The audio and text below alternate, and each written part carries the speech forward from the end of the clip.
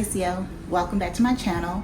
Today I'm going to be talking about, it's going to be like a series, okay? It's going to be a series of me going through Japan and pretty much like my day-to-day, life during my sabbatical for the most part, okay?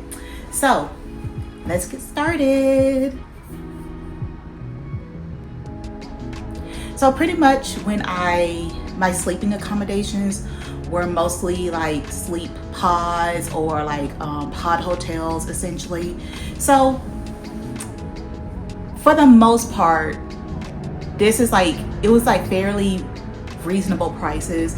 Like it was anything between, I would say, $15 a night to maybe $25, maybe $28, give or take, of like where I was at, how big it was, and how, if it was, like what floor or whatever it was on. So those are some things for you guys to think about, especially if you're planning on spending most of your time outside and not trying to spend too much time like actually in the hotel. That's something that I think you really should think about, because they still are nice. Like you still get like your hotel rooms that is like by itself, not your hotel room, but your sleep pod area that's by itself. But then also you'll have shower rooms and stuff, and they're not shared. The bathroom is shared, but the shower room itself is confined. You can close the door, change, and do all the things that you need to do in there. It's just that when you go to blow dry your hair, brush your teeth, or like wash your hands or whatever, you do that around other people, and people are coming in and out. So I didn't have any problems or anything like that. I think the only thing that I sort of noticed was like if I was like retying my edges, and people do that out of curiosity when they see like, oh, what are you doing and stuff like that. And one girl was like, oh, like good job. Like I was like, oh, thank you, but like it was just like nothing bad, at least in my personal opinion.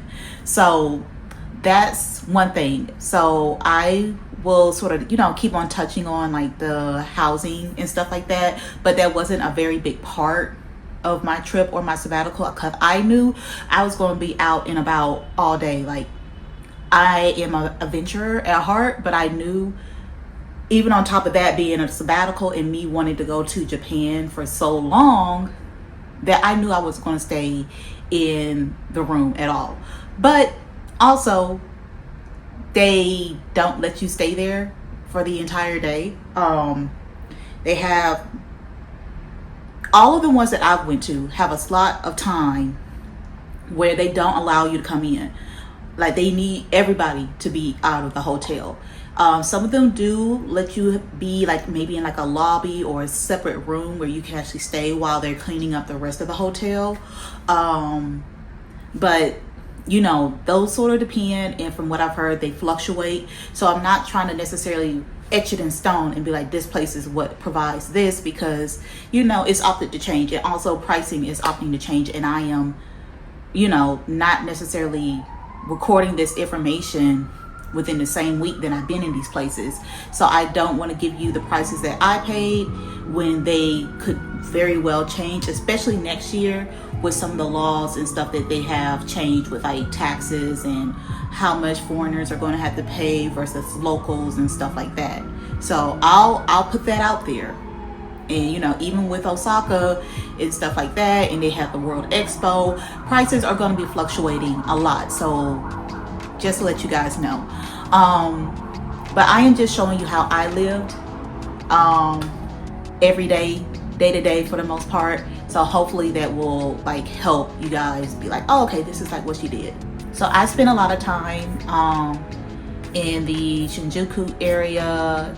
So yeah, I was mostly taking videos of like just the streets, how it was in the morning, where I was going, some of the sights that I was seeing. And this is like when I first touched down. So it's like, I guess, taking notice of, the streets, just the architecture, like even like walking down the street and you turn a corner and, there's a shrine and stuff like that. And then walking and seeing like people gathering and coming around and looking at little trinkets, not looking at little trinkets, like sort of trying to get a gauge of the culture, because like for me, I am a very much so a visual person, so I observe and watch a lot.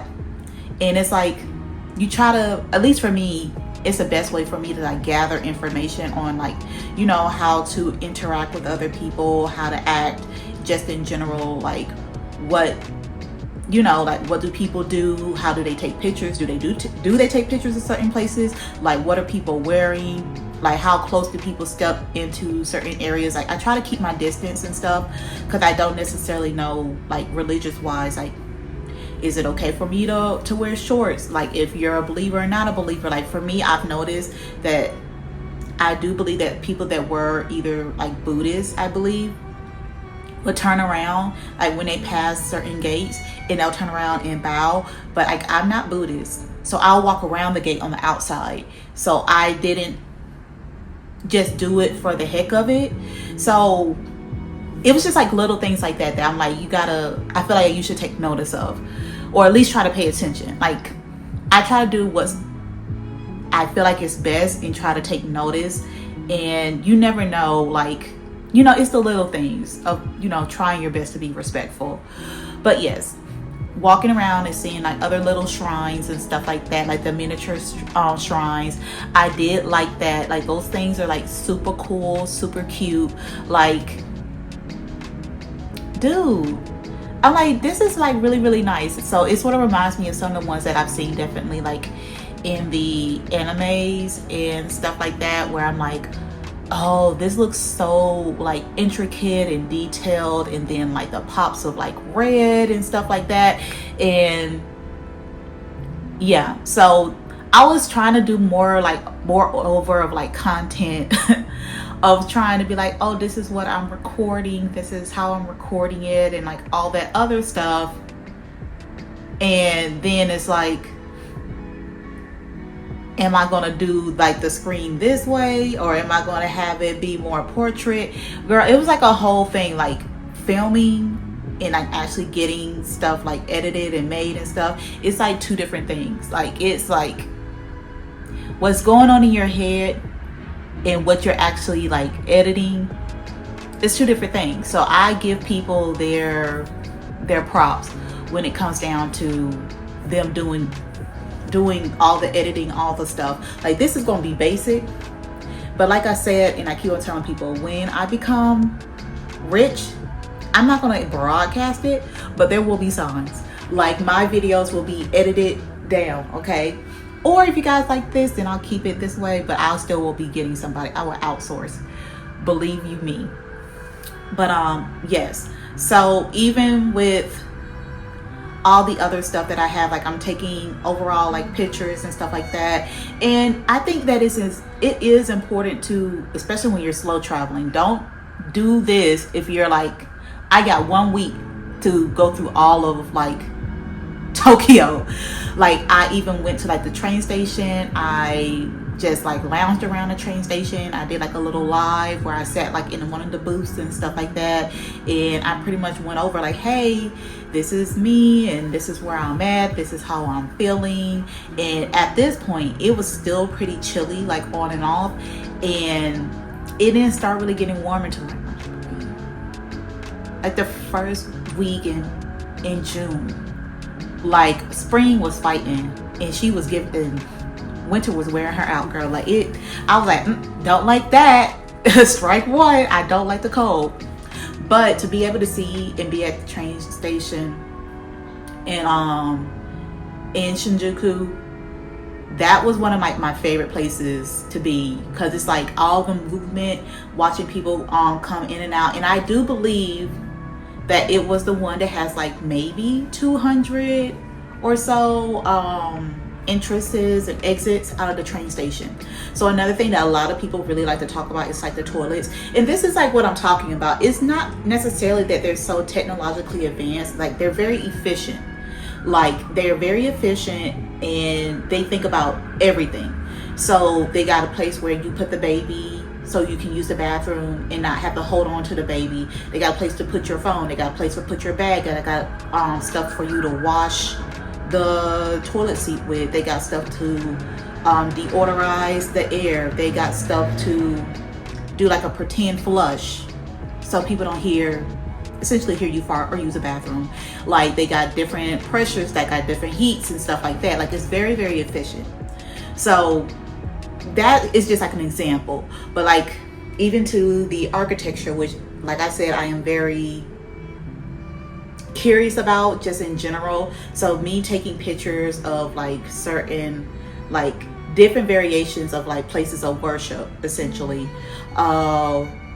They have like just the architecture is like everywhere, and especially like that real minimalistic architecture that does have like that curvature to it. Contemporary is what I'm thinking about, and that right there, I'm like, just to see that just in this, I guess I don't want to say natural habitat, but they were everywhere, and it just shows like a nod to like, you know, modern architecture or contemporary architecture without it being like, you know, the Western version of it. It's, you know, obviously the Japanese version of it.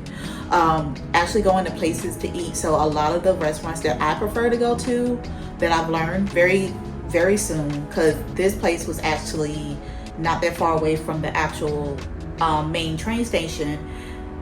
Super good, super tasty, but I could order off of the little menu thing and it'll come and bring you the food.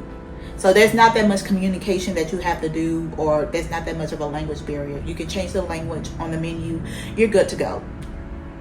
Also, infrastructure. Like I said, just seeing the roads, or even like just seeing the Japanese lettering on the roads, it's like, I like it. It's just like, it's completely different from obviously what you see, what you witness, and especially coming from America and stuff, and just even seeing like how green everything is, and how everything is just like this metropolis, and like it's just buildings on top of buildings on top of buildings. Like, yeah, there's areas that's a little bit nicer than others, but it's also like how clean certain places are, and even going to you know, to actually go up like a couple of stories up into the air to see the rest of the city from the observatory. I am coming back here later on that night so I can see the projector. So that's also free, but there's plenty of free things to do in Japan, in Tokyo. It's just that either you have to look everything up, which is very stressful. I like to use AI, and then I also like to walk around, so you sort of come across things that you didn't know that was there. And that happened a few times, I'm not gonna lie, me coming across things. So obviously this is like what it looks like during the day. Like, once again, this is like that modern aesthetic, but you can tell that it was made like years and years ago. Like, I'm guessing maybe, I don't know, 70s, maybe 80s, because it's just like how the windows and everything are made. But it could be, I could be wrong, but it's just saying that how well everything is taken care of, how beautiful everything is, like how cohesive everything is, and how meticulous and thought out everything is. Because like I keep on telling people, like, I don't think it's necessarily them being technologically advanced more than America, then yeah, sure. But other countries, like, I mean, other countries and the cities they have in these other countries, like in the Middle East, like in China and stuff, they definitely got the technology like on lock, versus this, like just the thought of the design behind it. Like, how are people walking through? How are people getting in and out of this building? Like, the space planning of just how the roads run, how the traffic runs, where they stop. Like, the engineering and the ingenuity of the city is immaculate. And I think when people say technologically advanced, they don't have, for example, like the same background that I have to be like, no, this is really what this is. It's this profession doing what they do to the best of their ability? Is this profession doing what they do to the best of their ability? Is this profession, like, there's layers to it, and it's like you can tell that they all work together, and it's this big, like, massive ongoing project that they are constantly revamping to make everyday life in Japan, and specifically Tokyo, because this is Tokyo, and making life just better in general. So that's like my personal opinion about all of it. Because like, even when you're like in the observatory and you see all of these buildings, and it's just like, dog, there's I'm pretty sure it still is the most populated city in the world, I believe. But it's just like 50 something million people in one city. That's crazy. I think New York has like, what, 8 million? Maybe, like maybe a little bit more, but I know it's not more than 9 million. But that is like absolutely mind-boggling. So to get these people where they need to be and get everything flowing, like, you have to be the king of all kings, the queens of all queens of planning, girl, and identifying a problem and having a solution to that problem. That's what I'm saying. Like, they're very good with that. Very good with solving problems, and then also quick with it. They're quick with it, and it's like, always, from what I can tell, because I was there for like 3 months, but I'm just saying, from what I can tell, they're very meticulous in solving just like everyday inconveniences. So yeah, so even seeing all these glimpses and seeing how beautiful the city is and stuff like that, and now that I'm looking at it, I'm not gonna lie, I am probably going to just put like a whole bunch of just landscape shots on my TikTok and Instagram, and because I feel like other shots, like the up and down shot, the vertical shot, it's not gonna serve it. It's not gonna give it justice. It's not. So there is that. So once again, I do thank you guys for like watching this and like, let me pretty much like babble and go back and forth. But what I'm doing right now, I'm still trying to train myself to look at the camera and then also look at everything else. I'm putting the sticker for like where I'm from and stuff like that, and then there is some more pictures. I probably walked at least 8 miles a day. At least 8 miles a day. So this part, I am pretty much like in the heart. So I could, obviously you have to go see that. You have to see the kitty. You got to see the screen before you cross the street and stuff like that. And this is like right before you get to like the red light district. And like seeing other people talk about it and explain it. And I'm like, I mean, like, as a woman, you see it for what it really is, and it's prostitution. And I'm like, there was a lot of people that walked around like, oh, this is so great. But so I seen that and I just wasn't able to process it. But thank goodness it was time for the projection. So I went back to the observatory and they had these like projections and stuff like that, which was great, which was amazing. Absolutely love the projections that you could see here. And I thought it was like super, super cute. And it gave like old school, to me, it gave old school Japanese vibes because, you got Gundam.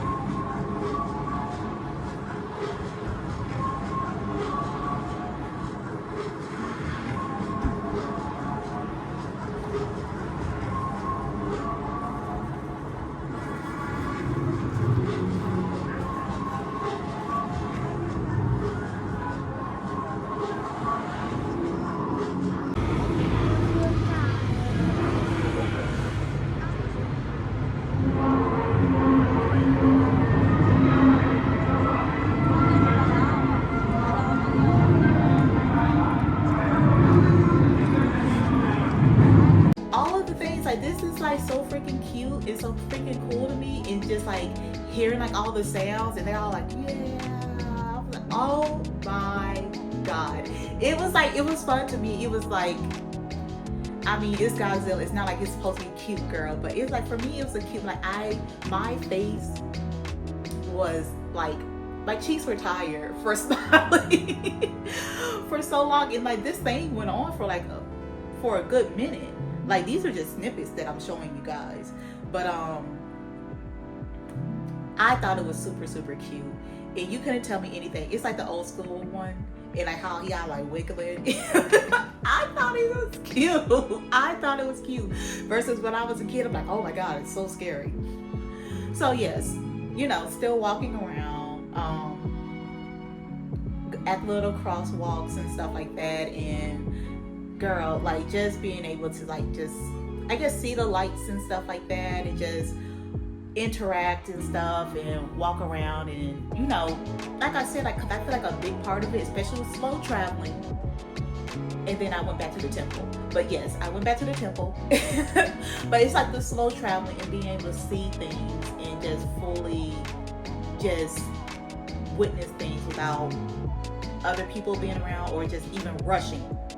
And just like, I gotta see this, I gotta see that, I gotta see this, I can take a picture. Cause I've seen a couple of them where the pictures was like, oh yeah, this and this, this and that, this and this and that. And I'm like,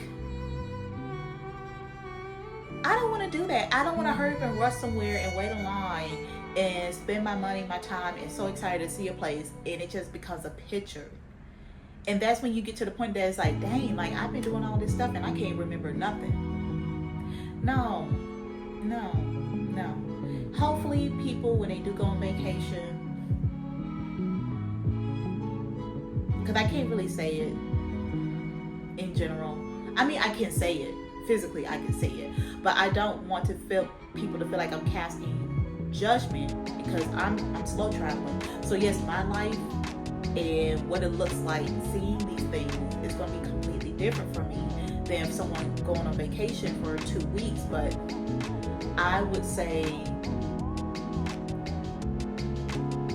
have a rest day, jam-pack everything. Rest day, jam-pack everything. But just in case there's something that you missed or you wasn't able to go see or do, you still got pockets where you can see it or you can do it. But you can also, on that rest day, you can make it a point of, oh, I'm gonna go and see what the food is, and I want to go to an area where they have a whole bunch of food, and I just want to walk around. I like that whole planning everything. Like, I get it, but you got to give some time to be human and to have some type of experiences, because you never know. You never know. So, continuing, and yes, the food is foodie. The food was tasty. I had like a little miso. That was like egg, and I believe it was like pork under it, like a pork cutlet under it. Yeah, it was like a pork cutlet under it. And that was fried on top of white rice. Tasty. Good.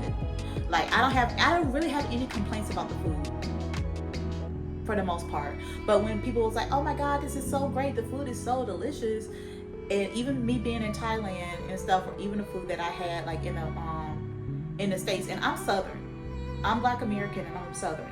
So don't be trying to be like, oh, well, American food, girl, shut the fuck up. Okay?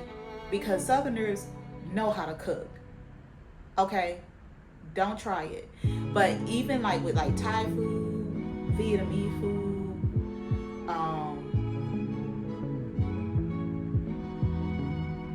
even like Southern American food, I wouldn't necessarily say that like Japanese food was like, is as a whole beating everything else. Japanese and Vietnamese food, cause like the ramen's pretty high up there for me. The ramen's pretty high up there. But far as like, you know, like their fried foods and stuff like that. But then Thai food, I haven't had not one bad thing to say about Thai food. Not ever. To Still don't. Not ever. I don't even care what I get. Just give it to me. Thai made it, just give it to me.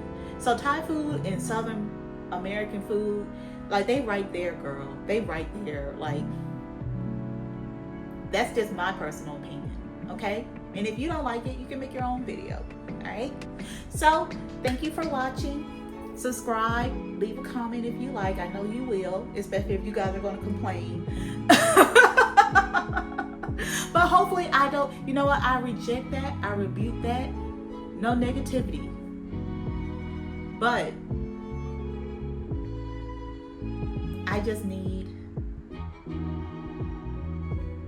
at the base of it, I just want a good community of people. I understand people have their differences of opinion, but it's not what you say, it's how you say it, okay? So be nice, be graceful, and if you feel like someone says something to you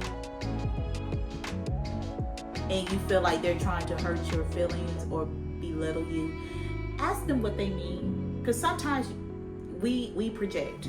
I'm gonna put myself in that too. We project. So like and subscribe, and I will see you guys later. Bye.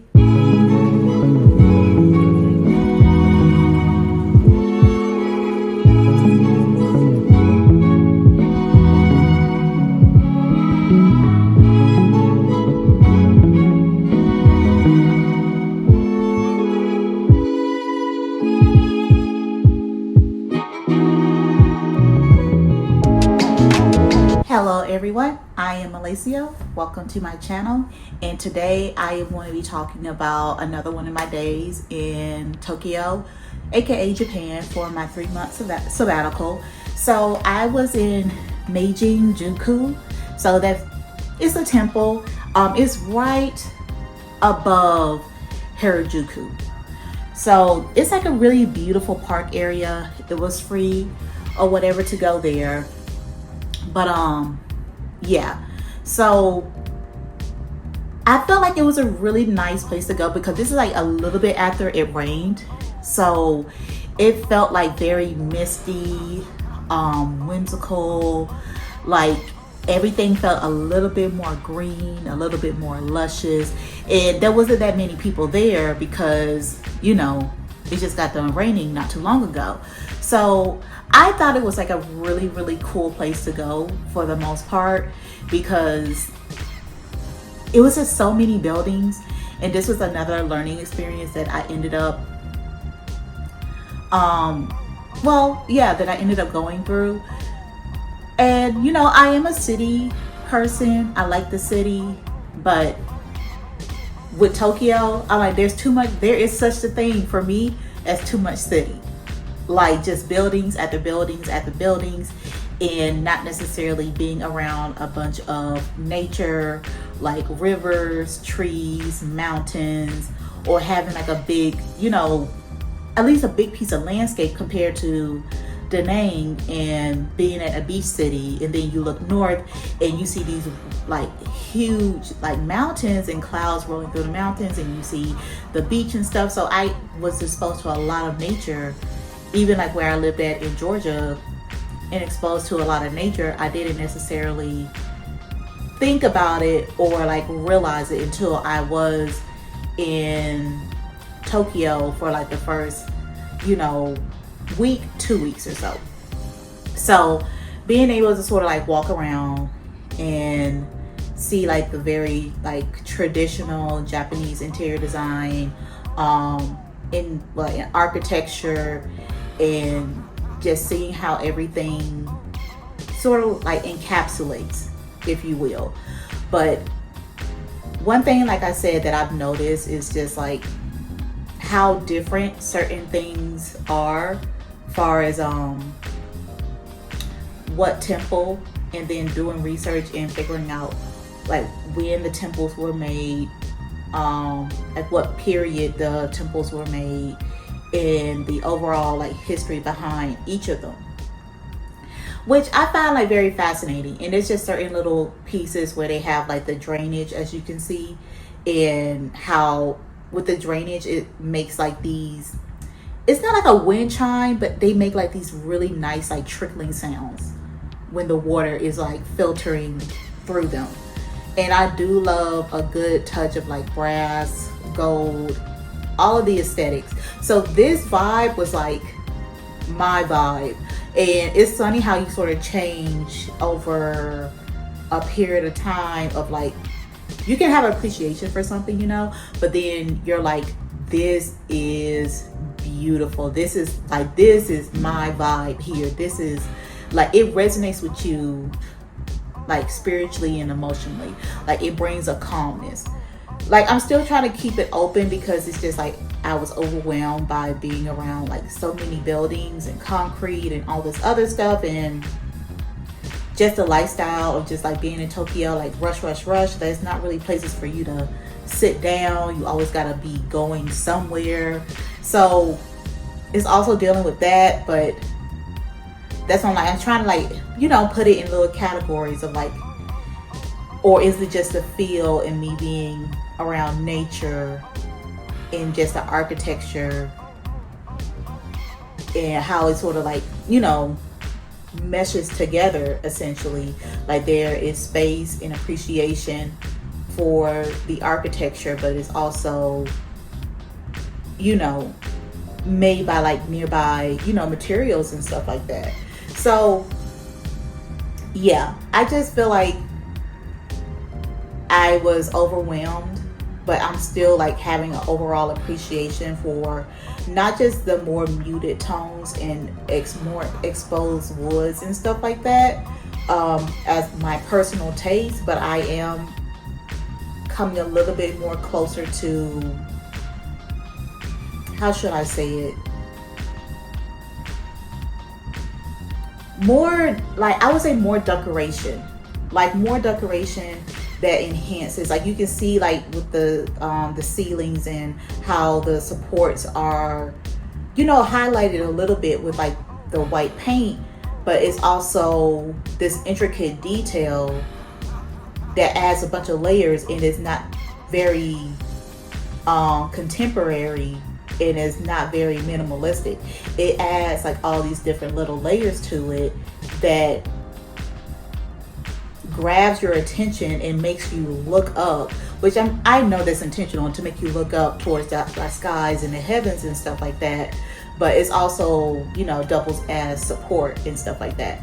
But that was just like certain things, and I'm just like, you know, when you, like I said, when you're traveling and stuff, you learn stuff, and it's also keeping tabs of like, do I like this now? Do I like that now? Like, why do I like this now? Why do I not like, do it means that I don't like something else now? Like, how would, you know, my newfound aesthetic match my old aesthetic, essentially, you know? So I think those things are very important to realize. And I mean, I have the luxury now to like think about it and to not just think about it, but like develop the thoughts and what the look would be in my head. So I did have a good amount of time to sort of go around the rest of because it's like a whole entire park area.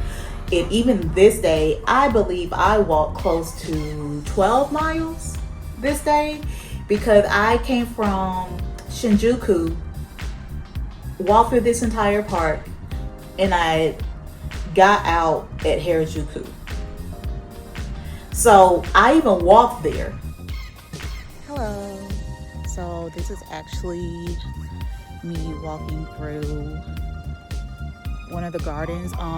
So you've seen that they have like the shrines and things here, and for the most part it's more of a relaxed day. But these crows, they're big, really big, bigger than I thought. Yeah, and these are like the barrels and stuff like that of, I believe it's the sake. Super cool and intricate, like the branding, like the traditional way of like, you know, like branding and stuff like that. That was super cool. Like I'd never seen it in person, and I never really knew what it was until, you know, I got there. And it was like this really nice couple that offered to take the picture for me because I was by myself and I was trying to do a selfie. So, you know, it's the little things, and, you know, we all help each other, you know. as mankind. You know, ain't nothing too crazy. But other than that, it was like a really simple day.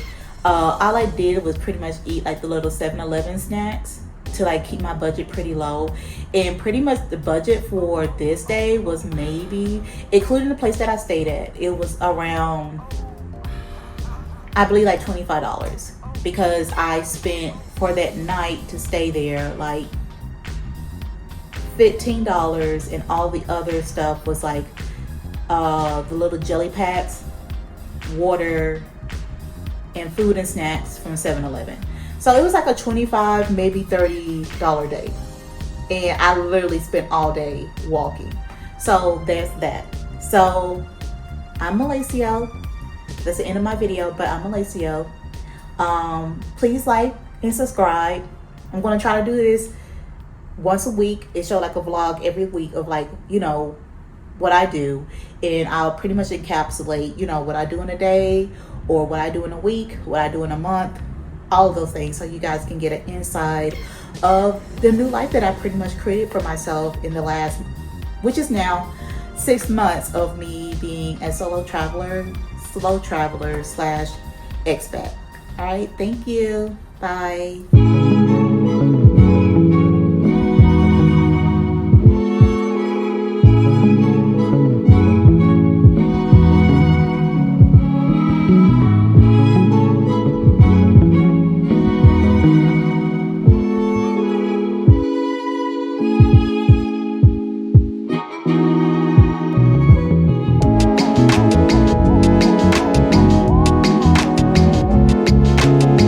Hello everyone, I am Malacio. Welcome to my channel.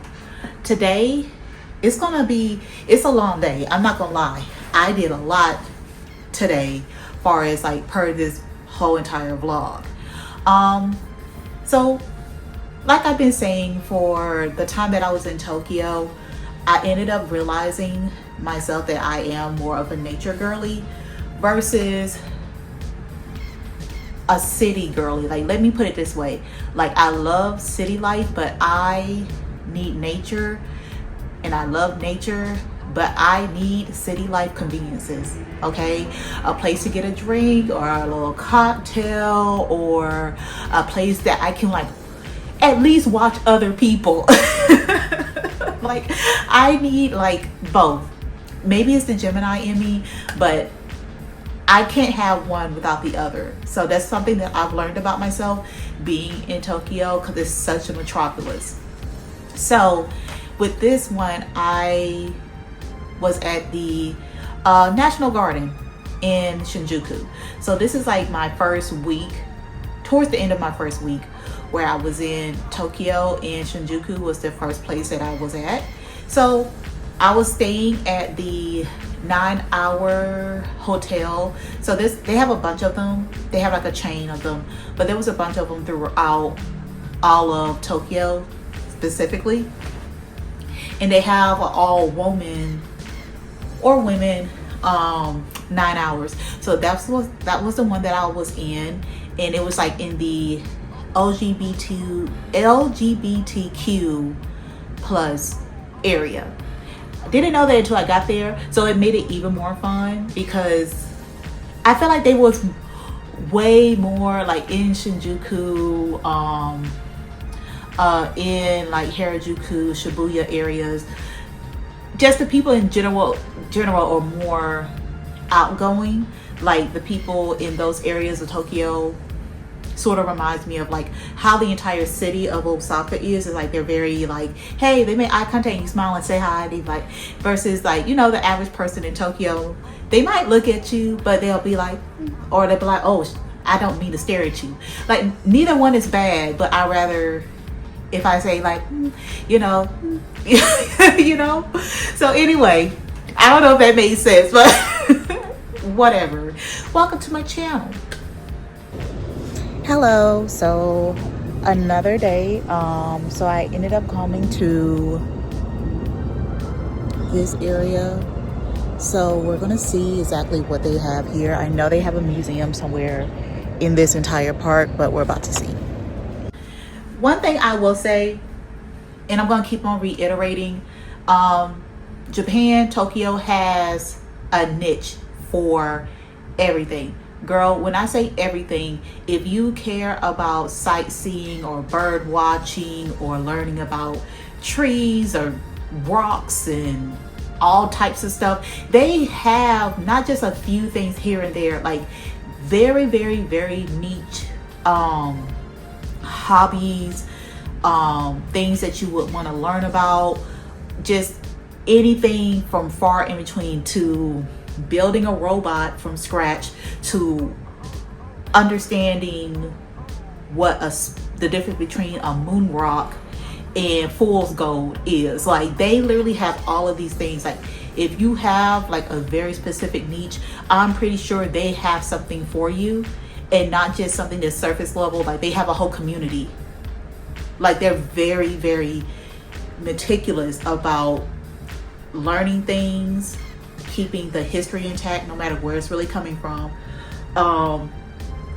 holding on to that history and understanding the basics, and then building on that. That's another thing that I've learned. But like I said, I've been to a lot of, obviously, parks, museums, so I understand. Like, obviously, I'm like, to the point, to a certain extent, I'm their target audience, because like there's the nerdy side of me, but I'm telling you, it's like such an invigorating experience. And to be honest, I wish I was able to go to like the World Expo in Dubai to sort of see if there was like an overall difference. But hey, I'll just go to the next World Expo in the next 5 years, and then we'll see. But anywho, the lake is laking. And another thing about going to parks and stuff like that, you don't necessarily get that many tourists there. And I'm not one of those people that's like, oh my God, tourists and blah, blah, blah. But honestly, me being a Black woman, and sometimes I get looks or tourists try to, I want to say they try to, well, maybe they do, I don't know, that's not for me to decide, but they are giving this feeling and this vibe of like, why are you here sometimes, you know? But obviously, being in places like this is super tranquil. It's easy to be there. You get your shade. They definitely got the vending machine. The vending machines are everywhere. But they also have a mix of what I do like is like the more traditional, like tea houses. So there is traditional architecture. There is like overall, like you can see like the roofing, you can see the patterns, you can get more close and personal with everything. And another thing that I was very focused on this trip is learning how to not just use my iPhone to its full capacity, but being able to learn how to look through a lens and take a good picture. Because I do want to start doing like photography, but it's a lot that goes into it. Like, you guys don't understand how much stuff I wanted to do and I wanted to learn, and part of me felt like I had to be super busy to be I have to be super busy to equal being successful. But you know, I digress. But one of my main focal points was like being able to take pictures and understanding the levels of the pictures, understanding, adding depth. What is my look going to look like? Am I going to have something that's more vibrant? Am I having something that's more natural? Like, what speaks to me? And it's sort of hard to do that when you don't, I guess, have some type of education. But I don't want to look at somebody else's work and then subconsciously I'm just redoing what they're doing. So I know it's going to take me longer, but at least I can do it through the iPhone, or you know, through my camera or whatever on my phone, and try to get a certain look, or at least a style that represents me, and also me having an understanding with myself of what's drawing me to take this picture, like what is significant about this picture. And I think with what I've noticed so far about myself is that I do like the mixture of architecture and nature, like especially like greenhouses specifically, and even a lot of pavilions and stuff that I've seen at the World Expo, but specifically greenhouses. Like, there's something about that mix of like man-made, the sleek lines, the geometry, and then the nature and the natural and the curve and the color and the patterns that you have that shows through naturally from like different varieties of like plants and other little organisms, so including like water and stuff like that. But that's something that I've noticed about myself, and I'm like, maybe that's going to be like my thing, is putting, you know, two and two together. Like there is appreciation for either one of them separately, but together, what does, like, that was my happy place that I've noticed, like a park in Tokyo. like like not even a theme park, which I do like theme parks, but I really didn't go to any theme parks this time. I am planning on possibly going back to Osaka next year, but in the fall, so to get these fall colors and stuff like that, you know what I'm saying? But it's just something about it, like even this shot right here is just like the bridge, the lines that's going up, that's part of the railing, and then even the lines in the background and above, and then you have like just all this vegetation just everywhere. Like it is like doing something for me. It's just like almost like a portal to like another world essentially. So I don't know, girl. Like it really, I think I'm speaking about it now. I might have found my niche. Thank y'all. But you know, just to be able to talk through it and stuff like that, and yeah.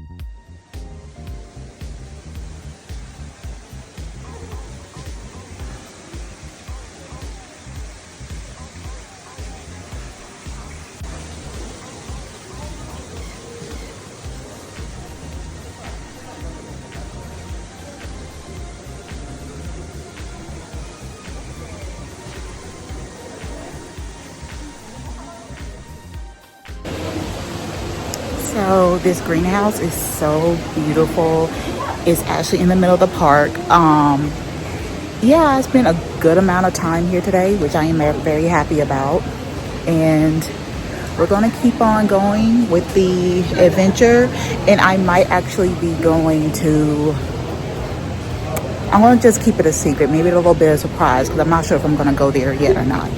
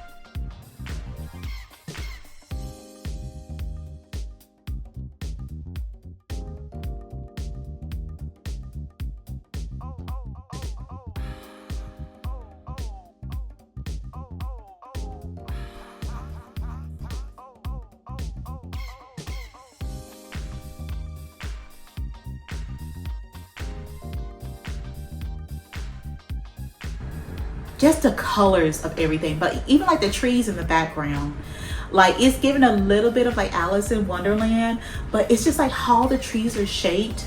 And I wasn't very good at taking pictures of the trees to emotionally express how I felt looking at them. Like they're so beautiful, they're so whimsical. Like you see they got a little bit of curve to them and stuff like that. And it's just so beautiful, and like how luscious and green and just foreign these trees feel. Like I really it's so random, I know, but I really did like the trees in Japan. But like I said, like, was it more like I was starving for nature? It made me even more hyper vigilant? Maybe. But things happen for a reason. So I really did like that. I really did appreciate it. And that sun was sunning, girl. Like, look at that. That hill was so bright. The sun was sunning. It was sunning me, girl. Cause I was Uniqlo'd up. Like, I went to Uniqlo and I bought like the little, like the t-shirt that, pretty much I'm wearing the t-shirt now. But like when I sweat, you can't even tell that I'm sweating or I sweated in like this shirt or whatever. Like it doesn't hold like the little wet spots from the sweat like that. It dries really fast. It doesn't hold on to like mustiness or whatever. I'll just be honest. Like I love the shirt. It's nice and breezy, but I probably need to buy some white ones because yeah. But then it's also seamless too. I had to get a shot of a train. Like I did leave the park. I got a shot of the train and I'm still trying to practice my little shots in here and there. So I go to the gymnasium area. This was actually unexpected. So that's what I'm saying. If you have time, even though if you have just a week, leave at least 1 or 2 days where you're just walking around, or you can feel the vibe and you can walk around somewhere like all day, and you never know what you come across. So with this, the architecture was architecting. Like I was feeling the vibe of this space, of this area, like the layering, the angles, but then it also gave like a little bit of curvature in certain areas, and even like the shadow, just the frame of everything in contrast with the sky. I was like, oh, I like this. I like this a lot. And I was able to do my big one, low key, high key. And another thing is, like in Japan, people like leave you alone. Like obviously you can see from the pictures that there's not that many people, walking around and stuff like that. But they even had this, I'm guessing, obviously it's a piece of art, but if it's like, I don't know if it's like some type of sundial type of thing. I didn't see any plaque or anything that I remember seeing. But yeah, girl, that song was just like, girl, that song wasn't playing. Another thing, I'm walking and I see literally this hole in the wall and his hand comes out and I'm like, let me record this, girl. So this is one of the places, like what I was saying in like a couple of my videos so far, is that they are very thoughtful and in Japanese culture, they're very thoughtful and they put a lot of solving problems and also having solutions for a lot of things just in society. So this, far as I know, it's a cafe, but the people who are serving the coffee is slowly trying to integrate back into society. And I forgot the Japanese name, but they pretty much were hermits. Like they were completely like not outcasted, but they was not part of society at all. Like they would spend all this time like in their rooms. Like I would even say even more than a hermit. They have these cafes that help them integrate back into society. This right here, the food and tea. So it was like a rice with like pork on top. And this part, I actually walked back to Harajuku. So I'm back on Harajuku. Girl, I was walking. I probably walked 15 miles this day. I am not fucking kidding. I was out here, girl. I was out here. The shoes that I was wearing, I'm probably gonna have to tell them like, hey, you need to sponsor me because I'm gonna make it big. So pay me. So anywho, yeah, so walking around, I will be honest, like I understand that people like the shopping in Japan, and I'm not saying that they don't have stuff that you can buy, but it's the shopping experience, in my personal opinion, where everything is just out in the open. And I'm an aesthetic girly. I like aesthetics. So going in and I see the branding and I see the different vibe, and it just puts me in the mindset of buying something. And it's like I can't do that when everything is just out. Okay, so I'm touching down in Shibuya for a little bit, but this is my manifestation situation that I'm doing right now. This is actually the area that I wanted to stay in when I was planning, like, I'll say a really, really big trip. And this hotel, like, you can see it. This is the one that I wanted to stay at, but I am manifesting right now that next year I will have more than enough money to be able to stay at a place like this for a month, and it's not even 1/4 of how much I make. Okay, we are manifesting. The nails is nailing, girl. It's the little things in life, like manifestation. I got that gold in there. Manifestation, color, vibrancy, all of the things. I'm calling this sherbet chrome sherbet. Y'all think the name is naming? The name is naming for me, because hey, off the top. And by the way, that is not a hickey on my neck. I don't know what was going on with my hormones, but I had a pimple on my neck. So I don't want to hear nobody saying boo about something on my neck, because I'm going to go and I ain't going to do nothing. But I'm just saying, don't tempt me. So here's the city. The city is citying, okay?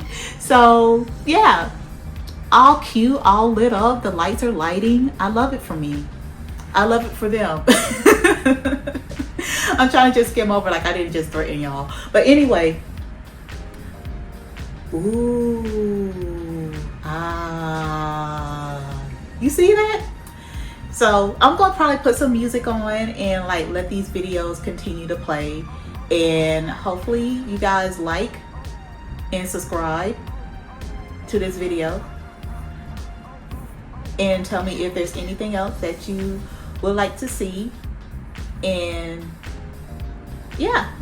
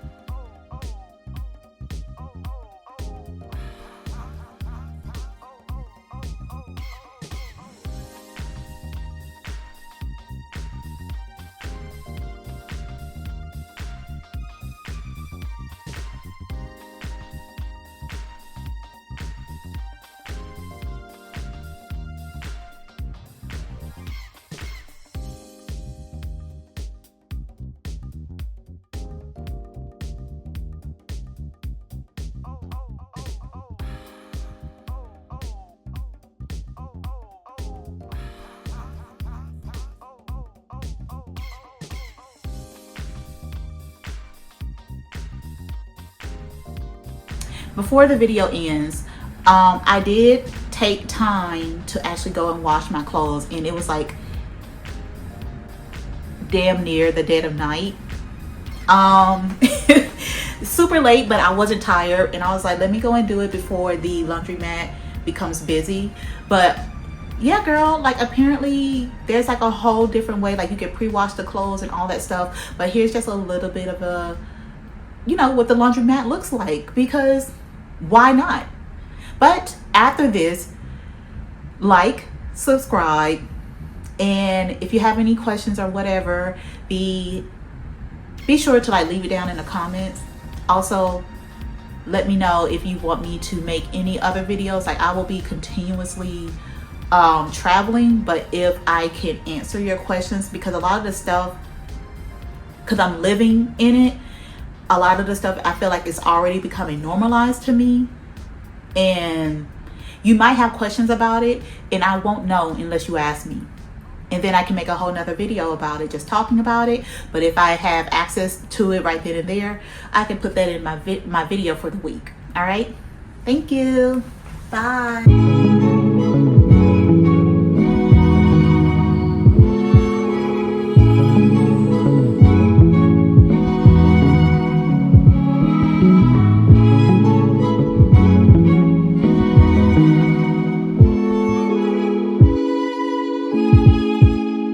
Hello everyone, I am Malacia. Welcome back to my channel, and today I am going to pretty much be talking about my day in Roppongi and pretty much go over what I was thinking, why I chose to do what I was doing, because I started to get more into the groove, I would say, from like day to day.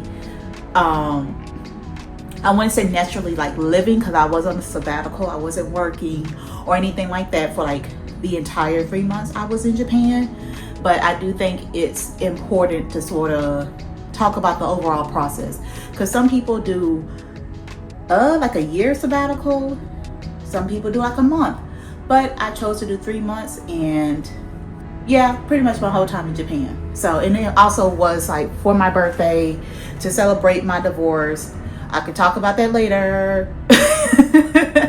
And to celebrate like my new life and stuff like that. And my I had like gained a bunch of followers on my interior design channel and stuff like that. So yeah, there was a lot of things that I wanted to give thanks for, to thank myself, thank my ancestors, the universe, and just be grateful and fully bask in engulf myself in being in Japan specifically.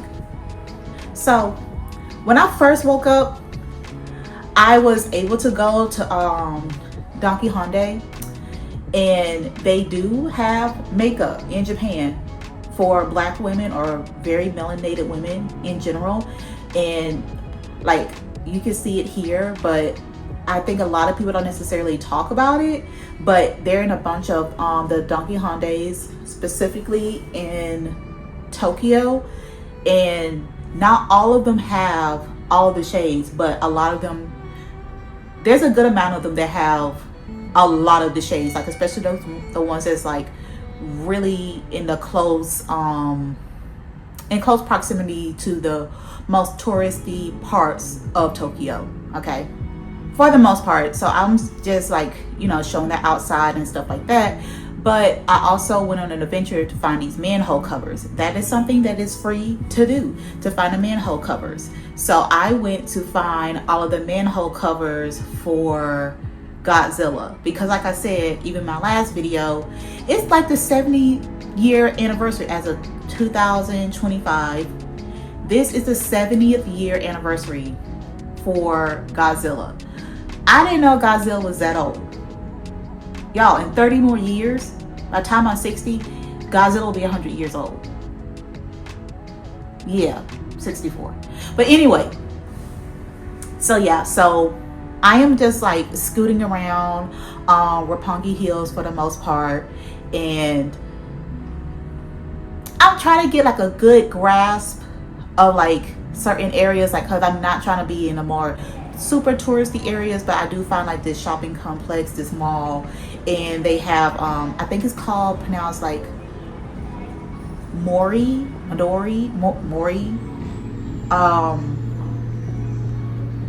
You'll see it right here, but it's a museum, and they was mainly showcasing art, but like art that's being presented digitally in the new age of art, and how art is presented in different mediums of art, like between gaming,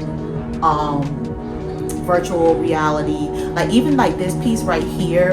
And it's just like the camera isn't doing it justice, but it's like how vivid it is. And literally it's just him walking through the wilderness, and some of the programs and stuff that they use to actually create this, where he's just walking and walking and walking through like this digital world. And he was a person or some type of entity or the soul of a person, and now he's like stuck. So it just sort of shows like the different levels, and also like I said, the different ways of like just showcasing just art in general. Like I stood there for a while just watching it, because I even explained it to a friend before. I love animation in general, not just anime, but animation in general. I know a good amount of history. Like for me, I'm not good with names. Like I know generally like what I'm talking about, but giving you names, obviously I'm not good with names. But describing it, I can describe it. And I was telling her that like a lot of people are such like, you know, art connoisseurs, but nobody really talks about, okay, what it takes to, for example, like rendering. Like I do interior design renderings, but even architectural renderings. How people do like digital art, how people teach themselves how to do stuff through stuff like even like Blender and other programs. And even this right here, this is a zoom in of a wallpaper of like all of these characters that was created. And this is just absolutely amazing. Like imagine having like a wallpaper like this of like all your favorite anime characters, or all of your favorite characters from even like particularly like I want to say a game, because I feel like you would need more, because I feel like it'll be very repetitive, but still I think like maybe like all of the people from all the fighting games and stuff like that, just as an inkling of like, hey, look at how vast it is. And people can watch the art, look at the art, and for them it is a deeper meaning and it's signifying things. So this part right here, this is like AI, and you can talk to it and you can speak to it. And I asked a very specific question slash silly question just to keep it on its toes, you know. I'm just not gonna be asking anything, no willy-nilly anything. So this is like what I asked.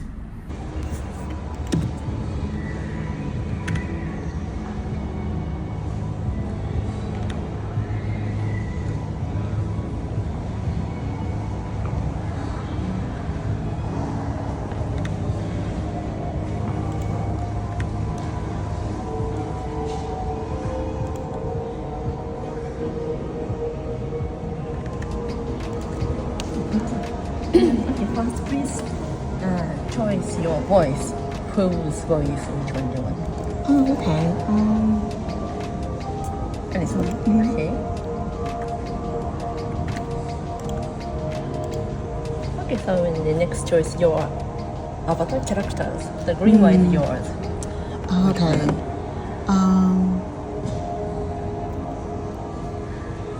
Yeah. Okay, next one is AI. Okay, which one do you want? Him. Okay, the English. Okay, start. Okay, please use this one. This is turn. This is switch off. So this one is this white. Change green. You can talk in this microphone. And I can ask it any question? Yes, anything okay. Okay. Then when this green, please turn on. And this red one is change thinking AI. And so please, this red one, please turn off. Okay. Scared. Hello. How much wood could a woodchuck chuck if a woodchuck could chuck wood? What's on your mind today? How much wood could a woodchuck chuck if a woodchuck could chuck wood?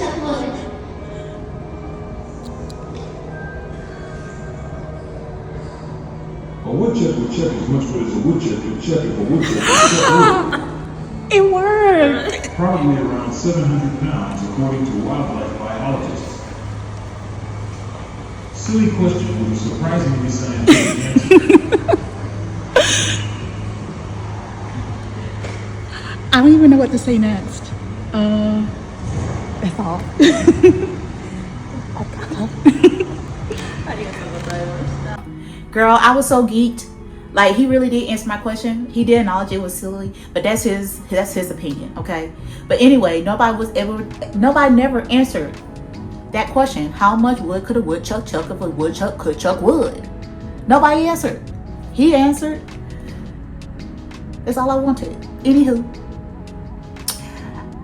back to this. So these are more so talking about just games and how you engage into in games, and then they also talk about some of the history, and also some of the anxiety. Like, you can read something at the bottom, but it sort of talks about, like, with that specific game, or even like the next one, it's like, you don't know, like, you're playing chess and something that needs a quiet, calm, situation for you to make decisions, but then there's bombs or something going on in the background where everything's shaking, so the pieces are moving. So you're also a heightened anxiety level while you're trying to play this game, but you cannot play it in the traditional sense because there is no peace that's going on in the background for you to be able to make your move. And even if you're trying to make your move, the pieces are steadily moving. So it's just like stuff like that, and the psychology behind it. So I think there's like so many things that sort of goes missing. So this is really big. I've seen this be presented more than once. So it is based out of South Korea, and like I got it, but with certain things it doesn't hit hard as much as others. This was just like a bunch of stuff. And I like to put the names up and stuff like that so you guys can look it up yourself. But I do think that it was a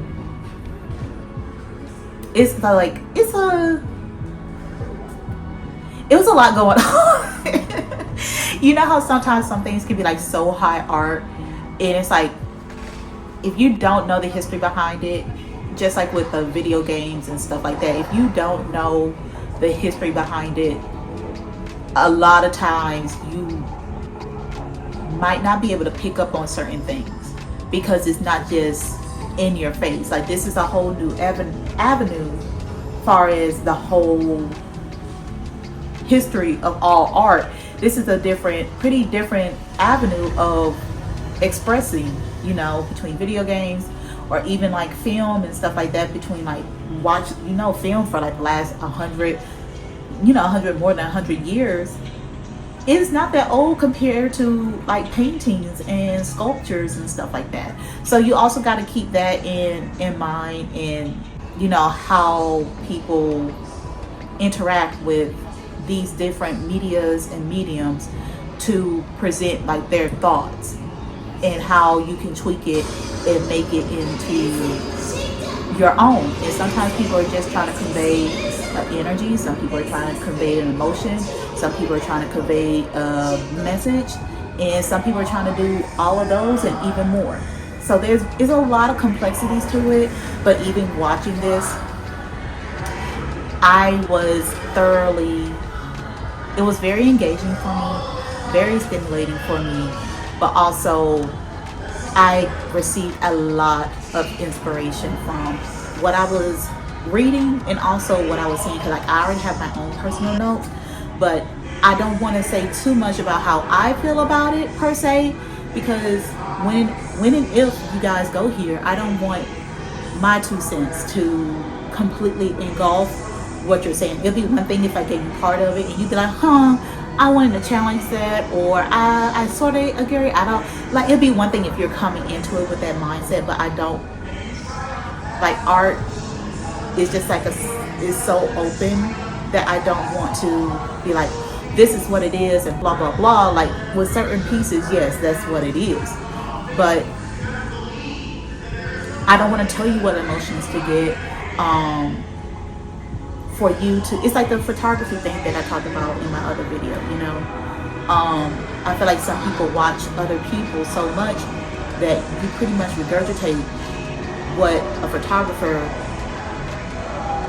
like what another photographer is making, but that's not representative of, you like their style, but when you're taking pictures and you're feeling an energy and you're trying to capture that energy to portray it in your own light, there's a difference, you know. There's a big difference between you and what you're looking to do, what you're looking to convey, what you want people to receive. Do you want people to be more conscious of a movement? Do you want people to be more conscious of themselves and how they treat other people? Do you want people to be more conscious of their emotions? Do you want people to be more conscious of the environment, of the earth? Like, there's a lot of reasons why somebody can choose any facet of any shape or form of art. But I feel like it's very important to understand and look at bits and pieces. Like for me, I know it's going to be a long road for me to be taking pictures and having photography that is going to be at the level that I want it to be at. It's a hobby. It's not like I'm doing something, you know, crazy. But with that, I do feel like I do not want to watch somebody so much that they become the standard in my subconscious, and I'm pretty much regurgitating what they've been doing. I don't want to do that. I want to understand and I want to feel whatever I'm feeling and whatever inspires me in real life, and I want to capture it and then put it out into the world. And I think that I have a feeling of what it is, and as of right now I feel like it may be nature and man-made structures and or architecture or whatever, in how living in both can also be coexist, but it's also such stark contrasts between each other. So I do feel like I do that pretty well. Like either they work together, or once again there's such big different contrasts that it almost adds like this asymmetrical feel, instead of it literally being asymmetrical. Like in a lot of Japanese art, you get a lot of negative space, which I do have that and I play with that a little bit, but it's like structure and the ocean behind it, and it's just standing alone. And it's also adding like color, like there's different levels to it. So I'm still playing with it, and I don't necessarily have a full understanding, because like I'm still developing it, and I feel like that's part of the process. So I think you have to really dig deep and understand where you're coming from and what you're looking into, especially being a creative. There's a lot that goes into it, you know, and you also have to give yourself room to breathe and to process and to look into yourself to understand where you're coming from, for you to even dare to try to put something out to be like, hey, this is my direction, this is what I'm doing. But you can do it. Whatever it is, you can do it. Start small. I use my phone pretty much so I can get the eye, or have the eye to be like, this is what I'm looking for. This is my niche, and I'm not just taking pictures of anything. And I want to be able to see something and be like, okay, click, I can take a picture of that. I got that. So that's just a little bit of a tidbit about me, and just another layer of why I go to museums so many times and so much, because there's always something that you can catch. And it's not just, you know, you learn the history, but you also learn about the artists. And if you even dig into their process or their thinking process, it also gives you like some type of parameter of like, okay, how can my process work? How can I, because you don't know what you don't know. And being able to look at people who are presented and they're pretty much the head of society when it comes to like their artwork, their medium, like, you know, just in general, it helps. It helps. Like, I'm not trying to tell you what to do, but I'm saying, I'm telling you what I do. I think that might be my slogan. I'm not telling you what to do. I'm just telling you what I do. I like that. Might forget it, but so this part, this was also in the same building in Roppongi.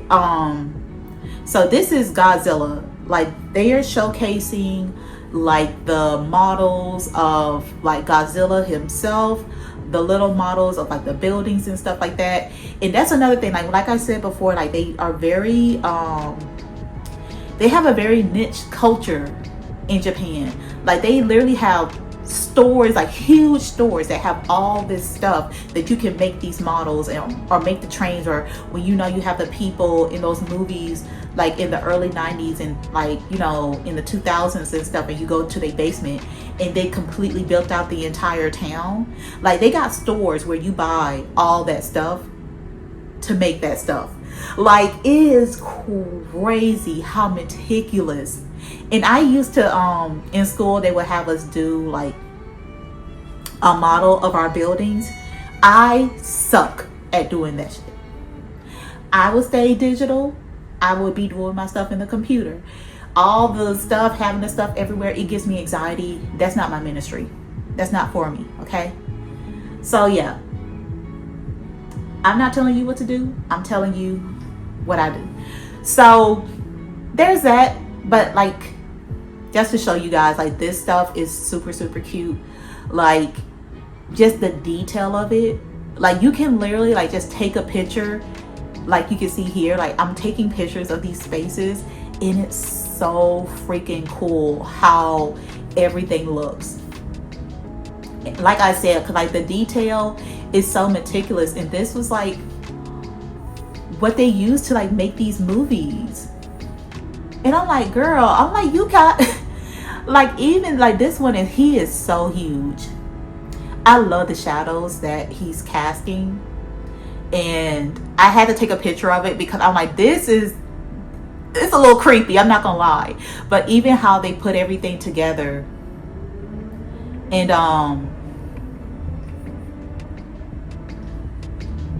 I'm sorry, even how like they put everything together, and you got like all of the Godzillas and all of the little lights and stuff going on, and the projector in the background. I was like, I thoroughly enjoyed it. I did. I thoroughly enjoyed it. It was a good time, and it was something like simple to enjoy. I believe that the Godzilla in the museum that I went to, even before this one, both of the museums together was under $15. So I spent like a good, well, I would have to say 4 hours or so I spent there, at least, because some of the stuff I didn't show. So there's that. So just to let you guys know. Like, definitely go to the museums in the morning and stuff like that, and then you will have more of an opening to do a whole bunch of other stuff. So pretty much had a really good adventure today so far, and we're about to see what I can find to eat. My ears. So this right here is also part of the main building that I was in. It's like a little park area. Like I said, I had to get some greenery in, girl, and get connected. But oh, shout out to me. She cute. If you don't think you cute, nobody else will, okay? This area is so cute. Like, I really do like it. And I've been there a few times just to sit there and like eat a snack or just eat my food. And then this is the overall view of the next building. And this also gives you like a, you know, like a showcase of like how far I ended up like freaking walking, because you can see all the way in the background Tokyo Tower. Okay. So yes, you know, shout out to the infrastructures, you know, shout out to the roads, how they did everything. This is my food. So they do love them a raw egg. I don't mind the raw egg. I really don't. Like, it's good protein and stuff like that. It helps cool down the food a little bit. I feel like it's not that bad. I don't really even notice it, to be honest, because I mix my stuff up really well, so I don't even notice it. But this is like, you know, walking and smoozing and perusing and walking through and stuff like that. And there was actually this one encounter, and I swear it happened like maybe a few minutes before I even got like to the tower. I don't know if this man was like trying to like pick up on me or something. Like, I don't know. Like, it wasn't like bad or aggressive, or it was a little bit weird. He was just like kept on like saying like, you know, like hello and oh, you speak English? And like, yeah. But he's like, you speak Japanese? I'm like, pretty much no. Like, I can say hi, bye, how much, like, you know, enough to buy food. But other than that, he was like, oh, well, I can are you trying to get home? I can walk you somewhere, or I can like show you some places. I'm like, no, I'm good. And he was like, oh, okay, well, I'll see you later. I was like, okay, bye. Like, he spoke like pretty good English, but I don't know if he was just trying to hang out or he was trying to ask me. I don't know what that was. Like, even the part where he's like, oh, I'll help you, you know, find your way home. He was talking about like the train station, because I was like right next to it.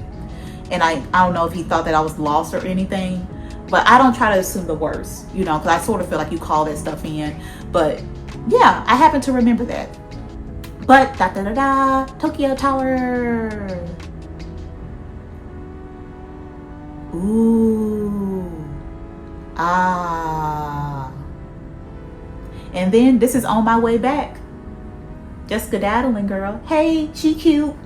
And this, once again, it was chilly.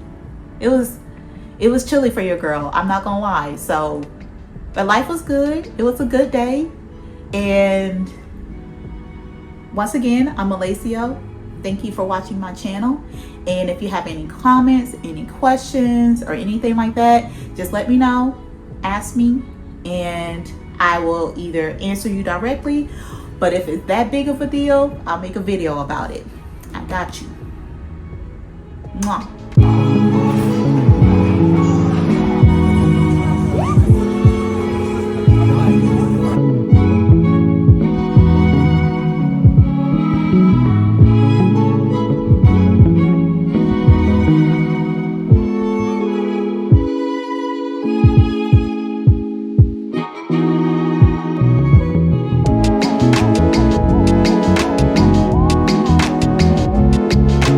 Hello everyone, I am Malacio and welcome to my channel. So pretty much for this vlog, it was one of those days that I was like not feeling too good. Not like I was sick or anything, I was just like super tired, and I was doing so much walking.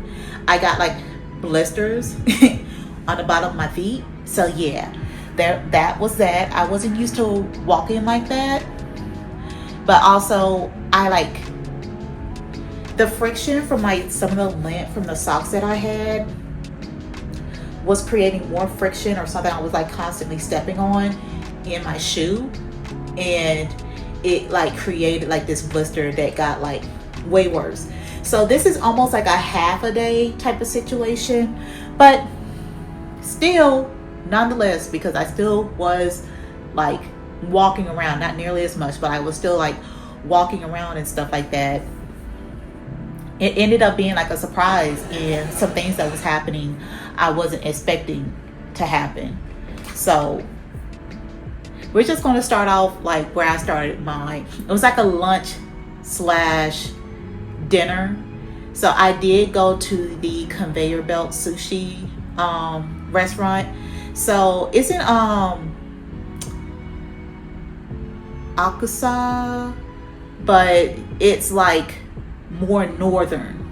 But it's like the flagship store essentially. So I was like having a good old funky time. You order, you go to the menu, you order whatever's on the menu. They'll come and like, not them, but on the conveyor belt, it will bring whatever to you and you good. So it just keeps on coming, and it's just nice to see the stuff like just riding by, or you know, whatever it does. Like, cause they do have stuff that consistently go around, but it's just something about ordering it and getting your food directly sent to you, and a little bell chime. I like it. I thought it was like not fancy, but it was like cute. It was like, you know, kitschy, you know. So even with me, I'm like trying it. The sushi was good. Like, I'm pretty sure when I do go back to Japan, I'm gonna go to, or try my best to schedule, because some of these places are booked up like months in advance. So I'm gonna try my best to go to somewhere that's like a Michelin star or something like that once I get my money and my funds up. So I'm just showing you guys like the 150 yen plates, so they weren't like super or like overly expensive. But I run into like the little festival, and they're doing the chants and stuff like that, and I was so surprised. I was like, I remember seeing these, like, you know, in animes and stuff like that, and I'm like, to be able to see it in person, and they're like walking by, and then they like trade off, cause so it's like everybody that's like walking around them is part of like their group, maybe their clan, or whatever their, you know, their organization, their family name, or, you know, and sometimes it's both depending on like who it is or what it is. But they have the whole community come up, and they switch in and out, and I was like, that is so freaking cool. And like, they just keep on going. I have no idea how long they go, but it was a couple of them that I've seen. It was a few of them that I've seen, and they kept on going and they kept on going. Some people I like walking down the street, not on this particular day, but I see people like on the street getting ready like midday, so like around 12 o'clock. And like, it's not super late, but girl, it's summertime, so you know the sun is going down later. So I'm banking it's 7, 8 o'clock.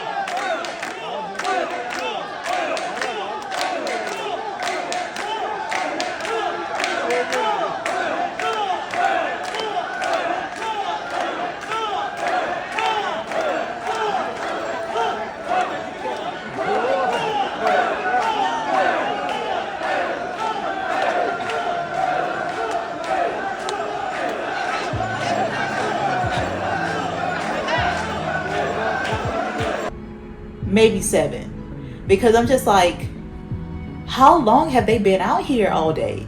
Like literally. So yeah, they do like the little trade-off and stuff like that, and I'm like, that girl, more power to you. And just to sort of sit there and be able to watch it and see it. And this is like one of the things I was telling you guys, like, you never really know like what you're going to see, what you're going to witness, what you're going to come across. And especially trying to plan everything, certain things you just can't plan like that. Because this right here, I never knew that this was going to happen. For whatever reason, I felt like a lot of the stuff was going to be happening in other parts or more on the outskirts of Tokyo, not necessarily in these very, touristy areas, but still, things are like obviously still happening. But I was happy to be able to see it and to, witness it. And that's a part of, slow travel. You get to slow down, you get to walk around, and you never know what you're going to see and what you're going to witness. So that's one thing. And like, even like this part right here, I really did like this part, just to like stand there and just all you can see is them like pushing it up and down, and it's like going across the sign. I was very proud of myself for like capturing this, and I was like, I feel like an artiste. Like a lot of my other shots, straight ass, but that shot right there, I was telling myself after I looked at it, I'm like, girl, you the shit. Can't nobody tell you nothing. So yeah, I was really hyped. I'm hyped about it now, obviously. But yeah, just to show off like everything else. And they pretty much, like I said, they did it for a good amount of time. So I'm just gonna like let you guys enjoy some of this. And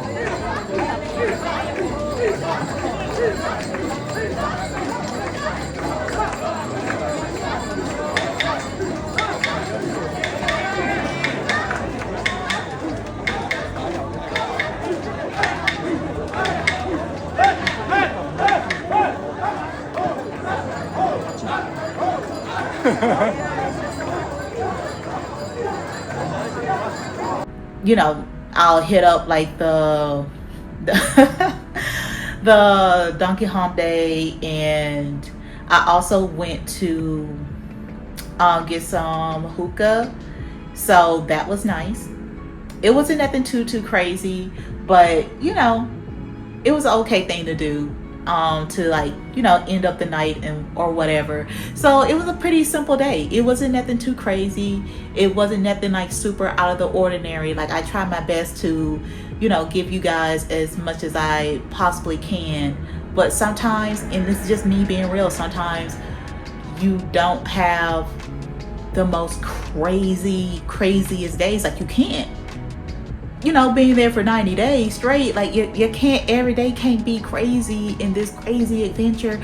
But there was a beautiful cultural experience that the ancestors, the universe brought to me, and I'm very happy for that. And I got a good shot, a shot that I'm very, very proud about too. So the silver lining, honey, the silver lining. So I'm Malacio.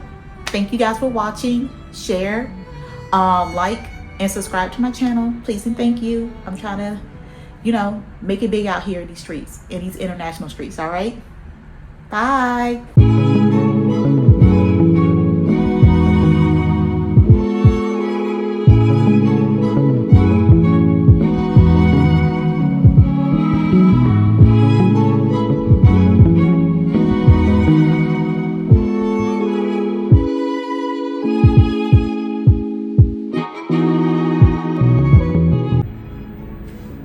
everyone, I am Alicia. Welcome to my channel.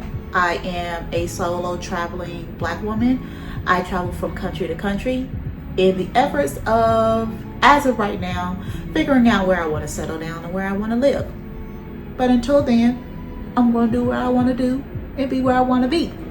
So you can follow me and I guess see how I do it. And you can also ask me in the comments if you like. No judgment here. But so today for my vlog, I am going to talk a little bit about doing things that are free and or super cheap. So here's the thing. It really depends on you as a person, okay? On what you like to do, what experiences you want to experience. Like, are you a luxury traveler? Are you going places to see museums, which I do a lot. Also, I am a love of architecture, infrastructure, all of the things.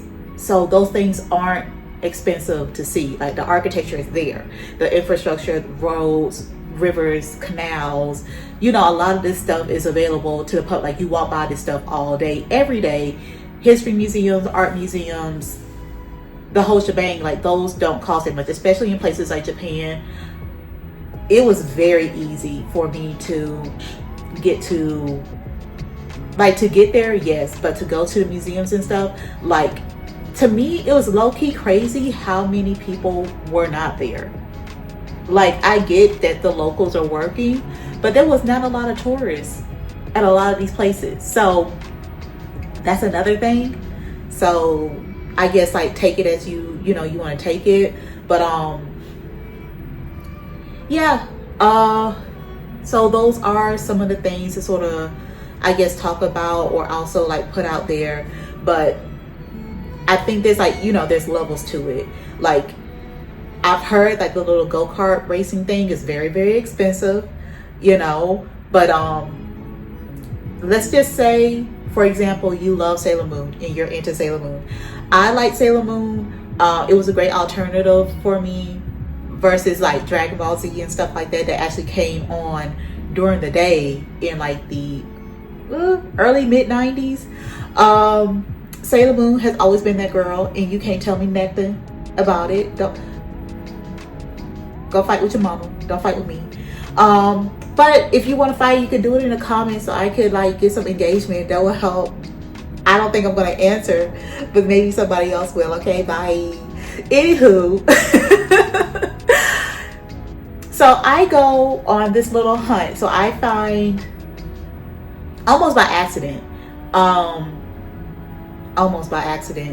like, I've heard of these manhole covers, but when I seen one just passing by, like, I completely forgot about it when I got there.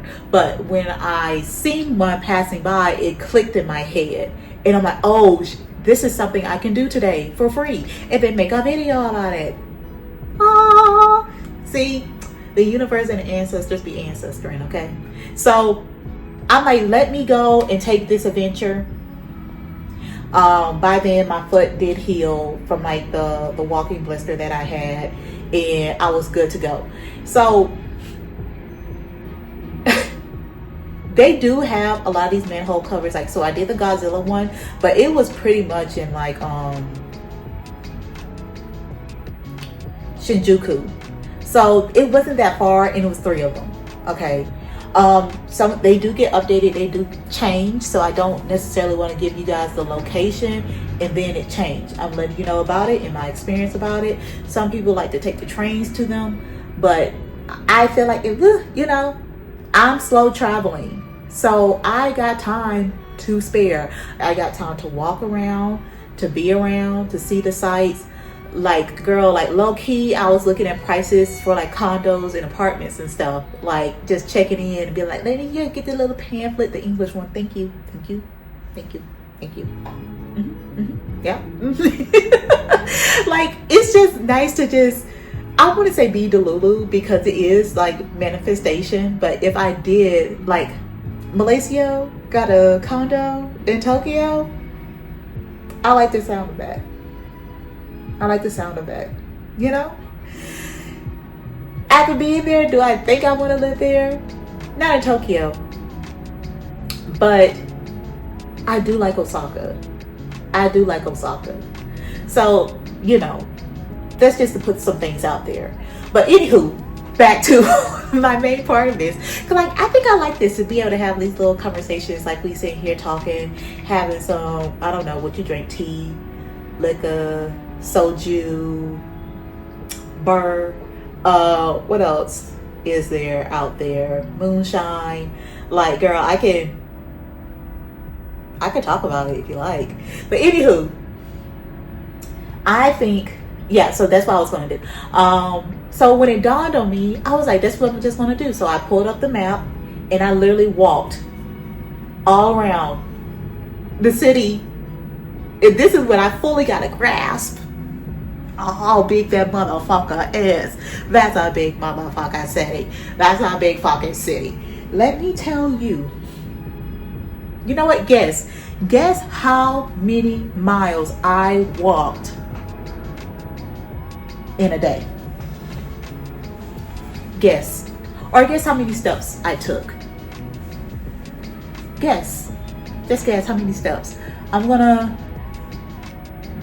give you 5, 4, 3, 2, 1. 45,000 steps in one day. In a course of 8 hours. I was hawking it.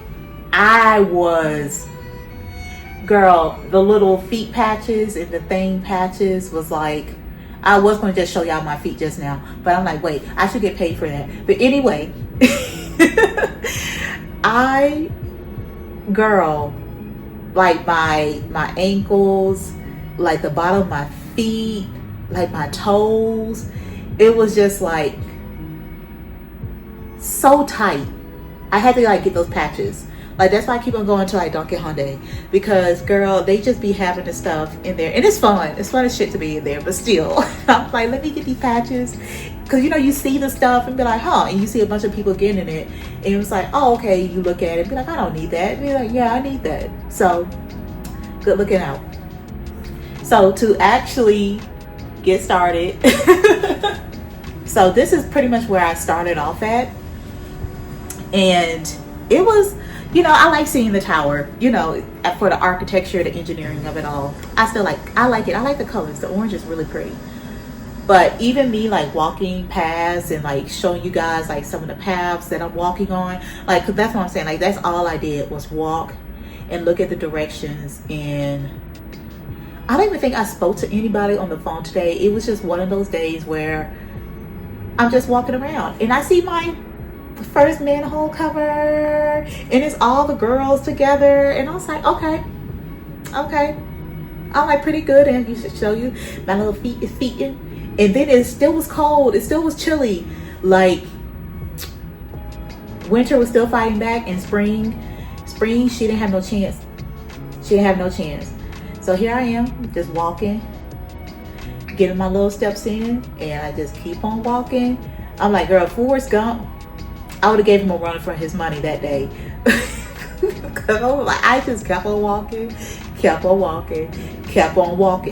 So, and I think it was like nice to at least show you guys some of the places that I was at and where I've been for the most part, and just showing the city, like, because I feel like people like super hype up like the super, you know, fun parts. And I was having trouble trying to find it, and I ended up finding it, and it was not where it said. It was like down the street for that pothole with Serena and Darian. So I can't remember the places of like these museums or these like monuments, but I know these anime characters' names, and I haven't seen it in like decades. Okay, that tells you where my priorities lie. Anywho, I can't remember the names of the people I work with. Anyway, so that's probably a good thing. Protect myself for the trauma. But yes, me walking past the little crosswalk, but like showing the cities and stuff like that. And I think it's important for people to see things and to fully understand like what you're looking at and what you're seeing. Because like they make it seem like everything is just so freaking extra. Everything is just so freaking extra, and you don't get a sense of how, I don't want to say how normal the city is, because obviously it's different, especially you're coming from the US, it's different, but they just sensationalized everything. And it's like, no, like I get it, you're going on vacation, it's going to happen because you want to hit all the hot spots, but slow travel, that's why I'm showing you guys like there is a other side to these places. So yeah, so these are just the 4 manhole covers. They did have a 5th one from what they said, but it was like construction that was happening in that area right then and there. So special shout out to this eel. I don't know like what happened, but I have had some type of awakening, and I know that they say it's like an aphrodisiac, but I wasn't the same. I'm just gonna say I wasn't the same after I had that. And I'll let your mind wander, okay? Subscribe. Bye.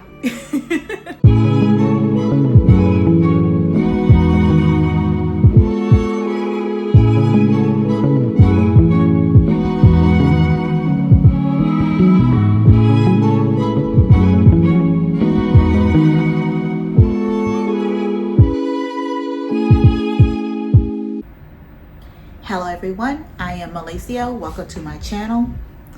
Today I am having a busy day. I went to the National Art Center and then also the Harry Potter Cafe. So like I said, there's a bunch of stuff to do. At a decent price, yes. Like going to the museum, I believe like there's like certain there was certain exhibits, like the ones that I really wanted to go to, you had to pay for it. The average ones, the everyday ones, you didn't have to pay for. So, I wouldn't say, do everything that I do, but this is very particular for what I'm going to show you was very much so the history of architecture, the history of interior design, like the models, all of the things. So I was geeked out. I was more than happy to see it. I was elated. Like it was beautiful. You're gonna see, I'm gonna show some stuff because I couldn't necessarily record everything. And even if I could, I don't necessarily like to record the entire thing because it gives you a chance to be like, hey, there's something else that's there and let me go and see it myself, because that's what it's for. And I would think that you would like to have your own personal experience. But like I said, I'm here to tell you what I do. I'm not here to tell you what to do. So let's get started. I like to be honest, the reason why I'm looking over here, it gives me a chance to like look at the video, like playing back all of the clips and photos, and I sort of like do like a voiceover on it, or I'll further elaborate. So I'm starting off in Roppongi. I was going to go somewhere in particular, but it was like closed off or whatever. So the place that I went to, I can't remember where it was, but the place I was going to, it wasn't open, and it was like no exhibits or whatever. It was something super weird. Like it wasn't open, but then on top of that, even if it was, they really didn't have nothing available anyway. So that's when I was like, let me just go to this art museum. So when I went, loved the architecture, loved it down, so cute. And you'll see like I'll have other things that I'm showing on the inside essentially, but it's just like that main pillar, and then they have like a cafe / restaurant on top of that. But it's just like how they did the glass windows and just a curve that they have. It's so nice.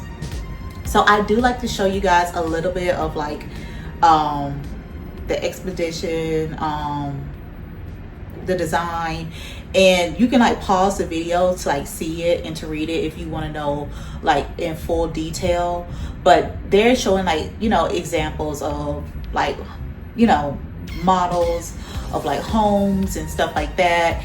And it's opening like a lot of ideas in my head. Like I got so many notes of inspiration, and this is like one of the main reasons of me having like all these notes and ideas, and I needed to write them down or at least like organize them. So that's why I ended up getting an iPad, to be honest, because I'm like, I can't be walking around with these notepads and stuff, writing all this stuff in and thinking that it's gonna work. And you know, it's like a whole thing. It's a whole thing. I still want to write it down because I'm in my 30s, but the organization of it all is not giving. So even to further study and understand space planning and even adjacency as far as like room to room, I'm looking at these models and pretty much like putting notes in essentially of where I'm going to put my rooms, my adjacency for my rooms. Like even that right here, like you're letting like how multifunctional it is. You're letting light in. You got sitting, you got storage, you got places for your plants, you have places for, you know, your books and stuff like that. Like it is a reading nook, storage, library, all of the things. And especially if you're incorporating other things.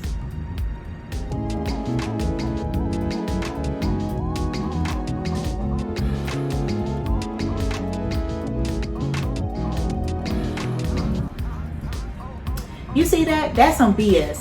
We're gonna keep on going. But I'm just gonna incorporate like everything else. Like I thought the lights in the actual place went off.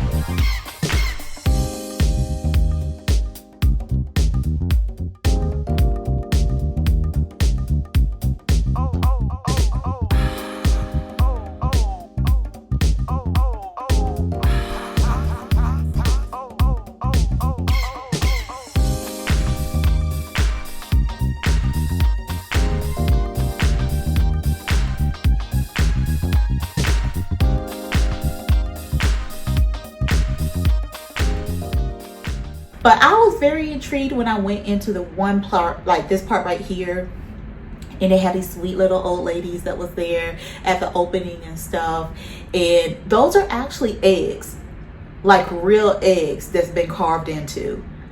And how meticulous. Like, you guys, do you guys understand like that your grandmother or your grandfather, like their craftsmanship, their little hobbies or whatever they do is good enough to be in a world renowned museum? Can you like fathom that your grandparents, like somebody in your house is like that good? Like, look at this. That is crazy.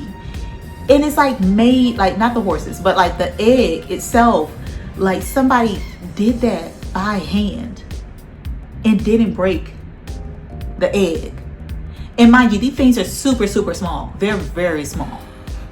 But like, you made that and you put that in there. You had the vision, you know, and these are stuff that people are doing because like, oh, you know, this is a little hobby that I picked up and I'm just going to continue doing it and stuff. A lot of this is stuff that people done by being their hobbyists. That's crazy. Like, how many people are just so good at like what they do? Like, don't let nothing stop you. Don't let nothing stop you. And it's also like how happy it seemed that they were when I came in, or when I came. Like, they're probably happy when everybody came, but I'm just like, oh, you're welcome and stuff. And it was like, oh, you know, you have any, you know, questions and stuff. They had like one lady there that spoke like English, but it was like, you know, ask. And I was like, oh, you know, I don't think I had to ask. I was like, I'll just, you know, read or whatever. But like, it was nice. But I am definitely a person that can be like, I appreciate that. I'm a good appreciator. I can appreciate the fuck out of something, okay? Like, I really can. Because like, if it was easy, then everybody could do it. Even like this part right here is specifically like just different media of like Japanese design, if you will. So they did have the books. I was tempted, but like I said, I am living out of like a carry-on, a suitcase, and a book bag, a personal item, and a carry-on item. That's all. I don't have room for all of this stuff. So like, even like the little smaller knick-knack stuff, I don't have room for it, and I am living a very minimalistic lifestyle, okay? But yeah, so I wanted to like show this part, but it's just how nicely the exhibit is actually designed on top of it. Like, I'm like, that, I appreciate that. So at the front, you know, they got like the pops of color and things like that to like draw you in, but they show like different products. They show like different ads, just overall things that there's like, this is a forefront of people just designing things like everyday things. And it sort of goes back to what I was saying before, even like in earlier videos. A lot of people talk about how technologically advanced Japan is, and I'm like, more than America? Yeah, sure, but other cities, not so much. And I'm like, but what they're very good at is touching base and being very meticulous and making everyday life like pretty decent. Like, they're very good at like, you know, anything you need, or anything you need for this everyday function, like using the bathroom, they're going to put everything there. Everything's going to be accessible. Everything's going to be easy to use to make that experience comfortable for you and anybody in your vicinity. Even like the trains and stuff like that. Like, they're very, very efficient as people and as a culture. So that's one thing that I've noticed, like even with this, but me showing you guys all the things. And I hope you really do like the part about, you know, putting everything in here. Like, you know, hopefully you guys will cut me a break. This is my first time doing this and like putting myself out here, but hopefully you guys will appreciate it and, you know, comment and stuff like that. Hello again. So please forgive me. It was, I don't know why, like the light thing just went off, but like now I have it plugged up, so you know, hopefully it's gonna do what it's supposed to be doing correctly.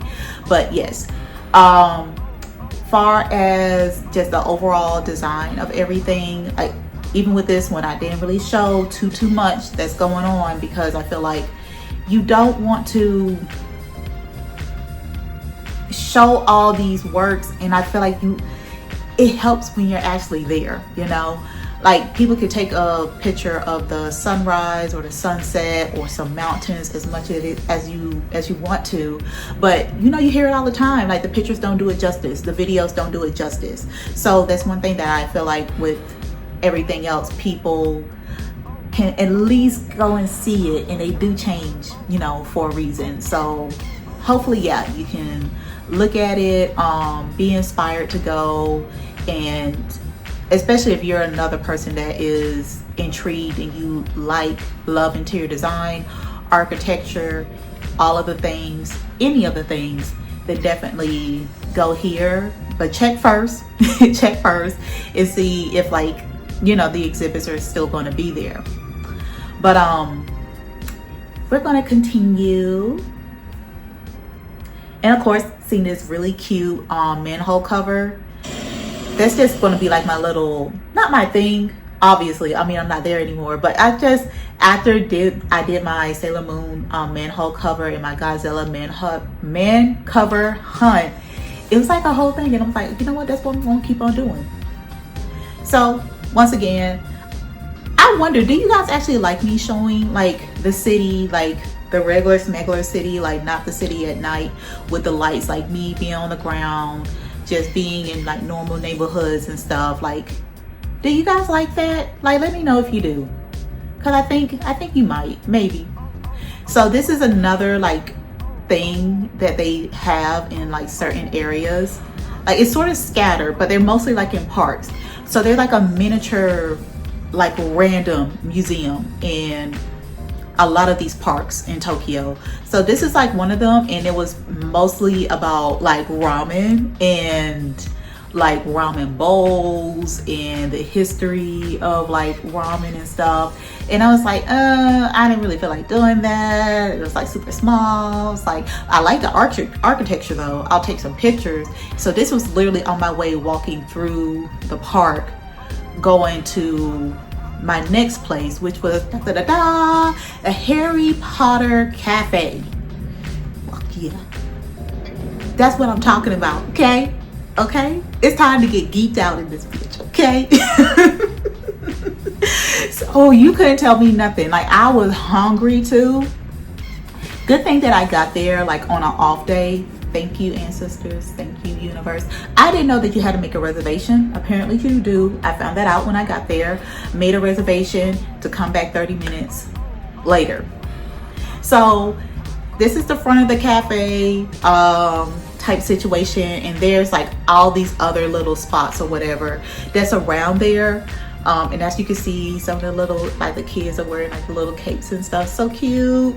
Or the cloaks. So of course I got a couple of shots. Like, you can tell that I'm Ravenclaw, by the way. But oh, she cute. But yes, I had to mention, like, I love yellow. So some part of me like, oh, well, Hufflepuff. But like, girl, I know I'm not Hufflepuff. I'm Ravenclaw all the way through. There's no other way around. Look at it. Ooh, you might have a man be like my muscles and stuff. No. Anyway, this is so cool. Like, even like the little map and stuff like that. Y'all, I was like, I'm tickled now. It is just like to be able to see it. And imagine, like, that's the main train station that you go to like go to work or whatever that you use. And I was having a good time. I'm like, life is lifing. Life is good. Like, I get to do all the things. It's like, I'm a grown ass woman and I can spend my money the way that I want to spend it. It just go outside and just do whatever you want. It's freedom. It's freedom. And it's not even that expensive. Like, for real.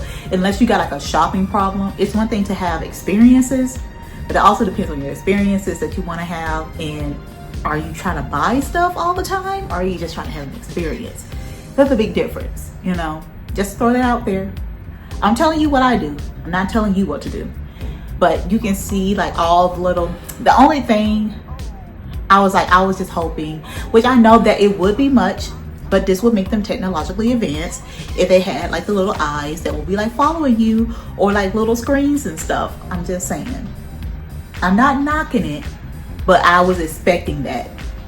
And your girl today, I was working in on those zoom ins, like those zoom ins. But I mean, hey, I think it worked out pretty well. It's okay. It's a little intense. It's a little intense. So I pulled it back. But I was excited that day, just like I'm excited right now. It was so cute. It was so, my cheeks are starting to get tired. But it's like so cute. Like, look at everything. Oh my gosh. Oh my gosh. It's like so nice. Like, you can't even tell me. You can't tell me nothing. So, of course, I had to get a little bit of like some footage and stuff of the other little things and stuff that people, you know, was showing, and like what they were selling and stuff like that. And when they finally let me go to sit, like you can sort of see at the roof, there's the wand and all the little lights. It's like the magic coming out. But very much like still on theme. It was super cute. It was cute. Like, even like with the theme and stuff like that, it was like the food was the main part that was like very much on theme. And I was full. Like, I was about to pop. Like, how much food that really was. I was almost out of commission, girl. I'm not gonna lie. But oh yeah, that was tasty. And of course I got, not of course, because I usually don't do it, because I always eat so much that I don't have enough room for dessert until like later on that night. But I ate my dessert, because they also give you a time limit, girl, to order, eat everything. So this is, you know, like my little nightcap. And when I walk back home and stuff like that, you know, seeing the temple and then also seeing the tower and stuff like that by the time I got home. And, you know, I walked on the river when I did live in that area. I went out my way to walk on the river to go home every day. I loved looking at that freaking river. And they also have jellyfish in that river. When it got warm, you could see the little clear jellyfish, and there's a lot of them. So yeah, that's how clean it is. Definitely clean. So once again, I am Malacio. Thank you for watching. Like and subscribe, share, and once again, thank you for watching me. Thank you for supporting me. If you have any questions, let me know. If you have any comments, let me know. Put it down in the comment section and I will get back to you. And or maybe I might make a video about what you're asking, depending on, I guess, what you say, pretty much. So goodbye. See you guys next week.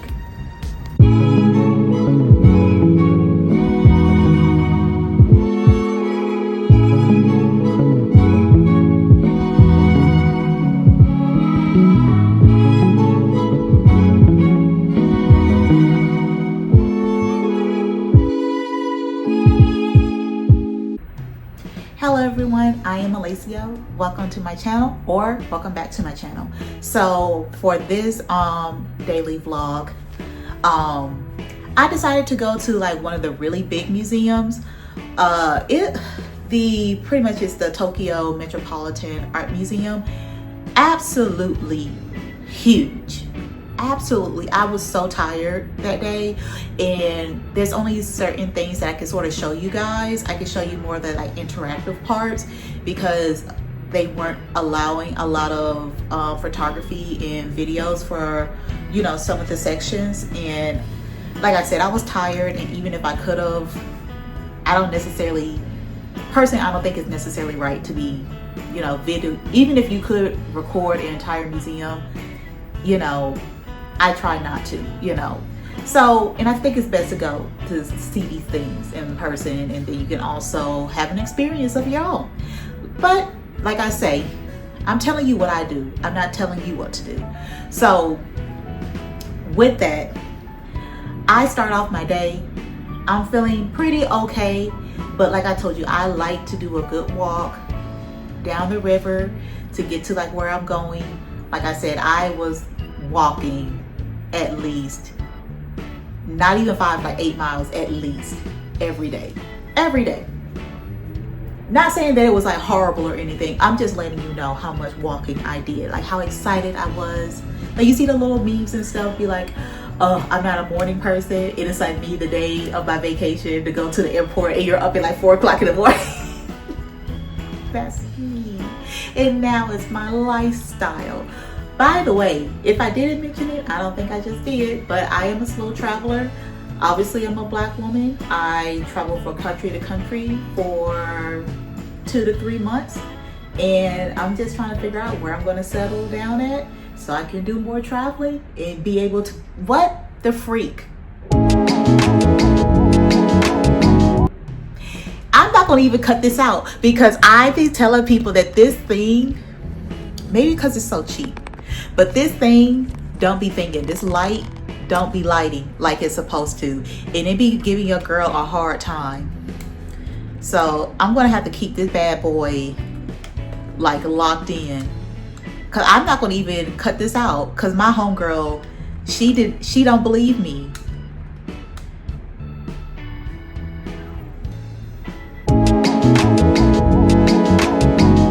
Do you want to hear some ghost stories, facehead ass?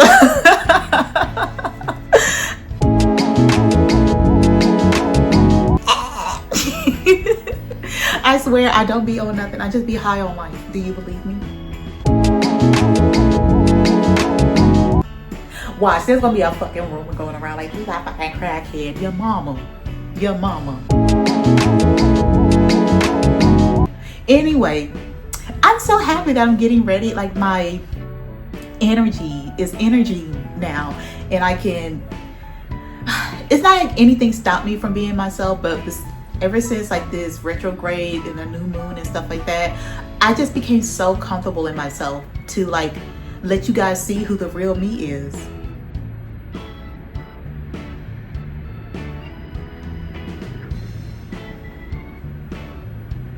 Are you ready? Anyway, so can you believe I'm 34? So mature, right? Anywho, so yes, things happen for a reason. Thank you, Light. Yes, so I'm just giving you guys like the whole shebang. So this is my view during the day walking from where my pod hotel was at. And I think I will make some videos about each hotel and like where I stayed. I think I'll do that. I think I'll find some pictures and I'll potentially talk about prices and talk about how I felt staying there and living there. To be a little bit more detailed. So yeah.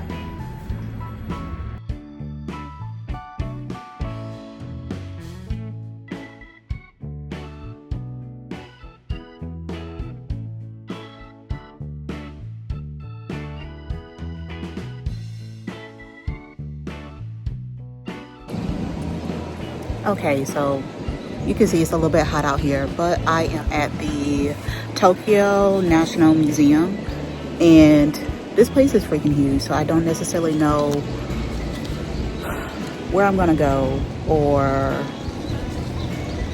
which exhibitions are where, because it's like 3 main buildings in this vicinity that I see, and I didn't really see where to get the maps at, so maybe I should look for a map first.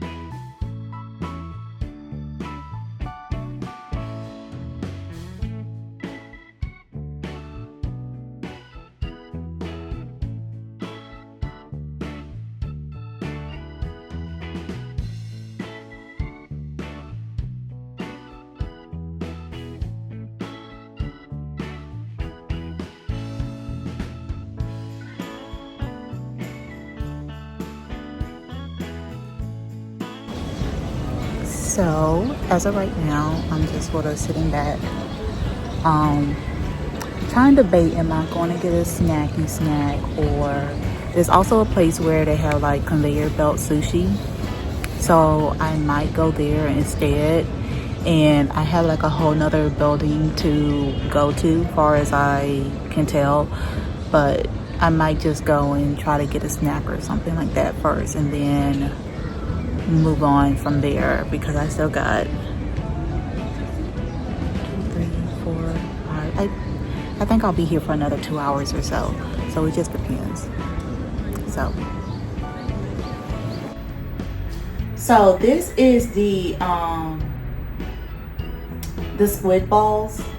That's pretty much like, that's what's in it.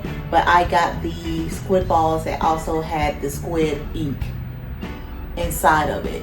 So, you know, I'm being like a little bit more risque, you know.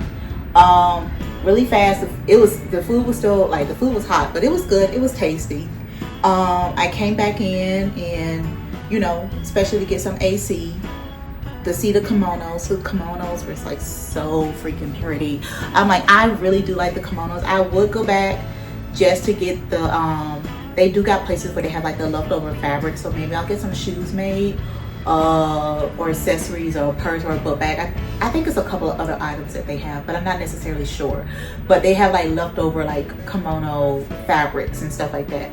And I'm like, I can indulge in that. But I also, yeah, like, ain't that so pretty? Just like the contrast in the colors, like the color theory, the color wheel has been in practice in history for a long time.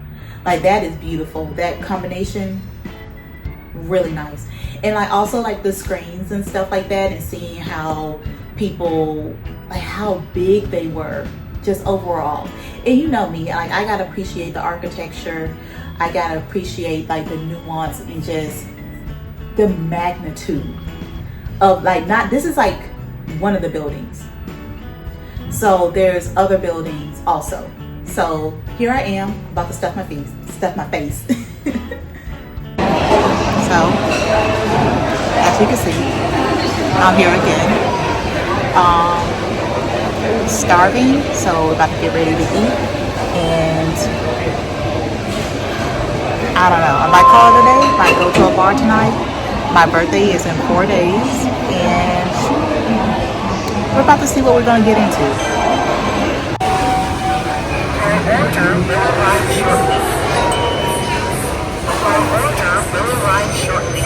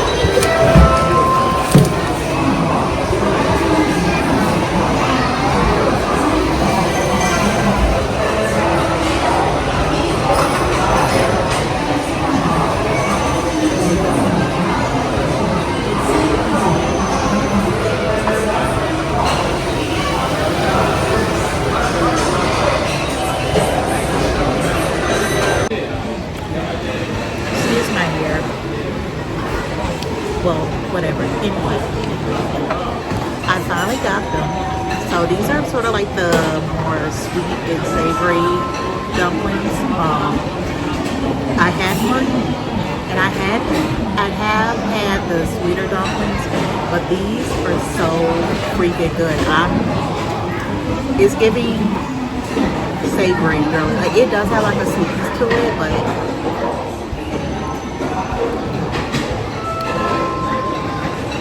it's so good. Like,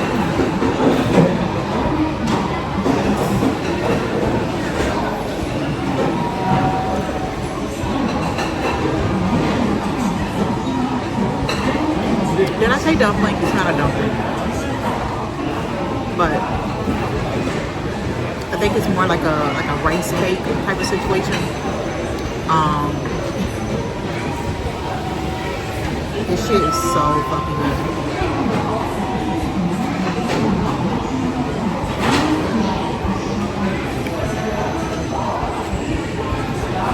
This is it right here.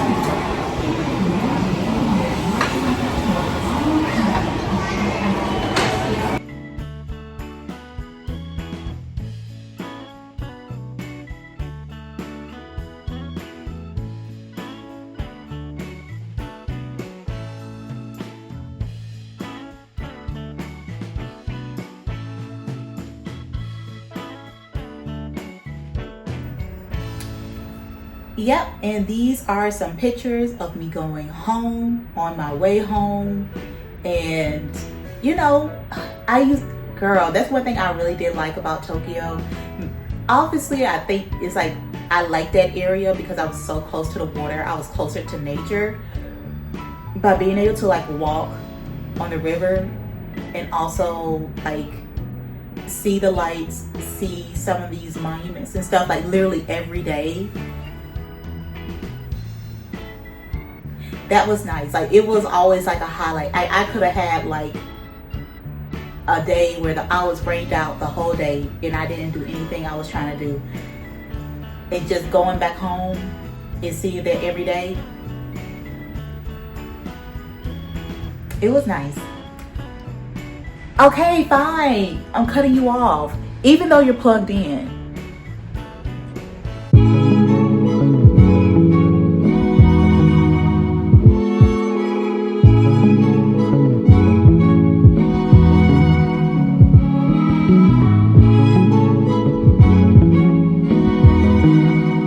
Hello everyone, I am Alicia. I am a slow traveling Black woman expat, and I am pretty much taking you guys on the adventure of what is my life. I spent 3 months in Japan not working. I was on a sabbatical, celebrating my birthday, leaving the States for the next couple of years, and pretty much to have a dream vacation essentially and to live my life. So this is pretty much a vlog of what I did in a day out of the many days that I was there. So today I went to the, gotta be patient with me. Today I went to the robot cafe, which was absolutely amazing. It like actually touched my heart. So what they essentially do is people who can't physically leave for like medical reasons, like leave their homes and stuff like that, are able to control the robots and talk to people and engage with people. They can do like tours and stuff like that. They put a little robot on your backpack or whatever and you walk around and stuff like that and they talk to you.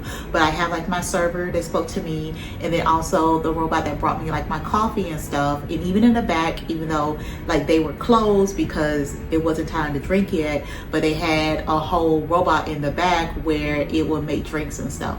So it's like things like that that warms my heart. But it's just like being innovative, like solving issues of like your society and for everybody, not just one specific group. So that right there was like a beautiful thing for me, and to be able to like speak to her and have like a small conversation and stuff with her. It was really cool, and it was like really nice. And to be honest, it wasn't necessarily what I expected, because even when I seen other people do the robot cafe, they don't talk about the people behind it. So I don't necessarily like, and I looked for the other potential like robot cafes and I didn't see any. So I'm just like, did you completely take out like the human interaction because you want to be like, this is robots only, instead of talking about like, this is great, like you're giving people who are pretty much, you know, some of them are like bedridden probably permanently, and they're able to still talk to people, convene with people, and like be part of society, and you're gonna leave that part out? See, it's like stuff like that I'm like, I'm not trying to say that's what happened, but what's happening here? What's happening? So, I don't know. Like, you know what? I'm not gonna do it. Bring it back. Like, bring it back. Don't even chop and screw this. Don't even go down the rabbit hole, because I will put a tin hat on in a second. So, yes. Hello. So, dang it. I hope you can't hear that, but I am on my way to the Robot Cafe, and I am so excited. It's actually not that far away from me, so we're gonna go there to start our day there, and we're going to see where I'm gonna go from there. So, oh yeah, and I like did my hair up a little bit today, just a little bit.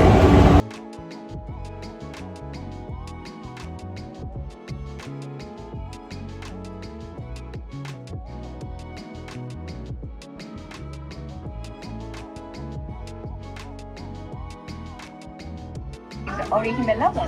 Can you see? Yes, I can see.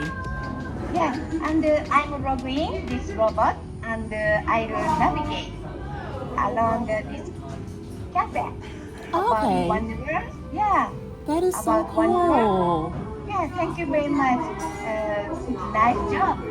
So I will do my best. I will continue. And also, we have a second cafe at Denmark. Okay. Thank you. Arigatou. Thank you for your help. Oh, thank you. And would you like to take a picture with me? Selfie? Okay, now. Hold. Thank you.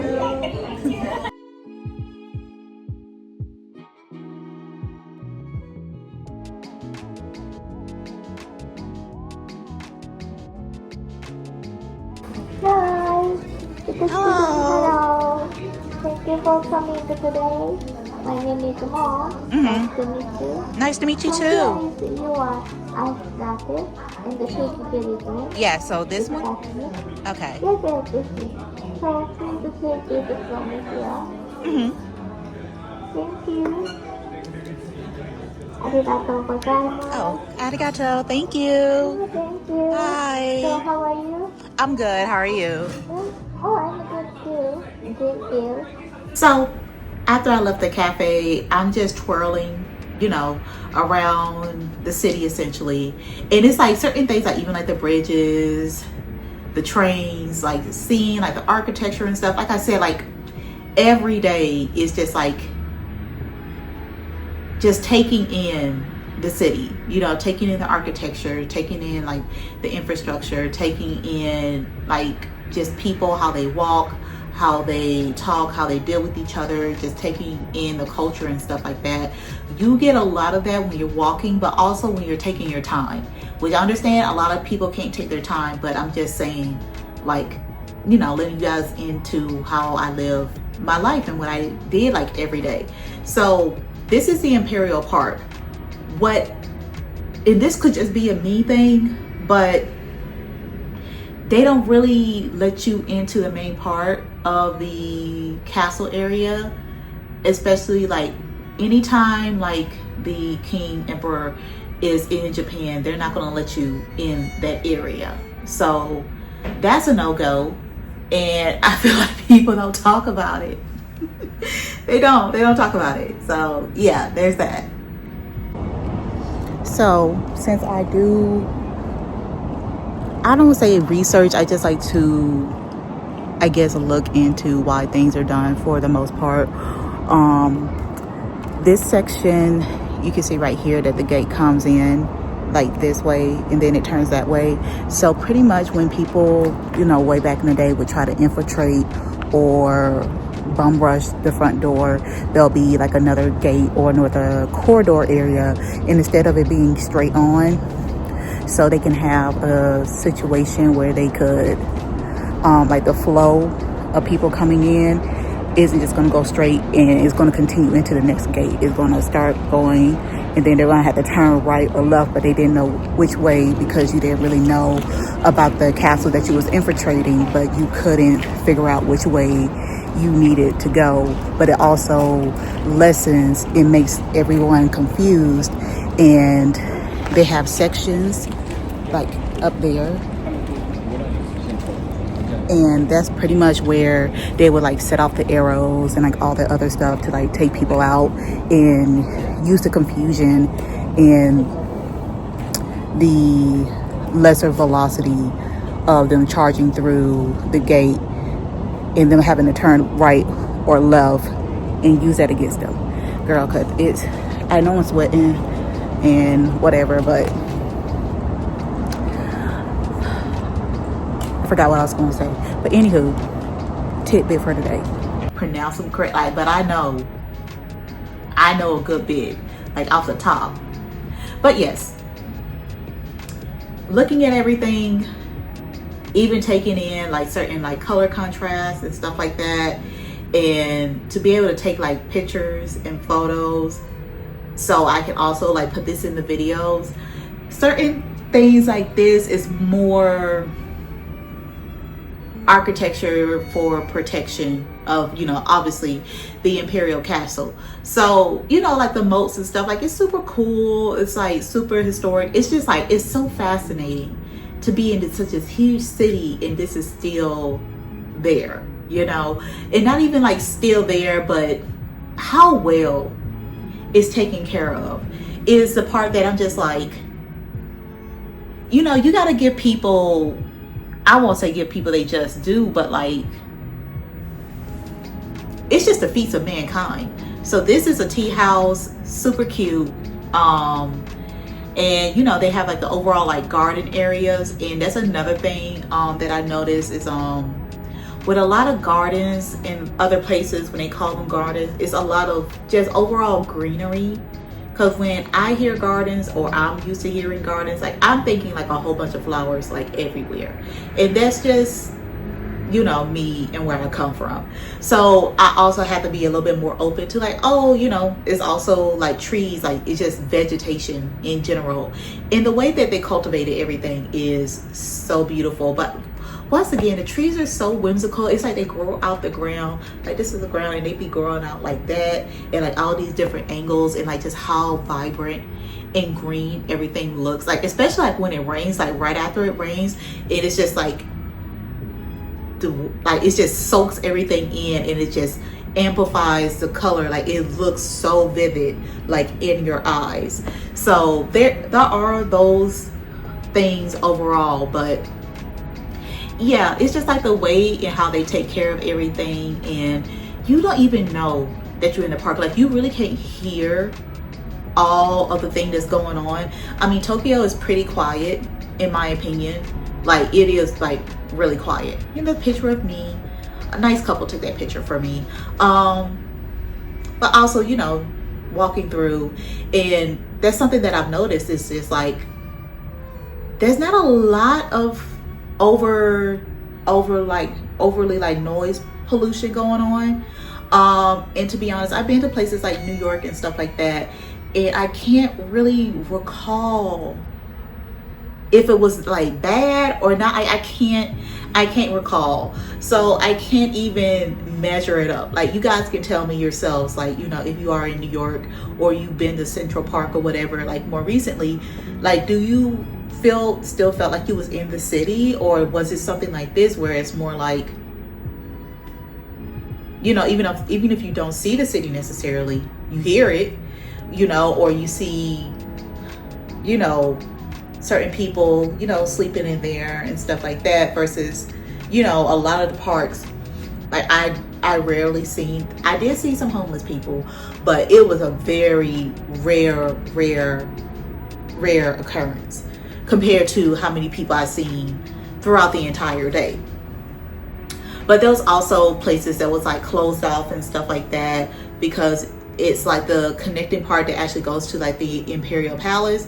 But I was like, you know what, I wasn't too upset about it, because I'm like, you know, I still gotta go and handle some things and get some stuff together, because this is like when I was still trying to do some planning for Osaka to go there for the World Expo. So I had the ticket, the seasonal pass ticket, but far as getting in, knowing where to go, all of those things, I wasn't necessarily sure. I wasn't too sure, and I didn't want to you know, be super trying to figure it out. And then for me, I get anxiety. But once again, I'm not trying to tell you what to do. I'm telling you what I do. I like to like pre-plan and know what's going on. And by the time I got to Japan and Tokyo, just hearing, you know, or talking to other people, other tourists and stuff, or people who happen to be going, it still was like, oh, well, this changed and that changed, and they're not doing facial recognition anymore, all of that. So this part right here was one of my favorites, to actually see the model, because that was the closest that I was gonna get. The model was cool, it was cute, you know, but I mean, the other parks that was like in Shinjuku was like much better. So I don't want to take too much away from it. Like it was cute, it was nice. They had the moats. They had a lot of the nice stuff, but other than that, it was nice. I took a lot of pictures. I tried my best to home in on my eye and look at things and be like, can I take pictures of this? Can I take pictures of that? And I just wasn't feeling as, I wouldn't say motivated, or I was just like inspired. I wasn't necessarily as inspired as I thought I would have been. So there is that.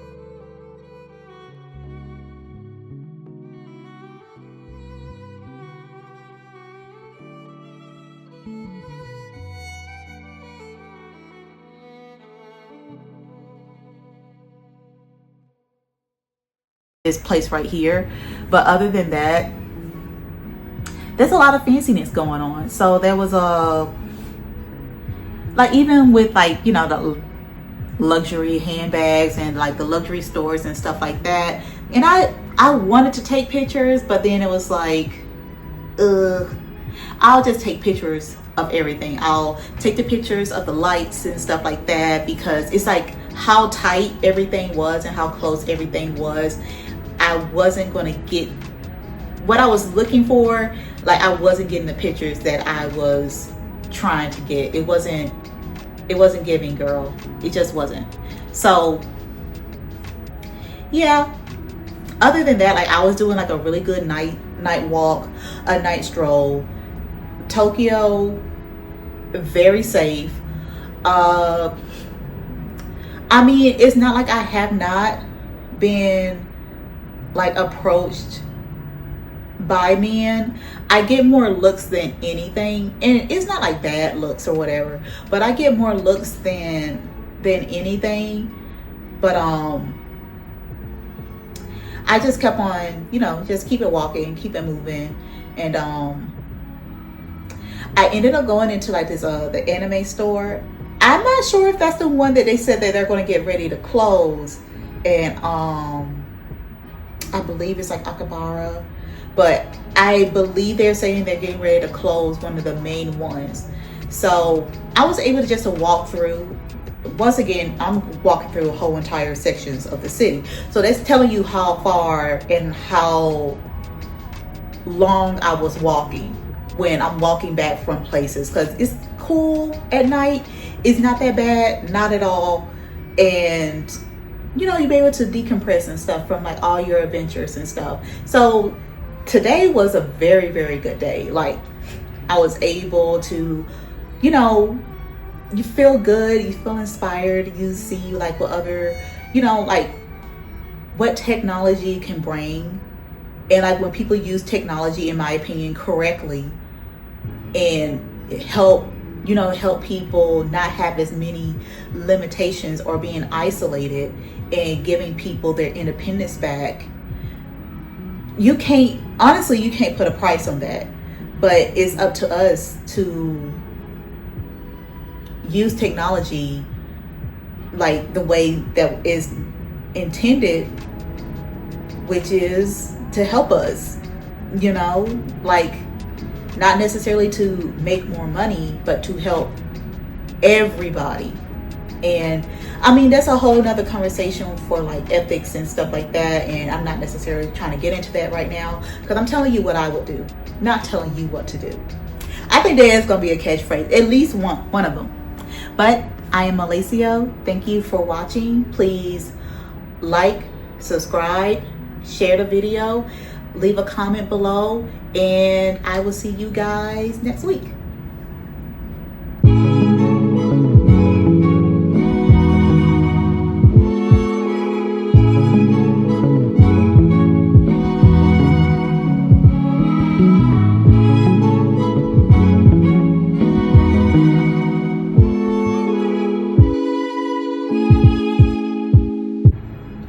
Hello everyone, I am Malacio. Welcome to my channel, or welcome back to my channel.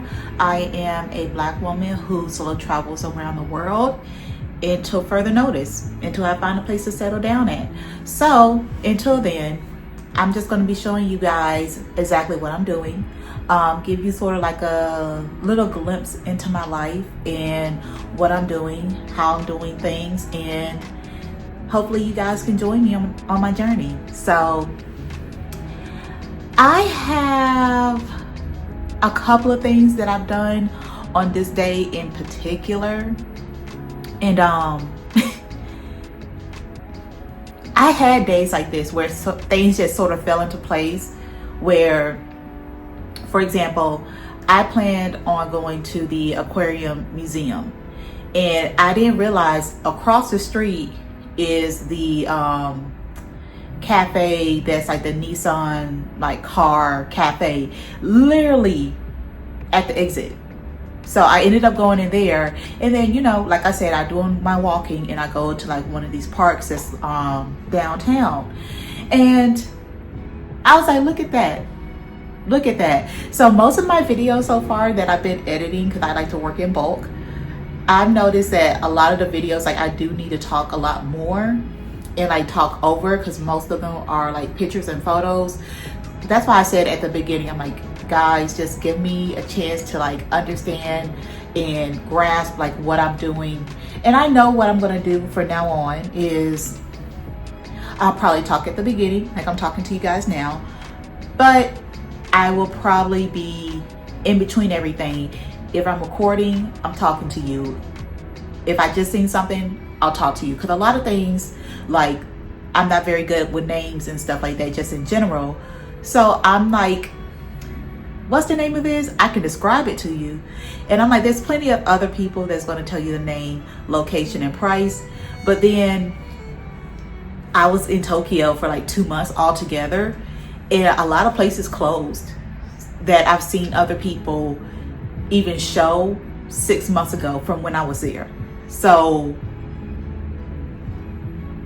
you know, and I was like, let me not do the budget content, let me not do this, blah blah blah, just talk about my experience and be a little bit more abstract, like, you know, how I feel, what I'm seeing, what is this area giving, What do they have in this area right now?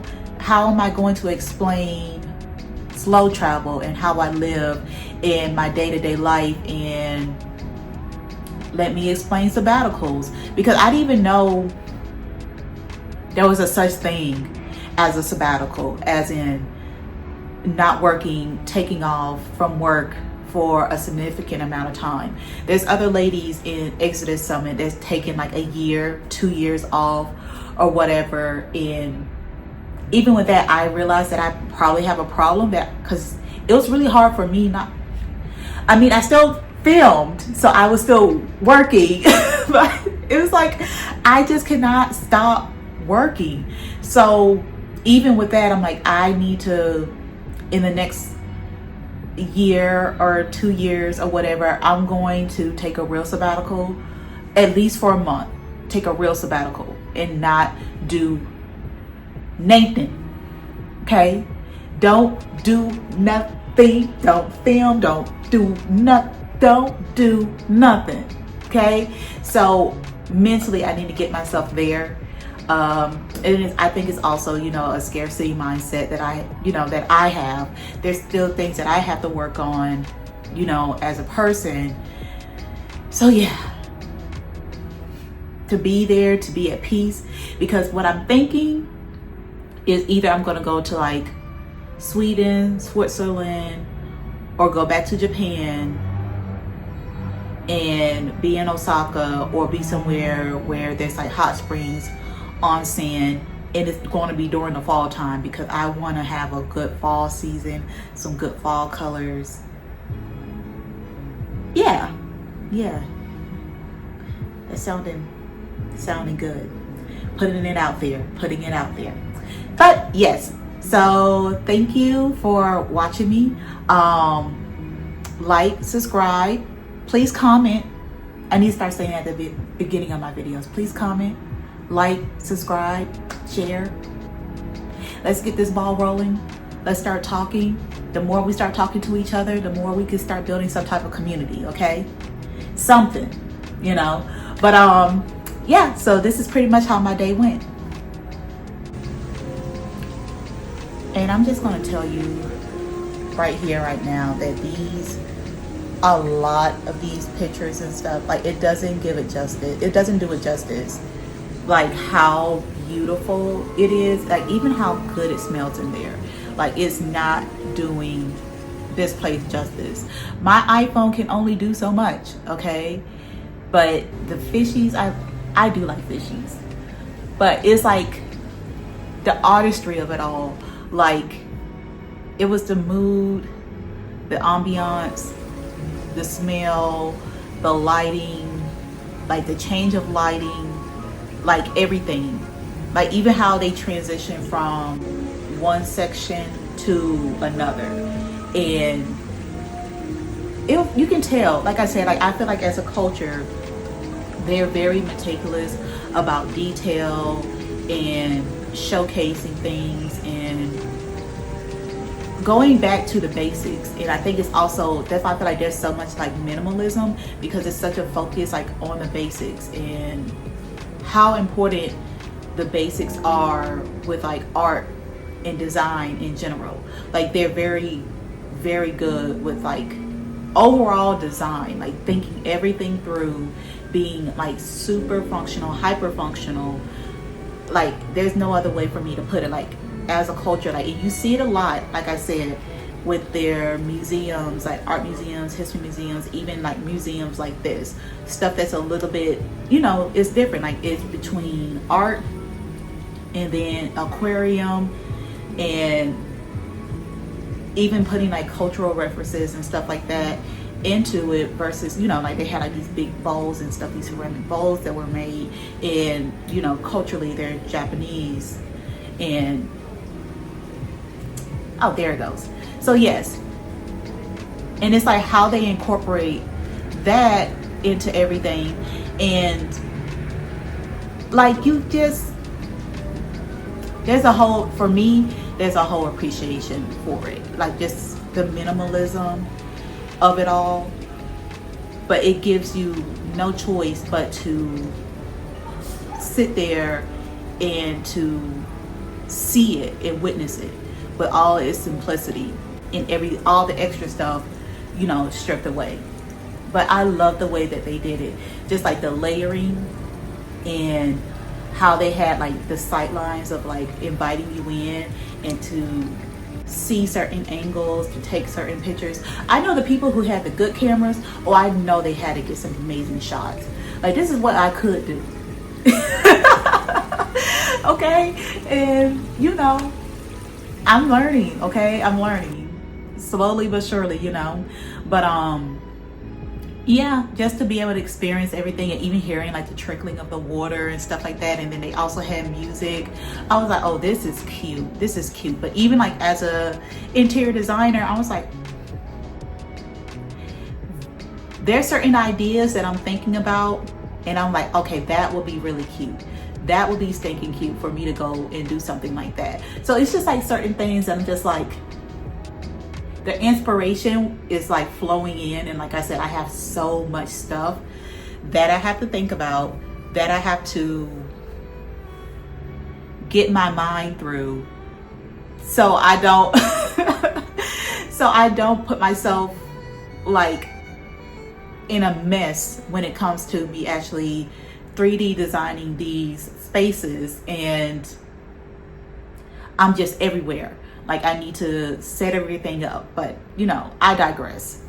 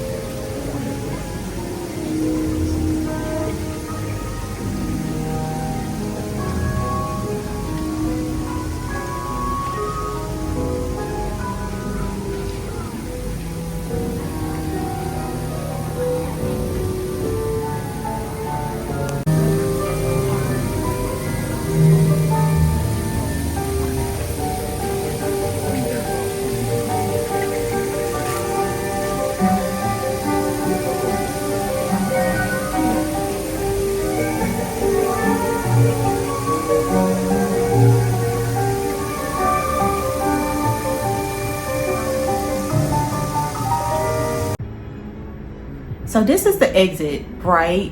And I'm like, okay, what I'm gonna do? And I see, and obviously you can see like the pattern from the outside of the building, and I seen it like with my eyeballs. I'm like, look at that car in the window.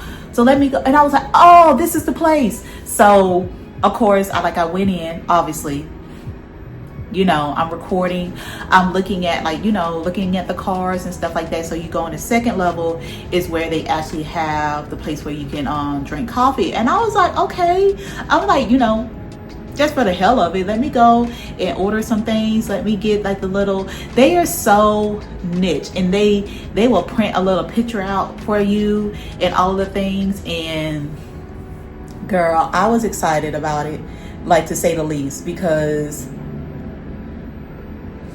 at the end of the day, how often are you going to get a chance to like see certain things like this? Like, that's what I'm saying, like, things are just like so niche. And I've heard that they had like a Porsche one and like all the other ones and stuff like that, and I'm just like, girl, there's only so many coffees and cafes that I can go to each and every day. Like, I'm not gonna lie, like, by the time I came back to Tokyo from Osaka, I was tired, mentally, spiritually, emotionally. I was just tired. The girl was over it, okay? I'm like, I'm not. I was like, I don't have it in me anymore to do all the extra exploring, you guys. I don't. So, you know, like, I would show like all this other stuff that they have, all the trinkets, all the things, and, you know, show the latte art, girl, because listen, I ain't doing no more. I was like, after that, I was like, let me go and walk and see what else I can find, see what else is out here in the world. And I'm gonna take my ass home, because it's like, it's so much. So I did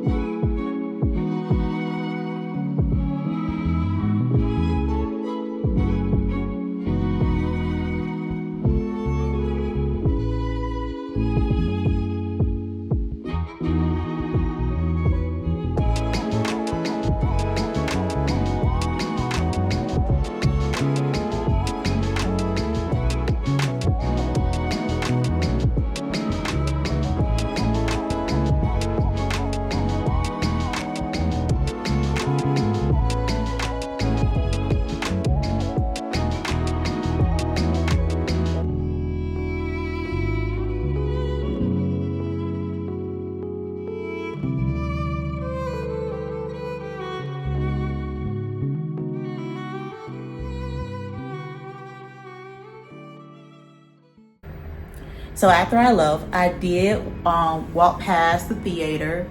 Once again, happenstake. So I'm like, okay, girl, like, the architecture is architecting. Like, it's giving. I was like, it's so fucking beautiful. And it's like, it's so big and massive. Like, it's hard to take a picture, at least with my phone. And I was like, I want to try my best to get like a full picture of it. So I had to like go to the other side of the street, wait, and all this other stuff. And I was like, I need to practice like getting on a like higher level, or try to get something with like a different lens and stuff like that. But that'll come sooner, sooner rather than later. Because like I said, I want to be able to have the vision, on understand in real life where to be and how to take these pictures before I actually take them. So here we are. And like I said, girl, like I need the nature. I explained this in my other videos. Like I need the nature in my life. So this one, it wasn't that much, but I think it was like maybe 20 yen to get into the park essentially. But yeah.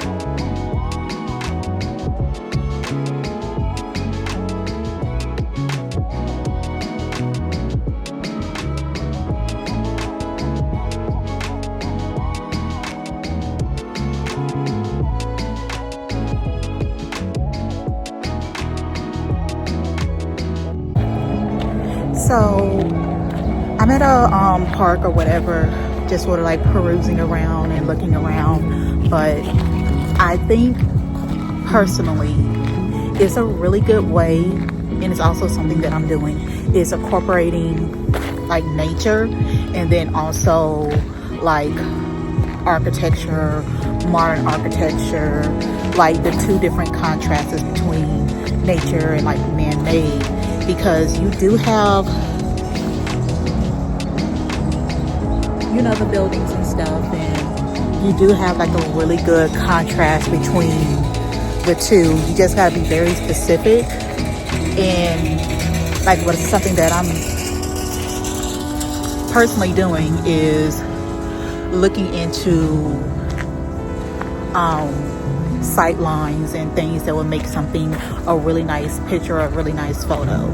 So there's something to think about.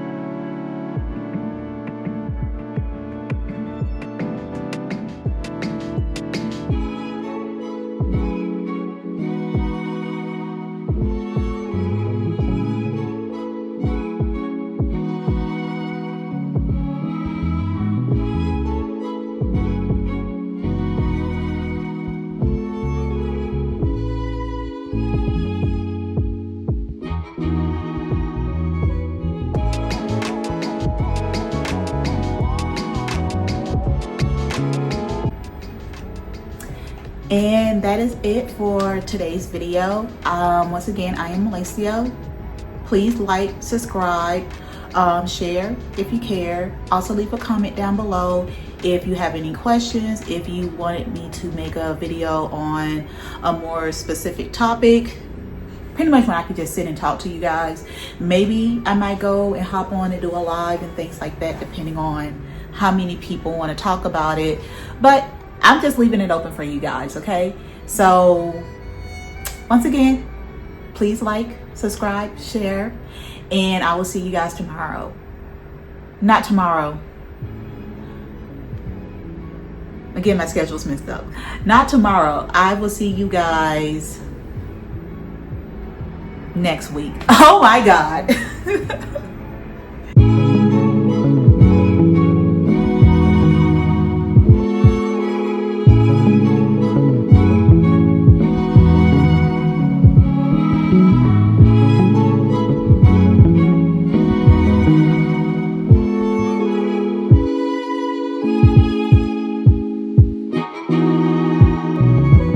Hello, welcome to my channel. I am Malacio. I am a slow traveling Black woman expat, and pretty much I just let you guys in on my weekly day-to-day life, on what I do, what I experience through my travels. So pretty much I'm going from country to country for a couple of months, or almost until my visa runs out, to pretty much try to get a little glimpse of like the local lifestyle, also to sort of figure out where I want to stay at, essentially, or where I want to settle down.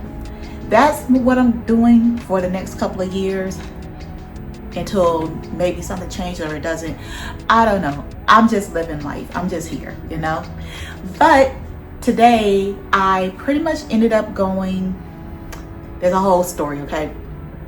So the Symbol Promenade Park in Tokyo, it's a little bit on like the, I won't say the outskirts, but it's pretty much like surrounded by water, and it's like where they have the Gundam statue. Well, they also have their TV, the Tokyo TV place where they have like the big sphere, pretty much, where they do a bunch of their broadcasting and stuff like that for all of Japan. But yes, it's like a whole freaking like park area. They also have like other little things to do, but the main reason I even got there, I wanted to ride the water ferry. So it's a water ferry that went down the river, and I will see it like almost every day when I'm walking from my hotel. And I was like, you know what, I'm gonna take that to see just where it goes, because I didn't really know where it went or where it stopped at. Like I had an inkling, but I was like, what are all of the things that happens at this park? Because I know they said there was like a water park there, like not necessarily like a theme park, but it was like the Tokyo like dome, all this other stuff. Like it was just and it's not that far from Disneyland, or I think SeaWorld, or both. But it's like all this area that is pretty much made for a bunch of people to like flock there for just overall events and stuff like that. But it's in the confines of the city, but it's not like downtown Tokyo and stuff like that. So they sort of got it separated off to the side, and you know, you can get there by train. They do have some buses, but I felt like it was a little bit stressful for me to like try to get from bus to train that's going across, and it wasn't the same type of train that was going across. So I'm like, I'm just gonna take the water ferry and I'll figure out how to leave, even if I have to take a taxi, whatever. So that's pretty much what I did for my entire day. So I'm not saying for people who are doing like just a regular vacation to do what I do. By any means, don't do it, because I had 90 days of just frolicking. So just to let y'all know, like don't do that. Like plan everything as much as you can, but if you ever slow travel, like I do. You know, I'm not telling you what to do. I'm just telling you what I do. So there's that, and we're going to go on this little adventure. I'm going to show you guys the river. I'm going to show you guys the views. I'm going to pretty much show you guys pretty much like what I did. Like, it was more of a sightseeing type of day for the most part, because I just didn't know what I was getting myself into, essentially.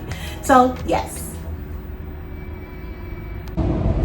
So I got my ticket and I'm getting ready to go on this river cruise type of situation.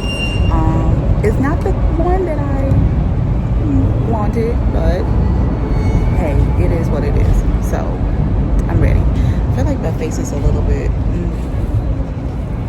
I don't know. I might be dehydrated. I'm pretty sure I'm dehydrated. But yes.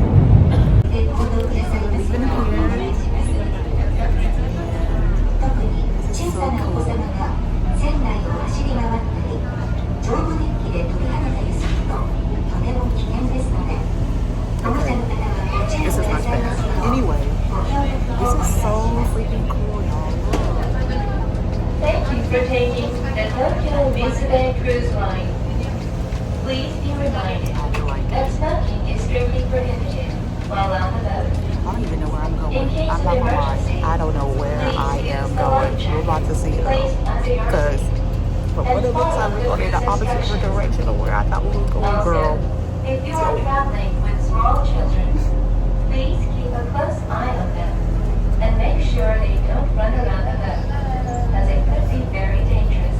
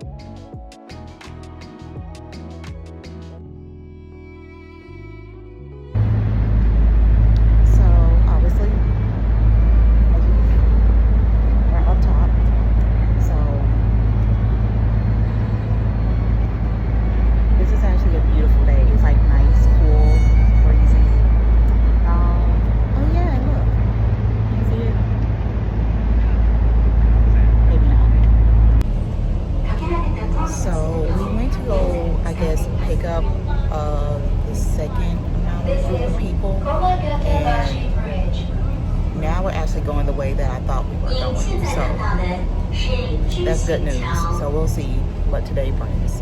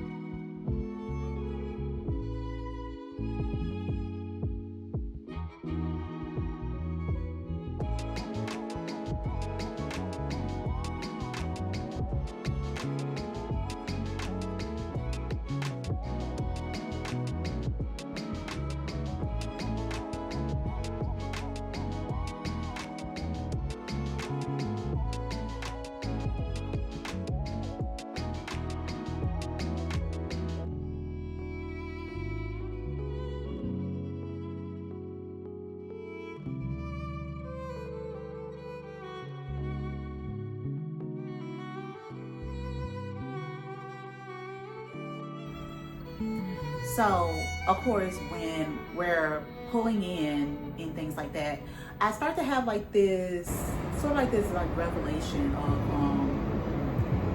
even when I seen in Vietnam, like how they sort of just build like an area for you to go to. Like there are places like that in the States and stuff like that, but it's more like an afterthought versus places like this park is like, you know, you're going to get a big influx of people. You know that you're going to get like all these things that's happening. Like, okay, so we can take, I guess, like Georgia, for example. Like, you know, you have Six Flags. You know, they have a Six Flags in Whitewater, but why not have, you know, all the other things out there? Like, try to push everything, you know, where it's not necessarily that there's a whole bunch of stuff. The escalator is approaching. Like, Please watch concerts, your step. games, television events, all types of stuff. People going to the water park. Have it to a point where it's like it's in the city, but it's not in the bed of the city, like in the middle of the city. Like,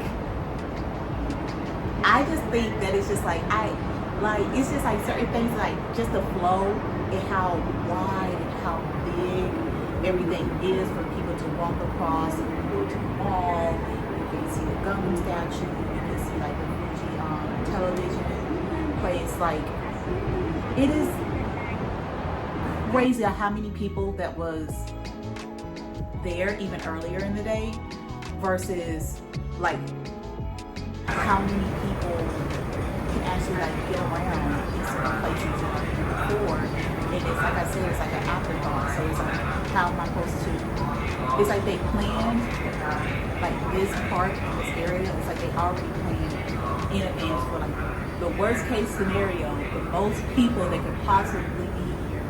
Let's plan for that, and then everything else will take care of itself, because we already considered the worst case or the most highest population possible. So that's just something that I was seeing and like I was taking note of. But also, it's just like this building is like really, really, really cool. Like, just to like walk in it and be in it, like it gives like retro, like Japanese vibes, in my opinion. Like, it definitely does. Like, even being inside of it and just like all the boxes, and like I was going to go up to like the observatory sphere, but I was like, nah, I'm good. I'm not gonna, kind of like, let me just keep on walking and perusing and stuff like that, and work on taking my pictures, which I did. But as you can see, I was like going everywhere, and even to go and like see the Gundam statue and everything else, I'm like, it was pretty cool.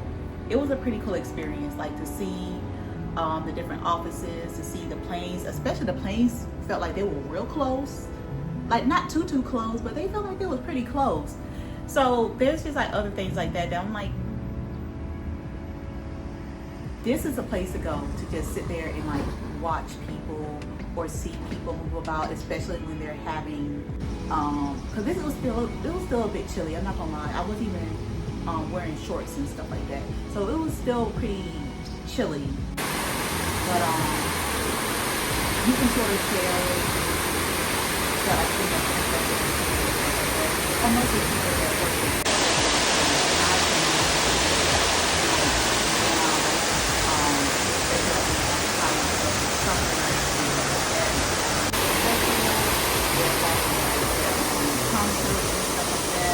So, you know, there's other things like out there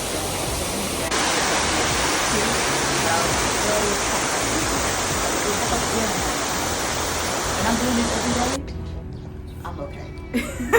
I'm okay. So yes, it was a nice little experience. The food was good. I did end up going to like a Chinese restaurant. I do like Chinese food, I'm not gonna lie. All of the dumplings, I have not crossed a Chinese dumpling that I did not like. Okay, so I'm just saying, I got this like all this, you know, Japanese this, Japanese that, which is cool, it's cool. But you know, sometimes I like a little break. So either I'll have a Shake Shack or I have food from like another culture, like either like Indian food or Chinese food. For the most part, like I'll switch it all. I didn't really see too many Thai or Vietnamese places there, so I mean there's that, but just to give myself a little bit of a break.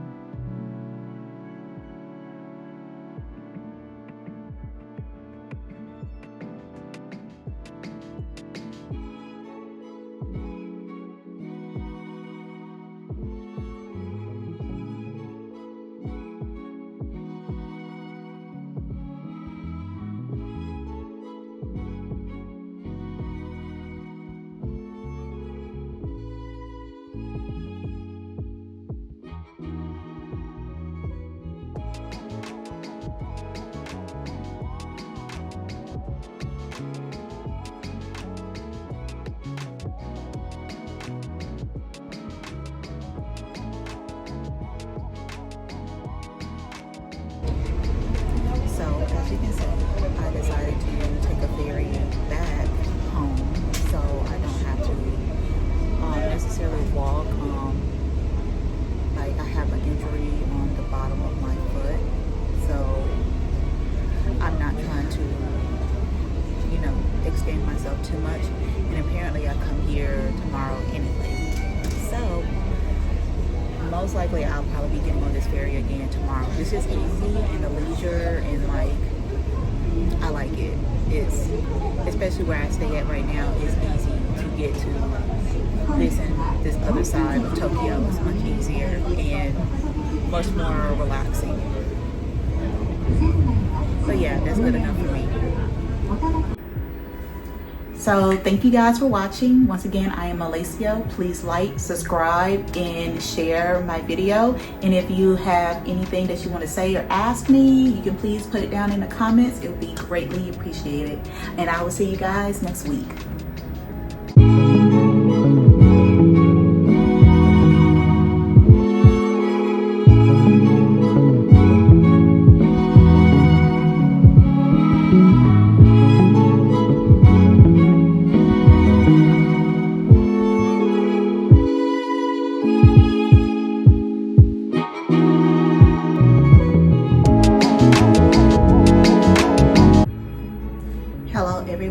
I am Alacio. Welcome to my channel.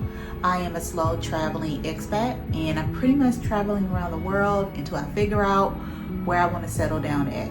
So join me, and we're going to talk today about what I did. For the most part, I ended up going to Team Lab's Borderless. So cool. This video, I'm not going to be necessarily talking through it a lot because there's a lot of things going on. There's a lot of visuals for the most part, but yeah, I think it's going to be very self-explanatory. This was one of the most interactive, fun experiences that I have done in a long time, and I'll just go over like the gist of everything else and how I was, I guess, influenced, impacted, how they got their creative juices flowing, and also challenges like how light, touch, smell, how your other senses work when you interact with like certain things, and how you perceive light and all of the things. So hopefully you guys enjoy this video, and I did remember this time, like, subscribe, and share. All right.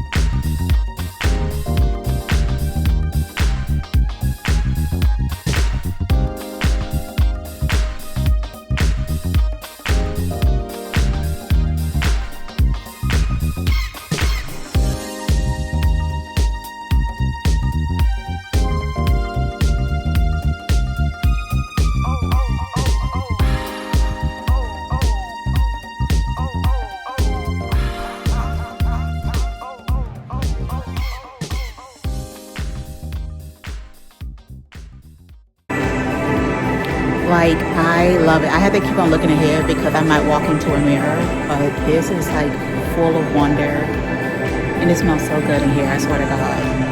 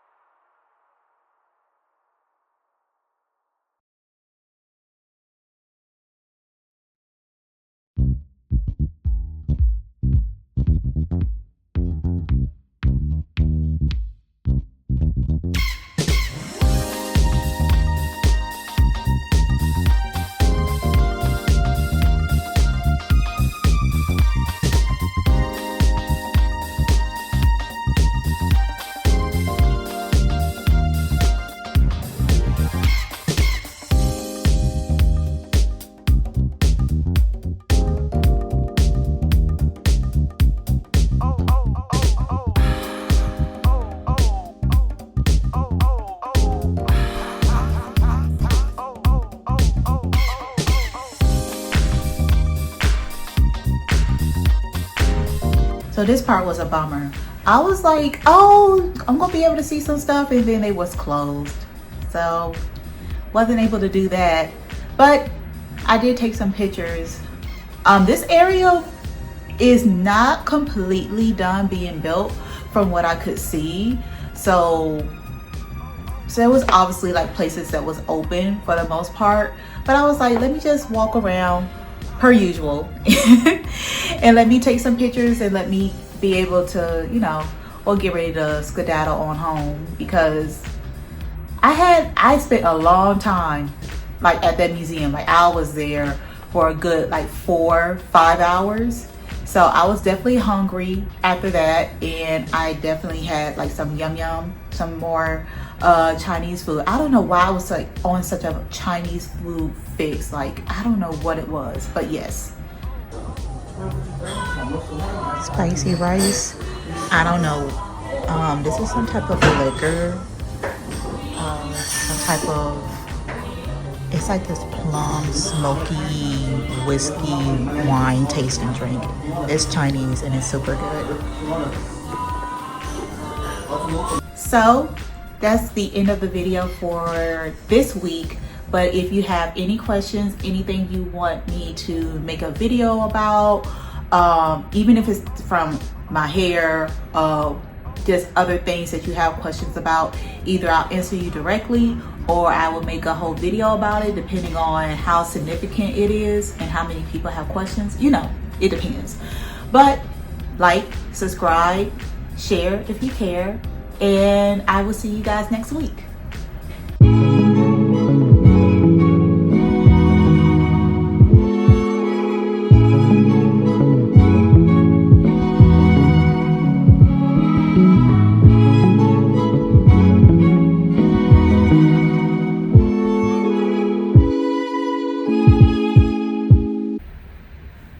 Hello everyone, I am Malacio. Welcome back to my channel.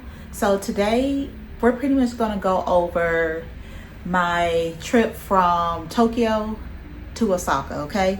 I was in Tokyo for a full month, and I'm pretty much going to Osaka to just sort of hang out and mostly go to the World Expo.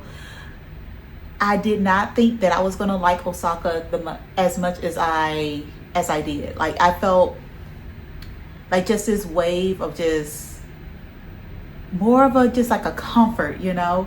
I felt like all that busyness and bustlingness, and like I felt like it was just so much in Tokyo. And I understand, far as I remember, it's the most populated city in the world. Yes, but there's literally people everywhere at all times, and it gets overwhelming. And even if you live there, you would definitely spend a good amount of time maybe inside to, you know, potentially get a break from it, because it's a line everywhere you go. You're practically rushed. You know, especially considering places like Osaka itself, or even other countries. Like so far I've been to like Vietnam, I've been here, you know, in Bangkok, and you don't necessarily get that rushing as much as you would in Tokyo, because there's so many people that needs to be serviced, and there's always a line of people waiting. So you're getting in and eating, and not even at like the smaller restaurants or the smaller bars. It's like actual, you know, like large establishments. So, you know, just to, you know, just put that out there. Like if you're okay with it, then you're okay with it. But for me, and like I said, slow traveling, and I'm in a sabbatical, I just wanted to just enjoy experiences and just, you know, take it in. So there is, you know, those things. But being in Osaka, I felt like everything was, you know, put my tie up here and so formal, and people were more relaxed with like what they was wearing, and like some more color, more individuality, and there was a lot more casualness to the city overall. They have a lot to do. Like, don't even get me wrong, like they have a lot of things to do, but then on top of that, they did host, this is the city that hosts the World Expo, so there's also something to take into account. Like, I would like to believe that it's going to change the city forever, so I can't even give you guys a proper opinion on Osaka before the World Expo. So, you know, I'm just being as honest and as transparent as I can, and also giving you the different variables of, you know, when I was actually there. So those are some things that I wanted to put out. But I was like in, you know, like a smaller, much smaller like hotel. It wasn't a pod hotel, but still it was like not too far away from like the area where the tower is at, the observatory in a center. So that wasn't like too bad, but I believe because it was the World Expo and so many people from like all over the world was there, there was just like a little bit more of like the bustling and stuff like that. And then like they you know what, I'm gonna have like I'm gonna call it Japan After Dark or Tokyo After Dark, and I'm gonna talk about some more of these things just in general. So I'm just gonna leave it there, okay? So pretty much, one more thing. When y'all go to, I didn't really like catch a train like that. When I took the bus, because I wanted like a slow, like I just wanted to see things as much as possible.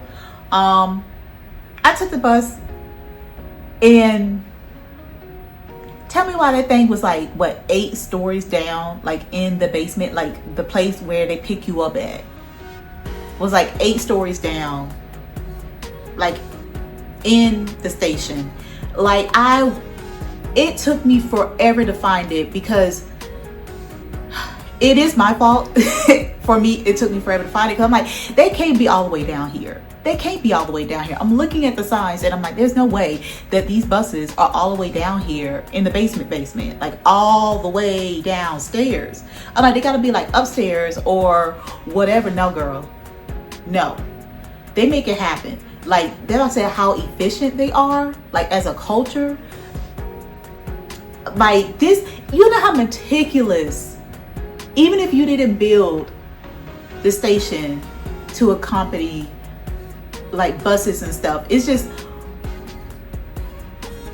the ingenuity of like all of the things. And it's just like this constant, like I'm talking about 15 minutes, like I'm probably there 30 minutes before the bus actually takes off, because like I got there even earlier than that, but I was like, I need to know where it's at. So I use the bathroom, get coffee, like get a snack and stuff, because it's going to be like a 7-hour drive between Tokyo and Osaka. So it's giving like a good amount of like, the like full day, but it's working out for me because we're leaving at like 6 o'clock in the morning, and we'll get there like midday or whatever, and my hotel was letting us check in at like 4 o'clock. So at least I had some time or whatever. And they got there early to Osaka, just to put that out there. We got there early, but still, I'm like, dog, this is crazy for them to be like in the basement the way that they was in the basement, and for us to be like me watching. And I'm talking about 5 minutes early, leaving on the dot, 5 minutes early, leaving on the dot, 5 minutes early, leaving on the dot. Some of them maybe 10 minutes. I think it really depend on, I guess, how many people was getting on the bus. But when I say they was on it, So just to let you know, it's way cheap to take the bus. It's easy to take the bus, but do not take for granted. Like, read those signs and just do what the signs tell you. Okay? Don't try to go like, oh, but that don't do it. Save yourself 45 minutes, okay? Take it from me, girl. Take it from me. And I call everybody girl, okay? So don't give me that. That's just how I talk. So as you can see, 音が鳴らないようマナーモードとに設定いただき、通話はご遠慮ください。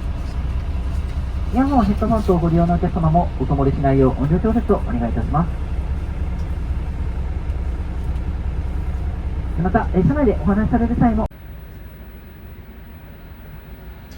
Girl, you're gonna have to excuse me. I was so tired this day. Of course, I got my nails painted yellow. I got them painted yellow again. And this is like, what, 3 months difference or whatever. I love yellow. It's always my go-to. I was tired. I probably had not even 2 hours worth of sleep. And I was already sweating, running around, looking for where the bus was, because I was so scared. I'm like, what if it's like in a whole nother building? So yes, try your best to like keep tabs on what you're doing, but this is like a rainy day. It's a perfect day to like just sit there and just watch things as like they go by. I was giddy, I'm not gonna lie. Even though I was dead tired, I pretty much stayed up the entire ride.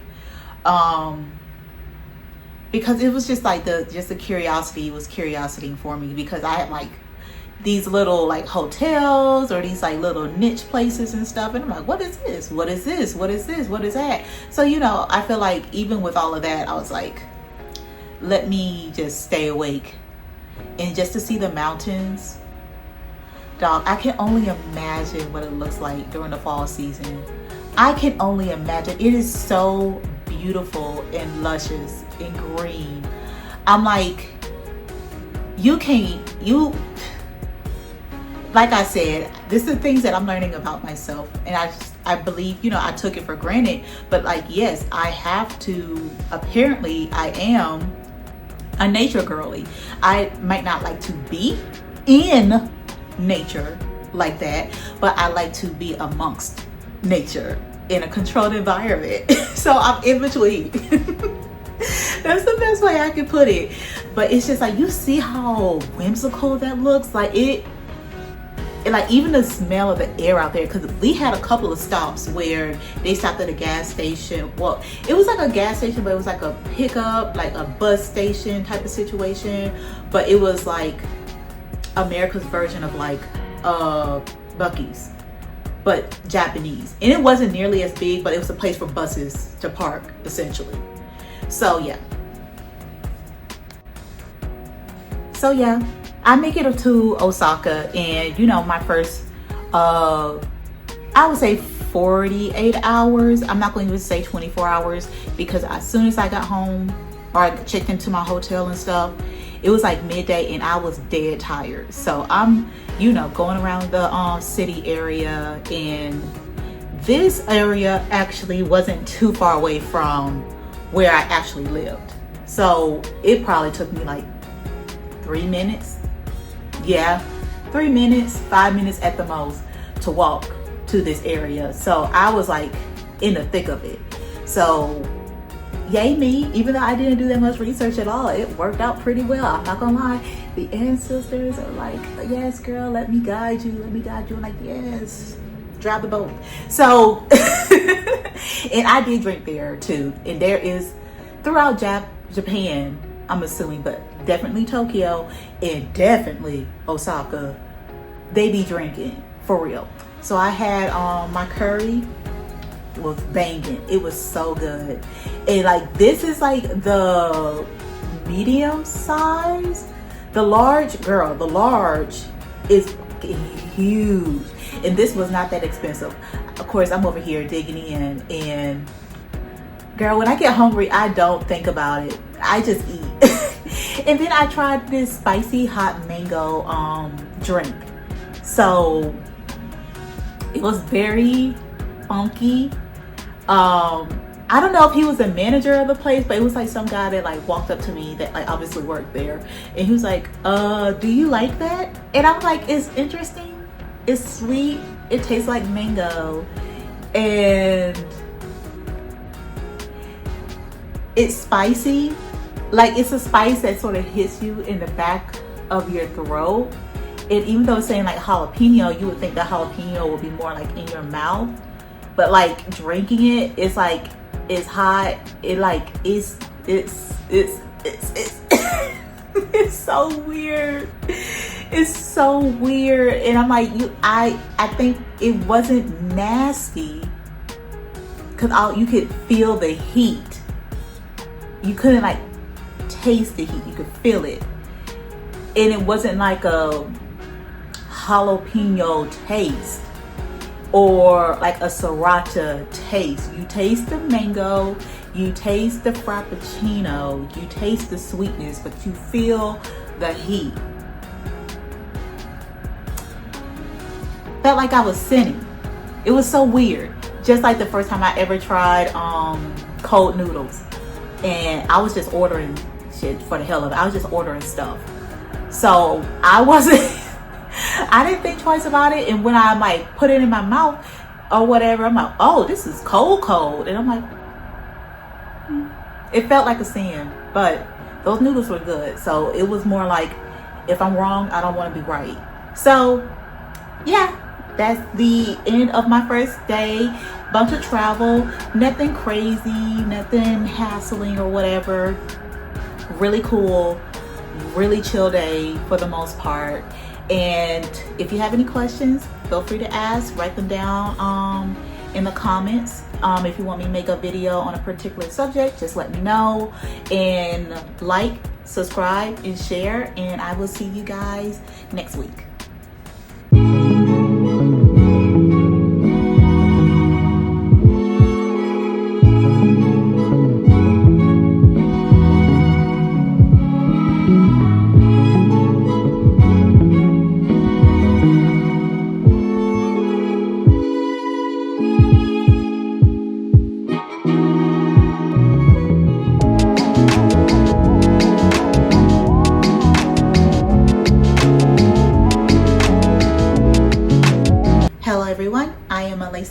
Welcome back to my channel. Today is the day that I first make it to the World Expo.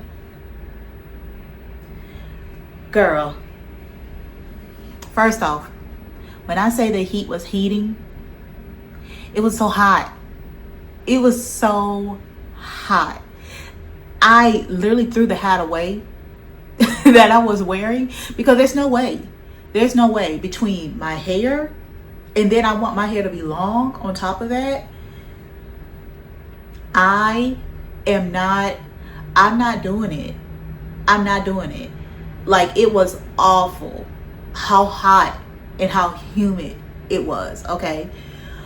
Speaking of hot and humid, I look a little bit glazy. I have oily skin, so it is what it is.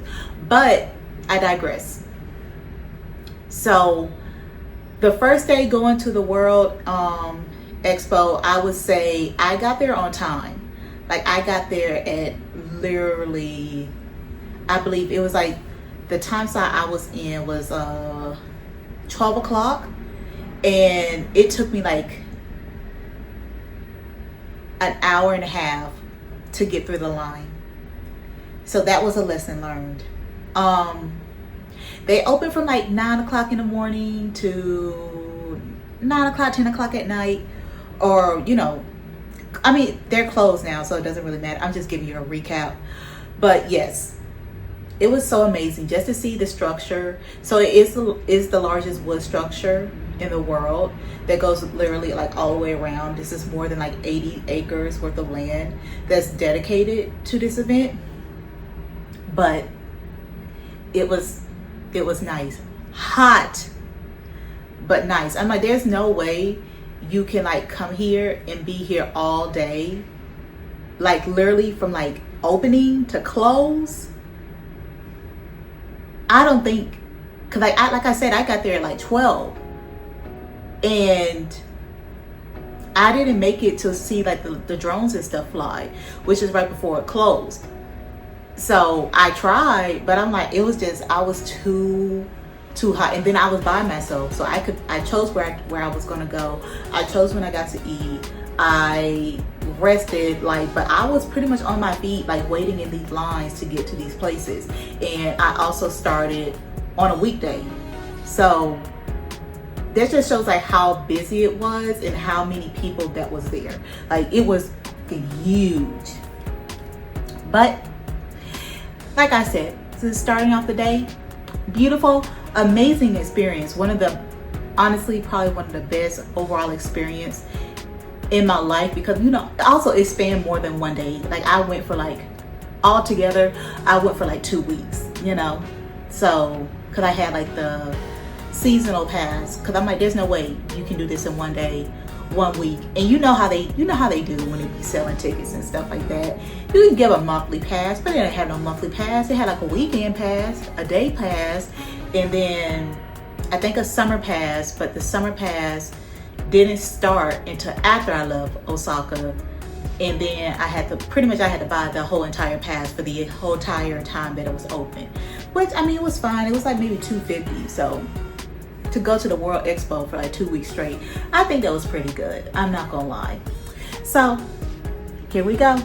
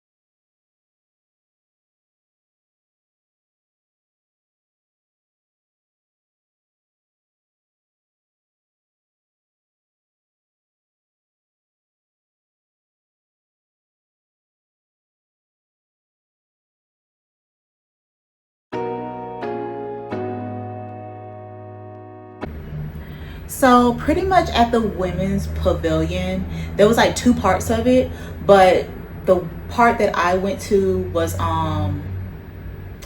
where they had this meeting room, and they was pretty much talking about the state of women's health and stuff like that. So it was women's mental health, and I think also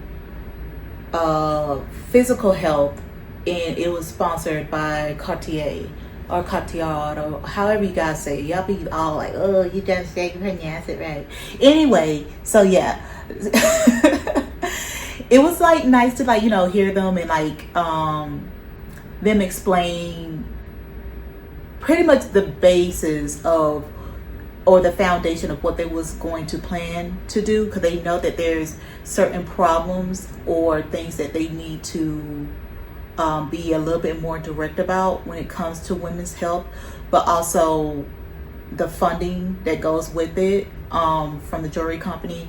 But putting everything together to be this is the foundation of women's health separately from just men's health.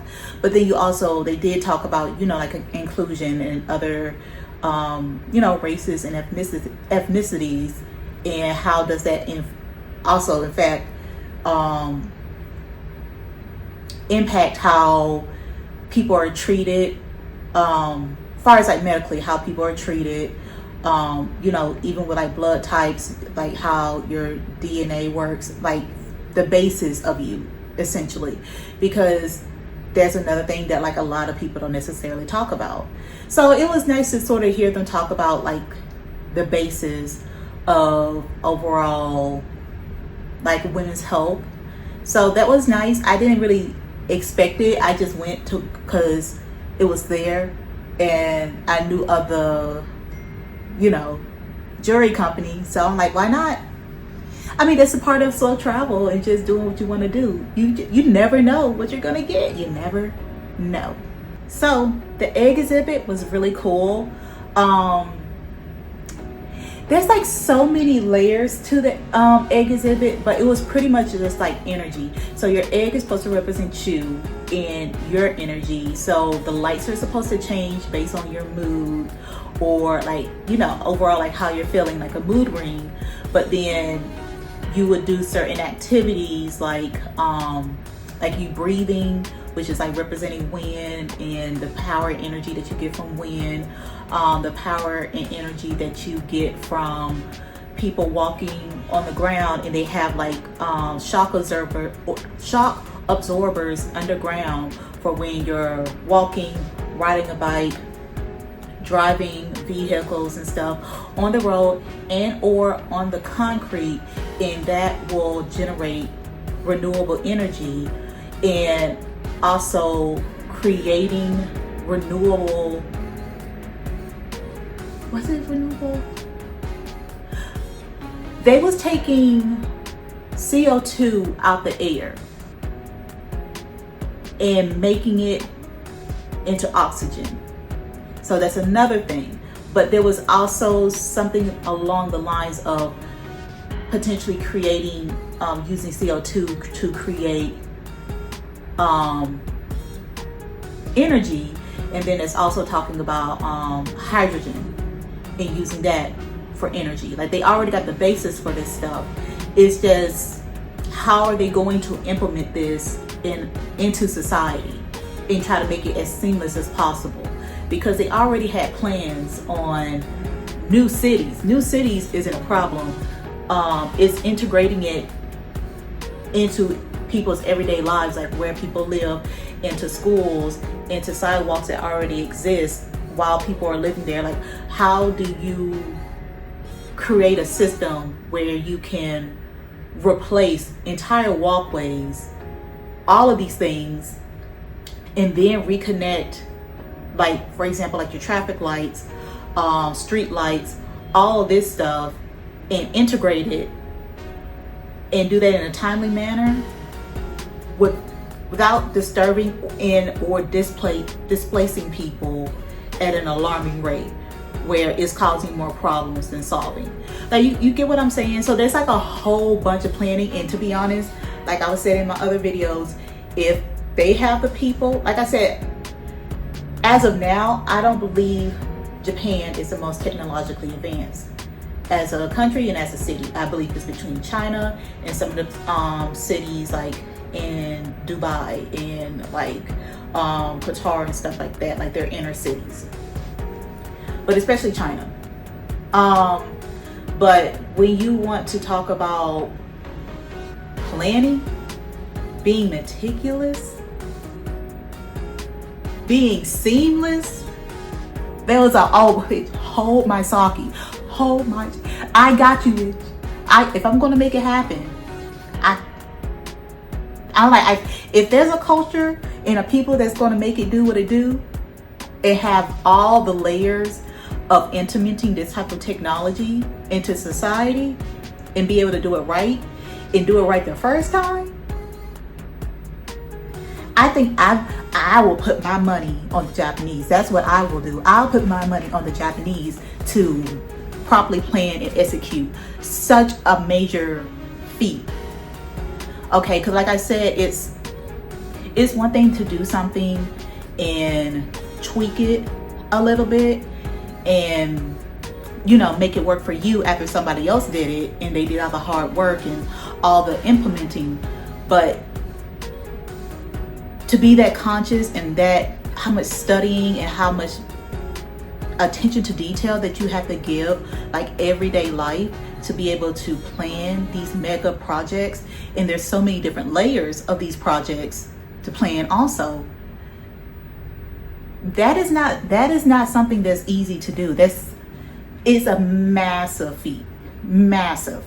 So yes, I thought the egg, I don't know the actual name of it because it was in Japanese. But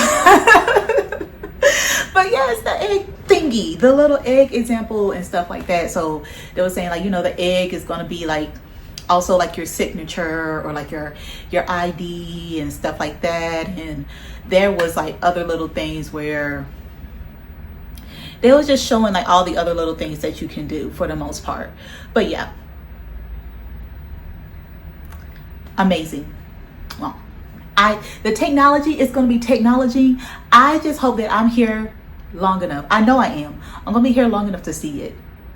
If we about to see like cars for real, like out for real. Am I going to get a fly car when I'm rich? Yes.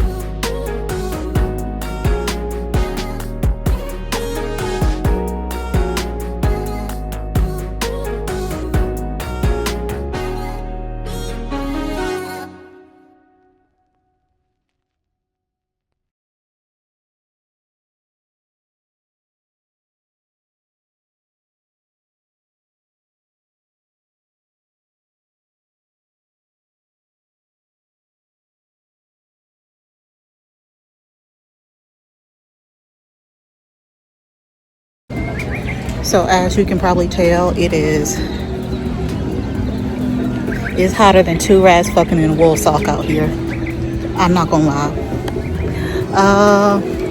But the skincare be skincaring. The sunblocks and stuff like that, I applied it like maybe 4 or 5 times since the beginning. Like even when I first washed my face, I put the stick sunblock on, and my face, like you can tell that I'm sweating obviously, but I'm like sweating a lot. And even like with the oil, I am very oily skin, and it's just something that I've noticed once I put the camera on my face. But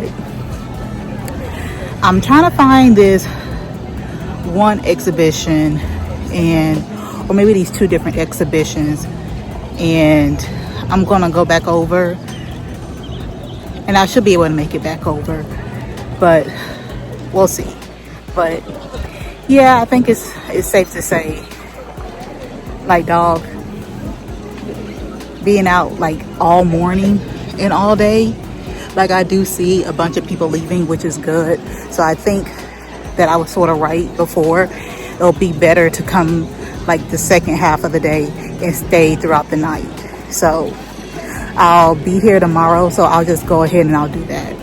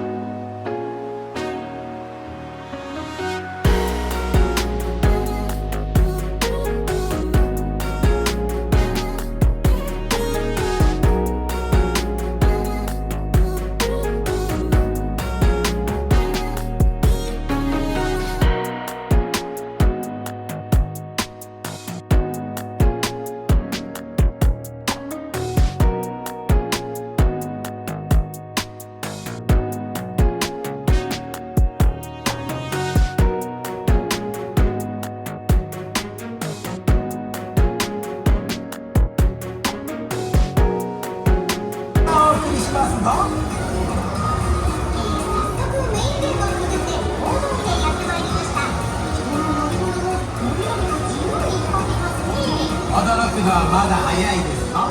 おびき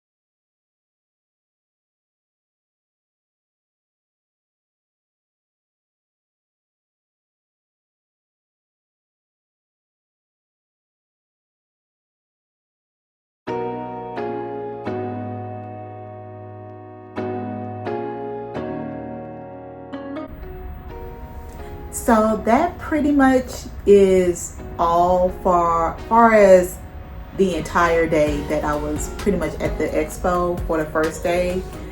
Like you guys can see, like every country, even like the feature exhibit, like the egg exhibit is, but they had a lot of things in the egg exhibit as far as like energy and everything. They had it in the future exhibit, but it's just crazy, like all of the stuff that's like even going on today, and how people already created like all of these solutions and all of these all of these solutions essentially for a lot of these problems that people in society says that we have.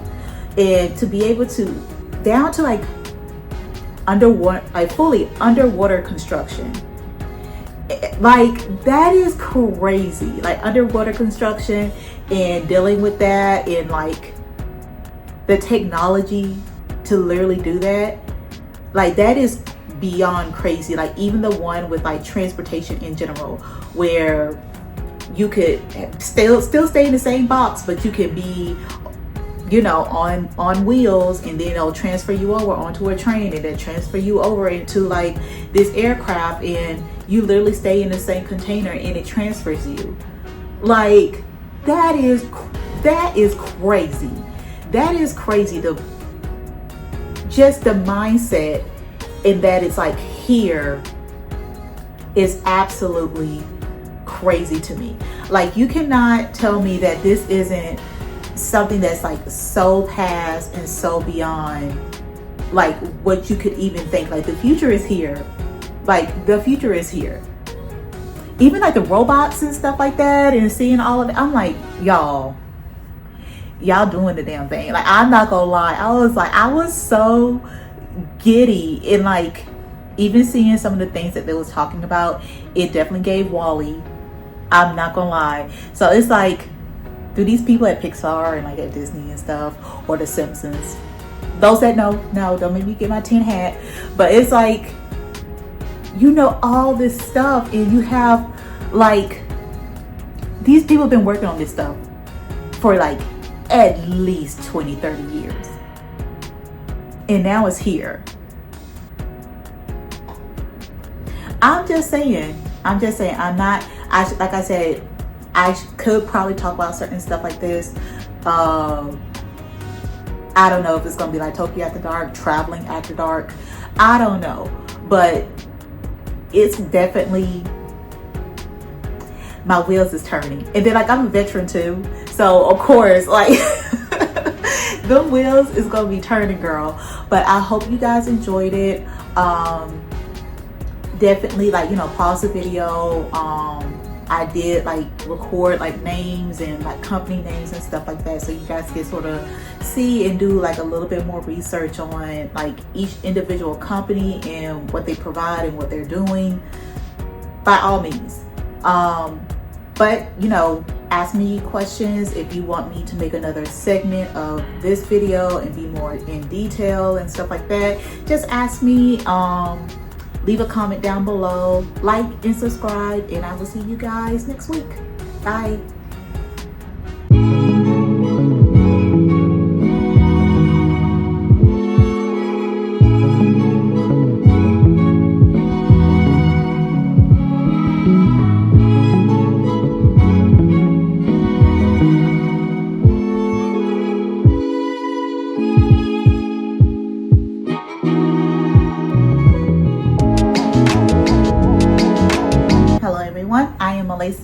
I am a Black woman who travels slowly around the world, aka expat, and I'm going to be doing that for the next couple of years, so why not join me on this adventure that at least I'm calling life, okay? So for this video, pretty much going through the second day of the World Expo. So the second day I learned my lesson about what time to get there, so I registered for 12 o'clock again, but I got there like an hour and a half late, because even some of the comments that I've seen like on the Instagram, they was like, yeah, you can still enter you just can't come in before, but you can always come in after. So I'm like, okay, let me go and try that. And it was great. Like there wasn't even really a line. It literally took me from walking from the train to actually getting in. It took me less than, like, I would say 8 minutes or so. Versus the first day, it took me like an hour and a half, 2 hours to get through. I was about to leave before I even actually went into the gate. Like, that's how bad the sun was beating down on us. So that just goes to show you that, like, hey, sometimes it pays to be late, all right? So for the first day, it was pretty straightforward. It was a little bit easier for me to gauge it. There was a lot of other stuff that was going on, like in between. Like, there was them doing like little mini parades and stuff like that, and other showings like on the other side of the expo.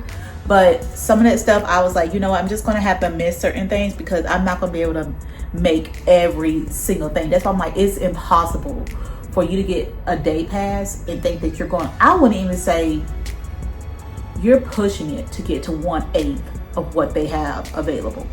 So these videos, like particularly the one that I'm gonna pretty much be talking through today, I'm gonna talk about stuff that I remember off the top of my head, but also stuff that I'm very excited about, that I'm geeked out about. And you know, I'll have music so you can still see the footage and some pictures and stuff that I took. But overall, I will be going over, you know, overall, just, you know, certain things. So let's get started.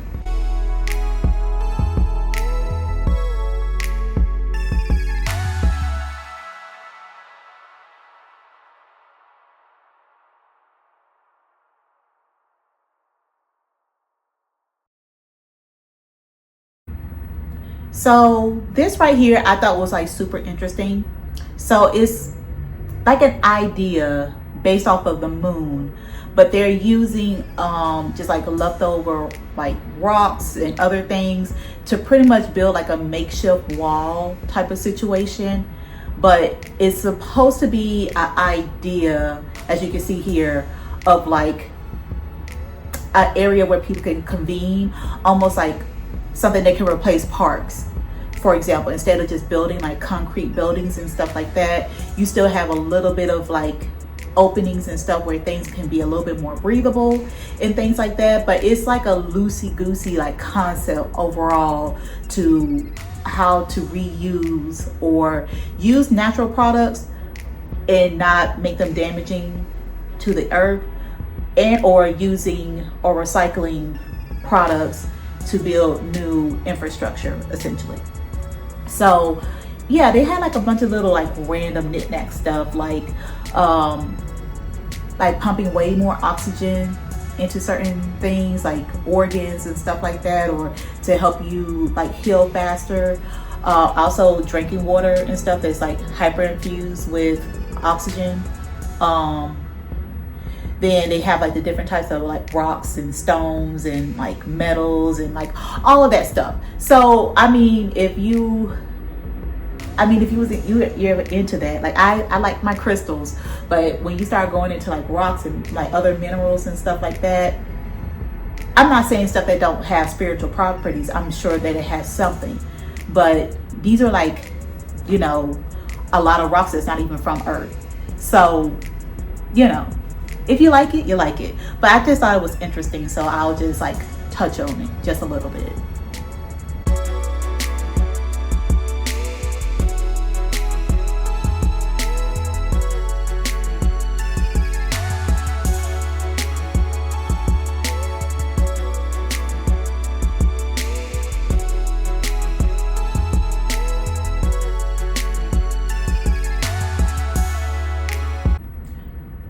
This right here, I was so geeked about. So this is pretty much encapsulating like that whole idea of the smart city being built up from scratch.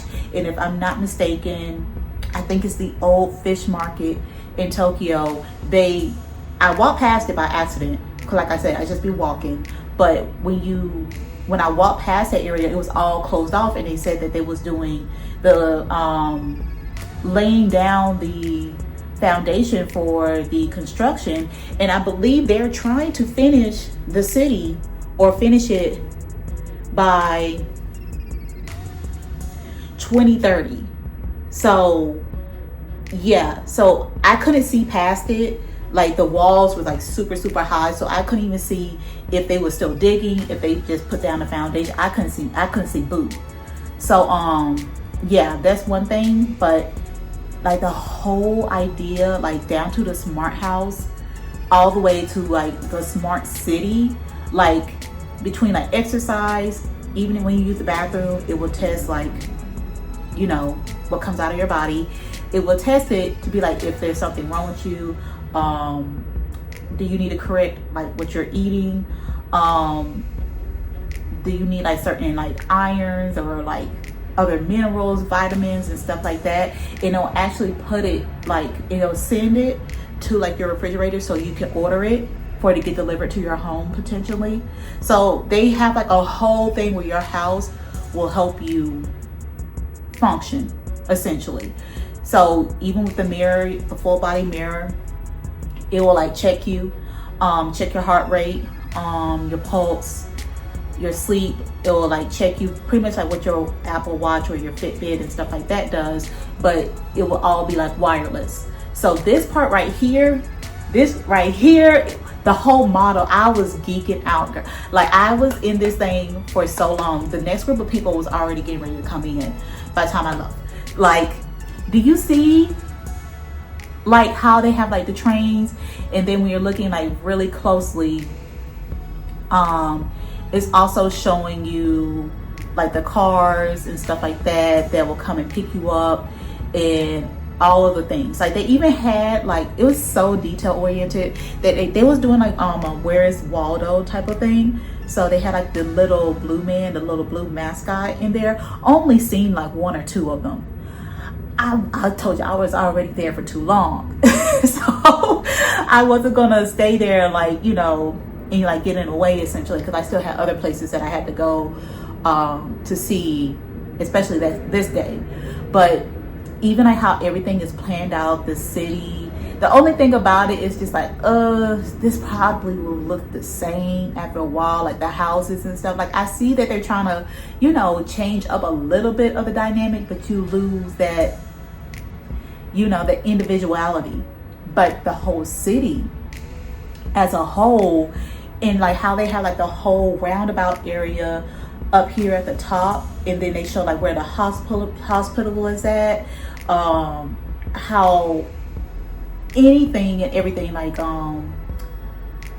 the correctional facilities, the transportation facilities, all of that. Like they literally planned out this entire city, like even down to like, you can see here, like they show them being sustainable and being able to grow like their own vegetation within this city.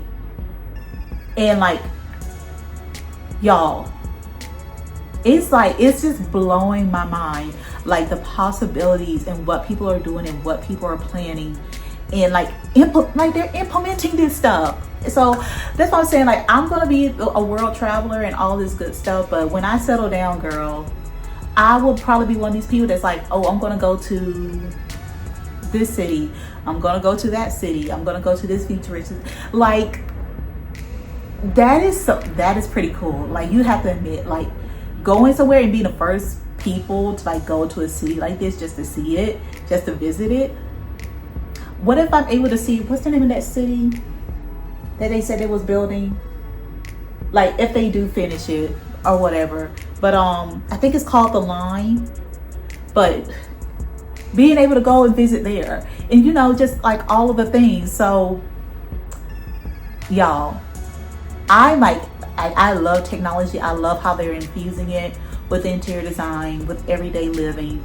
But even like the structure of like the skyscrapers, they're still keeping a lot of their Japanese like traditional roots by how they're even building the buildings and then they like interlock the beams together. Beautiful. Even like this is like the largest tent, outdoor tent also in the world, just to let you know. And then it was like what I was saying before, like the little, you know, each country will have like their mini parades. So it was a nice thing to see, you know, just sitting there, taking a breather, taking a break. Cause I'm like saying, like, you was on your feet and you was moving the whole day.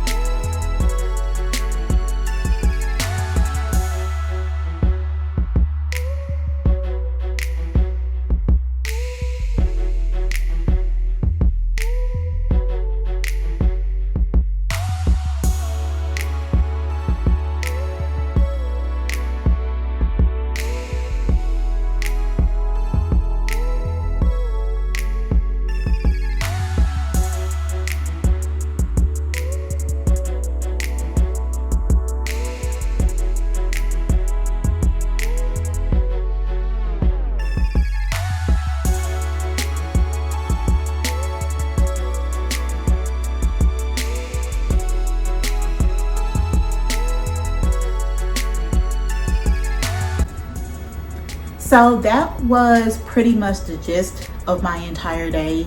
A lot of the other ones, like the Morocco and like the other places that I've been, more on the smaller side. Is more about like maybe, you know, like not maybe, but like their culture. Sometimes they, you know, implement some things about like their history and stuff like that. And like I said, it was nice, but you know, like I said, there's certain things that I'm gonna like geek out about, I'm gonna be wild about. So, you know, I'm just putting all of this in there, but I still want you guys to at least see what I've seen the entire day. So once again, I am Malacio. Thank you for watching me. Please like and subscribe, share. And if you have any questions or you want me to make videos talking more about certain things, just let me know. Put it down in the comments, and I will see you guys next week. Bye.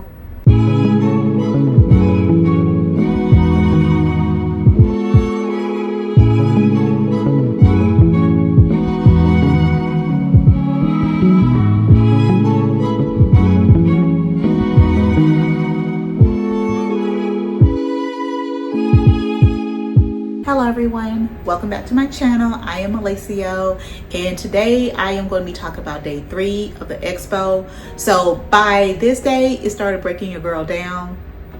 I started getting real tired, and I was like, okay, I need to alternate. Either I need to do something in the morning, like being in the AC, like being at either the mall or a museum or something, instead of just walking straight out and being in this heat all day and getting hammered. Okay. Because girl, I was like, you're not abusing me no more, son. Like literally the son was like, I heard you was looking for me, but do you need that? Because this is like my first time like being fully locked, and it's like it retains so much heat. So yeah, it is not to the point where like I could put it up, but it looks crazy because it's like it's in like that weird stage, and like it's long enough to put back, but it's so thick that I can't do anything. But it's like in this weird, it's like in a weird stage right now. But yes, so I am doing the talking right now, and at the end of the video I'm putting some music in. Enjoy it. Like, subscribe. If there's anything that you want me to talk about directly, I will talk about it. I will, you know, chop up certain videos and stuff like that. If you guys want to be like, for example, there's a Thailand expedition or whatever in here, and you guys could be like, oh, well, we want to know more about what you think about Thailand and all like this, and your time in Thailand and blah blah blah, all the things, you know. So just let me know, and I'll do my best to either answer you directly and or make a video for you guys. Okay, so that's all I have to say for right now. Please, once again, like and subscribe. I'm trying to get to, I don't even have like what I want to be at right now as far as a number. I'm grateful for anything that I get, but I haven't had enough. Maybe I should get a number. But yes, I will let you guys know what that number is at the end because I had to think about it.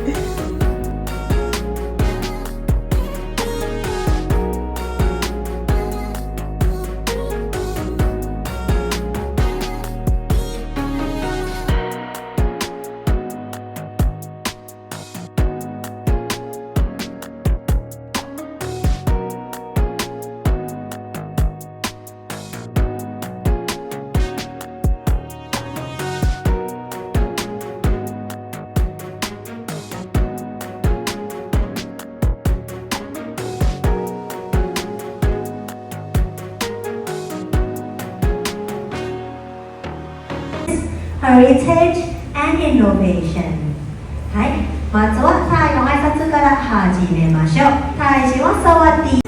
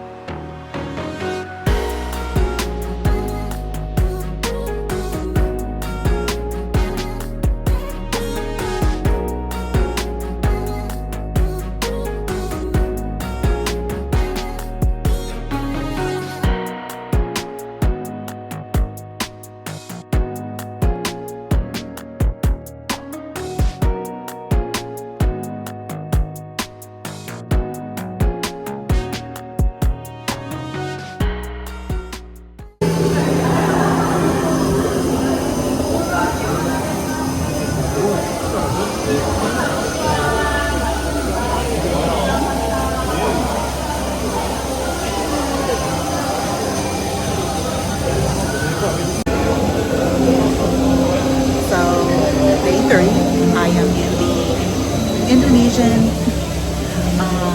pavilion, and I absolutely love it.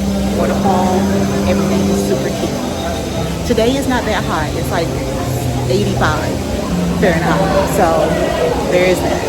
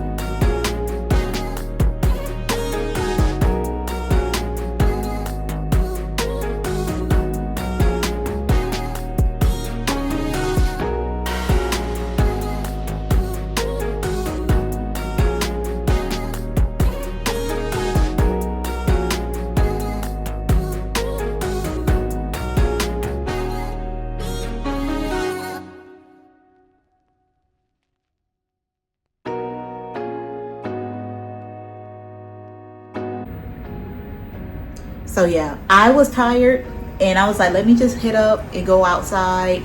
Like the breeze was cool. I'm like, I'm gonna go around the city for a little bit. I'm gonna be around Osaka for a little bit. Let me go ahead and do that for now. And you know, the people out there and stuff. They was like playing so Louisiana. I was like, wasn't expecting that. That wasn't on my bingo card. But Osaka's fun. I feel like, you know, Osaka's fun. The river, I think also them having like the river and the water, and I feel like more trees and vegetation everywhere. I feel like that helps me like stay a little bit more grounded, but they're also surrounded by like mountains and stuff like that. And then, you know, they got that whole entire, you know, like land mass, I mean not land mass, but water mass that goes into, you know, Osaka, because even to get to the World Expo, that's on an island, you know. So those are those things that I had to pretty much like talk about overall. Like, had a good time, a time out. This, I think I found a place, it's called Aladdin. And I do give them like a shout out because I went to them almost every week, like either Friday or Saturday, to shisha and hookah. So I don't know what I can really say. I'm new to YouTube, but yeah, if you guys have a chance, and they have a nice view of the river, so you can see people going up and down the river and do some people watching, which I love to do, by the way. And yeah, that's pretty much how I spent my entire day. So please like, subscribe, send me I'm about to say anything. I don't know, people be crazy, but write a comment, like, subscribe, share. I'm about to go out my brain. I had to pull it back. See, I'm getting better, right? I will see y'all next week.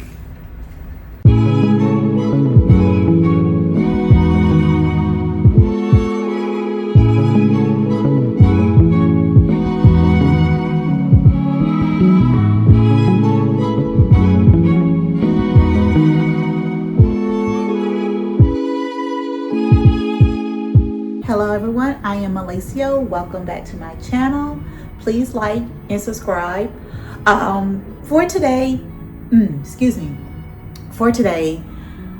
I'm just going to do a little bit of talking about what I did this day for the World Expo, because I was pretty much already doing like the really big ones. So those other ones that I'm about to mention are like much smaller, and so it's more like self-explanatory. So I'm starting to go to like several in a day. So, you know, there's some things that's like I said before, it's like a self-explanatory.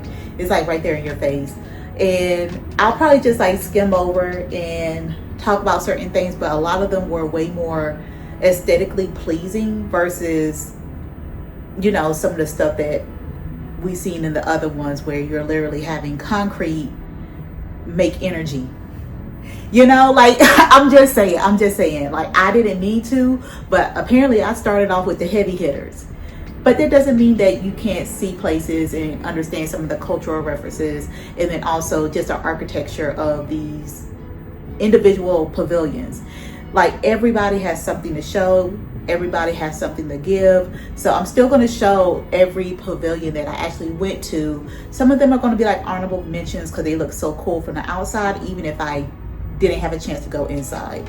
But yeah, you'll pretty much see a picture of it from the outside with the name of the country, and then video and or photos from the inside, because also some of them were more like people speaking versus actual, you know, displays and stuff like that. Like I didn't want to take too many pictures of like people and stuff like that, so I tried. But yeah, so this is what I did day 4 of the World Expo. Let's get into it.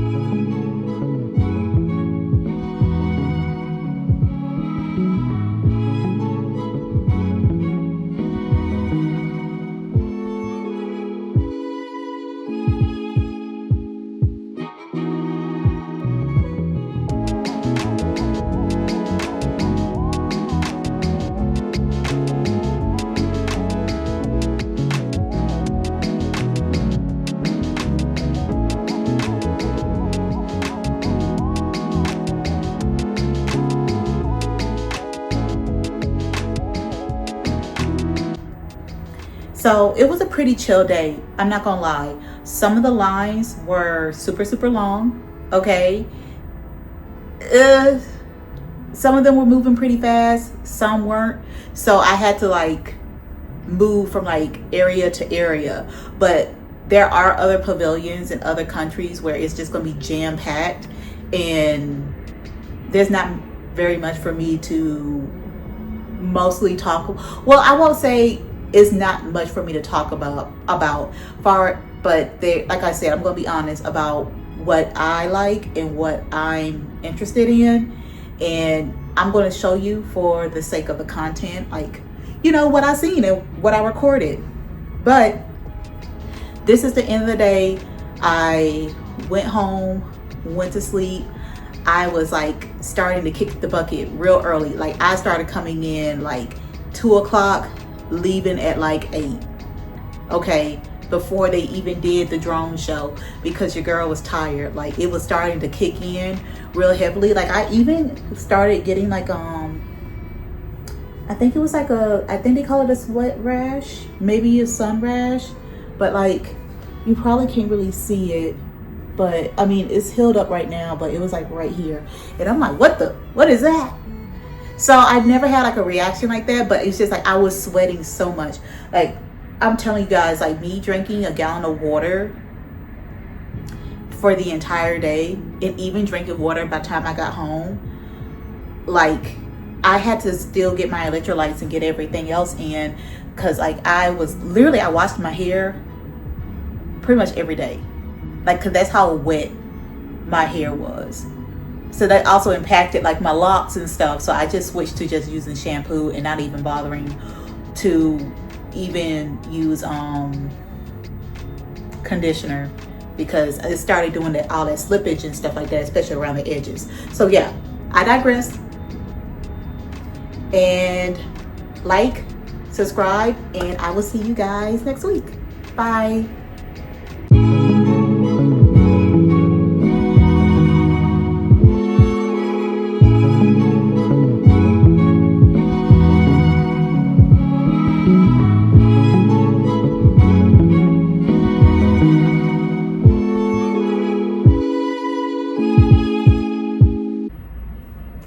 Hello everyone, I'm Alicio and welcome back to my channel. Today I'm going to be talking about my adventures and my trip pretty much to Osaka Castle. So I really did like this place. There was a good amount of tourists. I'm not gonna lie, I'm pretty sure it's because of, you know, it is tourist season in Japan at this time, but then it's also people coming from the World Expo and things of that nature. So it was pretty crowded. So my advice is to get a ticket before you get there, so you don't have to wait in line for a ticket, and because you're gonna have to wait in line to even get in to begin with. Okay, so that's that. But I went, it's like, I mean, it's pretty clever, but like how they do like the different levels. So you learn about like the feudal era, you learn about the different periods, you get a glimpse into, how do I say, like just like the everyday life, like if they, like how it looked when they had parties, how it looked when they had celebrations, why would they have celebrations, what would they wear, like all this type of stuff. So it was like all encompassing of day-to-day life.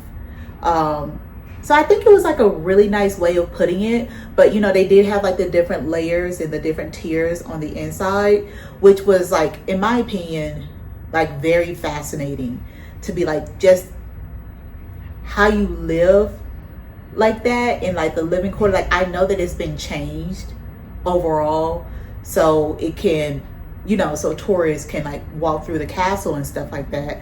But it's just fascinating.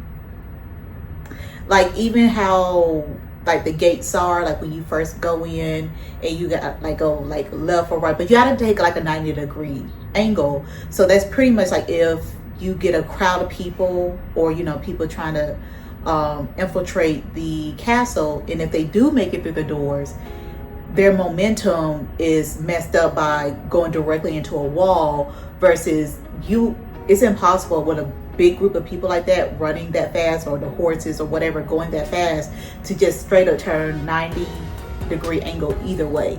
So then it calls for confusion, because you also don't know, potentially you don't know if it's left or right. And that's when they will like shoot the arrows and like, you know, do as much damage throughout all of the confusion and stuff. So I mean, that's a little bit of like some history and stuff for you. But yeah, so we're just going to continue with watching and looking at everything. So I came in from a completely different angle than a lot of people that was like taking the buses and stuff. So I could actually hear people practicing in there. So I didn't want to, I guess, interrupt them, because that wouldn't be nice. You know, you try to be, you know, out the way. So I just stayed like, I didn't even want to step over there. So I just wanted to like give people like their space overall. But this is like another area that they had, another museum. It was like closed at the top. So yeah, it was weird. Like, why was it closed at the top and the other area, like, I really didn't see much in that building. So I don't know if they was like doing some updates or some renovations or something like that. I can't necessarily remember, but pretty much I'm just gonna do like a whole showing of like just the basis of everything, and like the basics of like the architecture, like how they build everything from the ground up, and even more close-ups of like everything on the inside, like pretty much like their screens, their decor items, all of that. So I mean, it's like a nice little, you know, side adventure and stuff like that, because I'm telling you, I would see people be like, okay, let's hurry up and take this picture. And you take a picture in front of like the Osaka castle. It's like, okay, let's go. And it's like, dang, you didn't even get a chance to go in. Like, I get it. I'm not faulting the people, but it's just like, you missed like everything that's in there. So it's just like, once again, it's like one of the benefits, you know, of slow travel, essentially.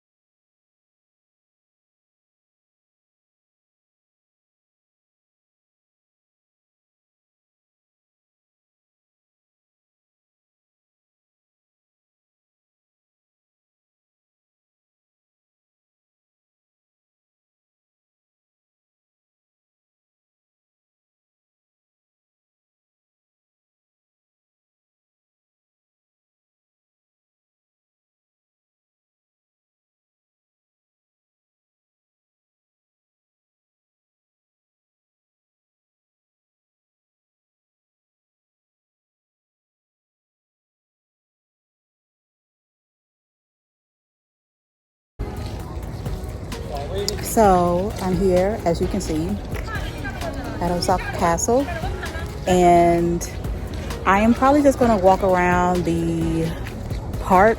It's a lot of things to do here actually, so I might, if I don't finish up with everything I wanted to do today, I will actually come back tomorrow, because there's a couple of museums and I might actually schedule to like do some type of night exhibit tonight. So we'll see.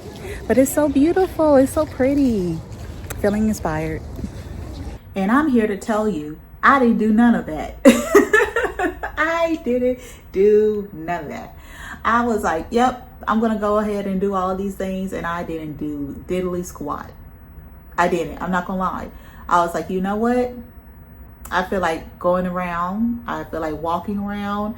I haven't really walked the city past like the main tourist areas in Osaka. So I was like, let me get off the beaten path, in my opinion, get off the beaten path and go somewhere else in the city, just wing it. So that's what I ended up doing. And I came across this like restaurant. It was like in a mall, but it was like, you know, a lot of the malls in that I've noticed in Japan, either it's like the ground floor or like all the way, you know, closer to the top. I think a lot of Asian malls actually. But yeah, it's not a food court, but it's just like a bunch of restaurants be on the same floor typically. So I ended up making it to a place where they just opened, and it was pretty cute. So like pretty much that's what I did for the rest of the day, as you can see. So that's how my day was, like pretty chill, pretty relaxed. It was nice to sort of like not be in the heat all day. So I will take my wins where I can get them.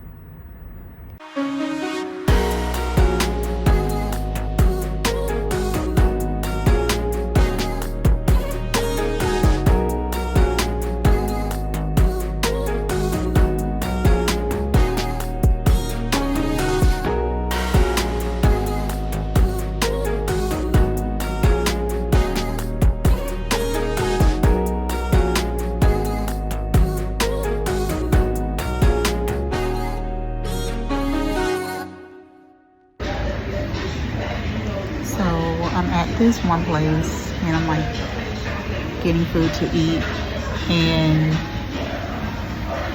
they put Migos on as soon as I came in here. I appreciate it. Life is good.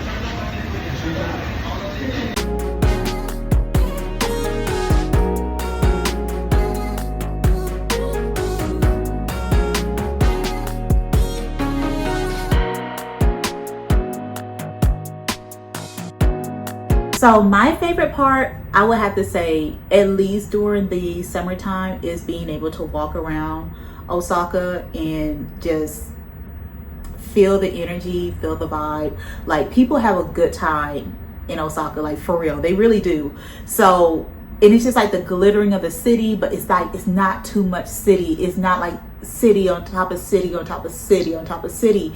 Like, there's some breathing room, there's some breathing space. Like, there's like not too many people everywhere type of thing, and there's like so much to do.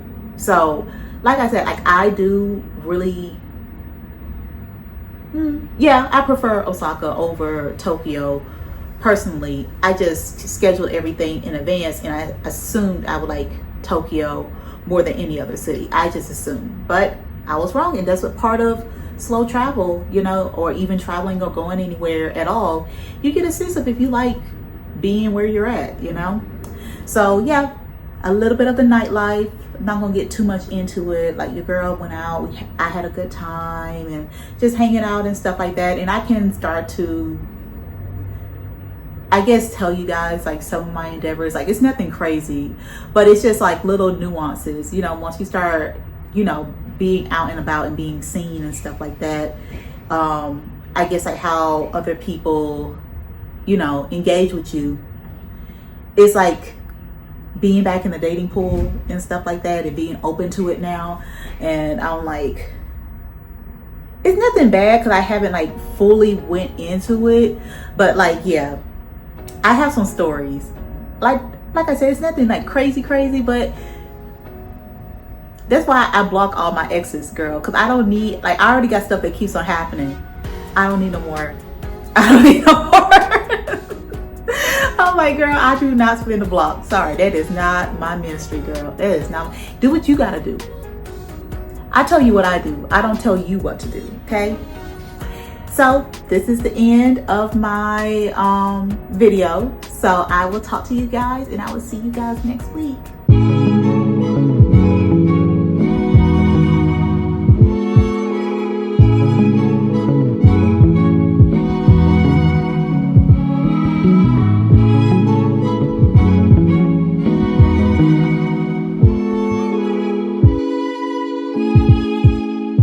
Hello everyone, I am Alicia. Welcome back to my channel.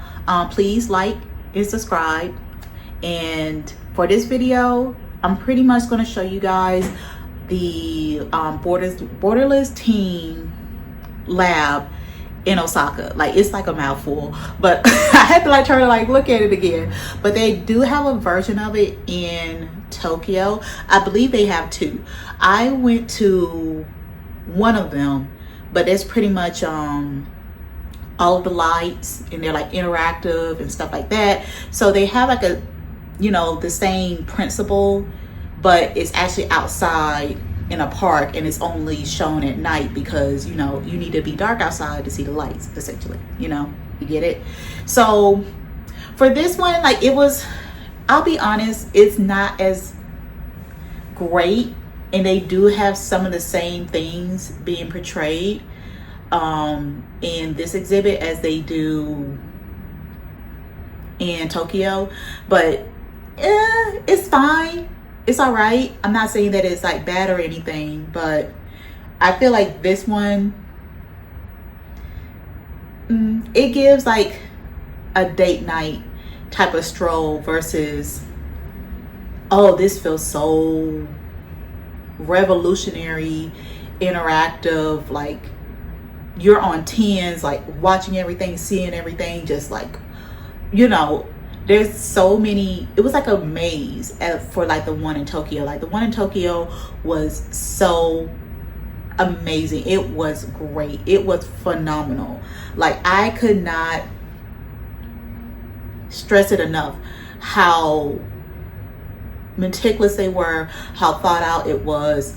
Like, it made me feel like a kid in a candy store, and it like ignited this I even like this passion inside of me, and then also this creativity inside of me, even like for interior design. But how to use light, how will light in the new technologies that's coming out, how will light interact with, let's just say, like maybe a wallpaper or art or moving interactive pieces and stuff, like even throughout your home, if not on a more commercial level, like a office or something like that. So those are just things that sort of like turning around like in my mind.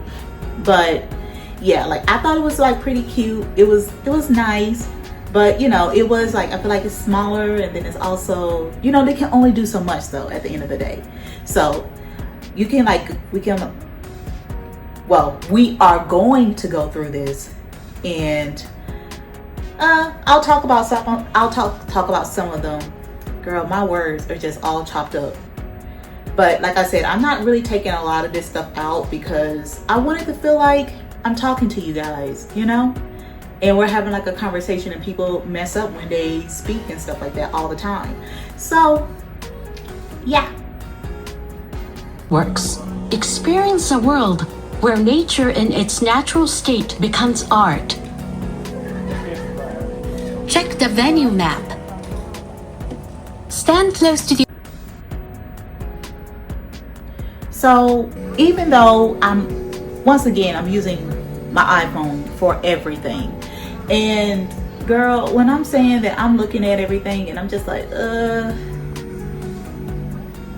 the camera isn't giving like the vibrancy of like what everything looks like. Like, there's another thing that I probably have to do just on the back end of things, you know, figure out how to make these colors pop so you can at least get that feeling that, you know, that judge that like, oh wow, the popping of the colors, you know, you try to get a little bit of something in the bitch, damn, like it looking all dull. So I'll see.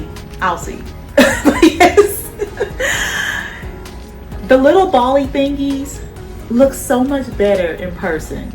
I'm telling you, like the glass like ball thingies, the blobs. I'm like, girl, like your girl is like, they were so cute. They were like gummy looking type of vibe. Like, you know that they're hard, but just how they did the lighting of everything, like it was very well done. Like the art, the sculptures looked juicy. Like, that's the best way that I could put it. This right here was super, super cute. I did take a picture of it and it turned out really well, actually. And even like how the front of it looks like all dark and then like the different angles, but then you have these abstract, consistently moving shapes and stuff like that. Oh, there it is. So I'm like, this is cute, this is cool, and it's also making some things happen like in my head versus like what the shape of maybe like a home or something like that, or a tiny house could be, you know, something like. I'm trying to keep like, because it's just me, not trying to go too crazy here, but even for me, like, I do want to have like an idea of what my dream home would be. So there's still things that I'm thinking about, even just for myself, just to let you know. But these right here, they were definitely like interactive. Like, you can, they wanted you to like push them and to like interact with them. So they would change colors, or they'll rapidly change colors. Like, they would, when you touch them or push them, they would do something differently, essentially. So I thought that was pretty cool. But you know, I didn't record that part, but some people was like literally like running through it, and like somebody had an accident. So I mean, it's so dark out there anyway, even if I did for a laugh. It was funny, but like, even for a laugh, was it gonna do anything? You can't see nothing, which is also pretty cool, because you see all like the shadows of everything, but then like all of the eggs or the balloons are just in the background, like lighting everything up. So that was also a cute little contrast, but it was sort of hard to explain to people, and hopefully from just the pictures, but hopefully people can understand it better and get the gist of how big these freaking balloon thingies were. So yeah, but I had a little bit of fun. Like, it was like, you know, but like I said, I got out of there because people started doing too much, and I'm like, I ain't trying to be like, I'm in it and I ain't in it.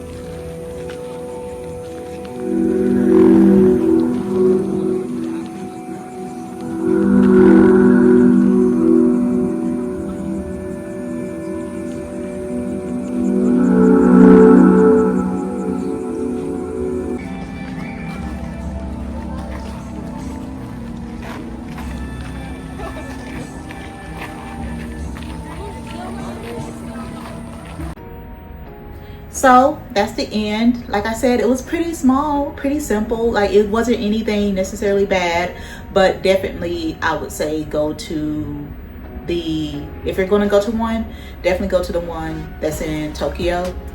It's gonna blow your socks off.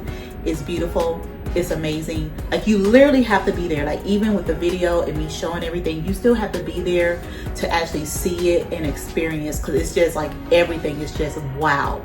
Like, literally, like, everything is just wow. Like, you can spend hours upon hours in there. So once again, I am Malacio. Please like, subscribe to my channel. Please send this to somebody, anybody, share it to your Facebook, something like that. So I need to get people engaging with my stuff, get the algorithm doing its thing, so I can get pushed out there, and hopefully we can have some type of community and we can go from there because, girl, I'm just getting started. I'm just getting started. All right. I will see you guys next week. Bye.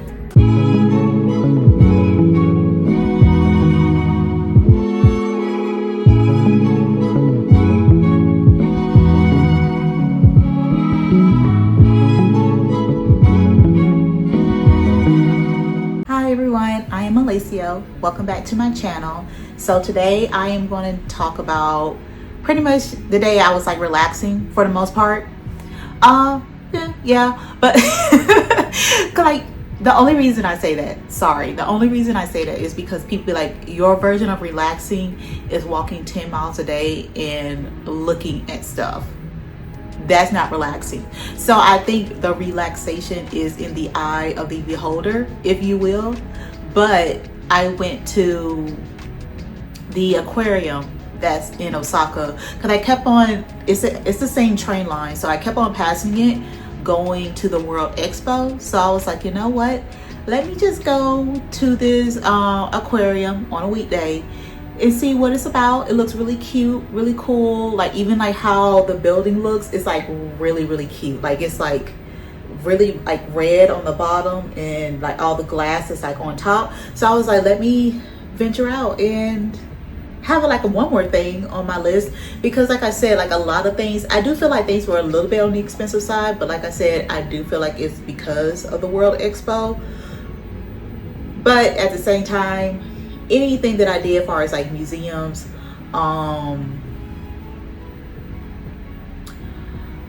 aquariums, history museums, art museums, all of the things, nothing cost me more than $10. And even sometimes $10 was like pushing it, you know. So yeah, just to let you guys know, I feel like it's pretty affordable for the most part. I don't think it's that expensive or it's that bad at all to get tickets and access to a lot of things to do in Japan in particular. But yeah, so let's get started, and I'm just going to run through this. I'm going to do more showing versus like actually speaking, because a lot of things are like self-explanatory, you know. And then I will recap with you guys at the end of the video.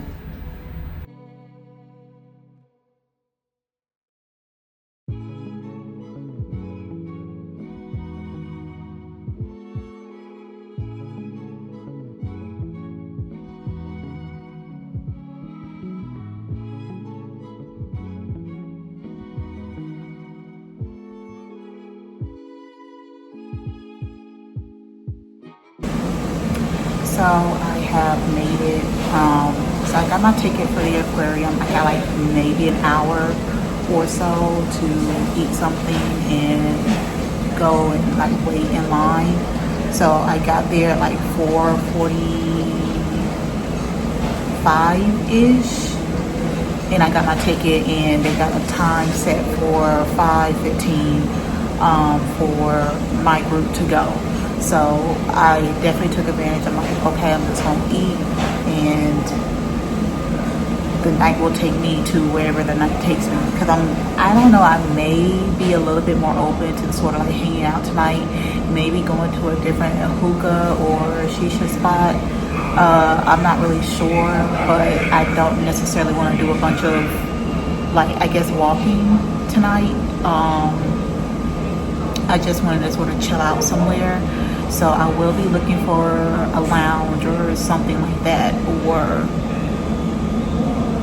I don't know, I might just find some place to sort of sit that sort of is a little bit out the way, and I don't necessarily have to feel, you know, I don't know, like I just don't feel like being in like a party mood. Like the whole time I've been here, I've just sort of like been alone, and I feel like things happen for a reason. I really did need to be by myself and not really talk or interact with people a lot, and it sort of helped me slowly but surely gather in my head like, what do I want to talk about.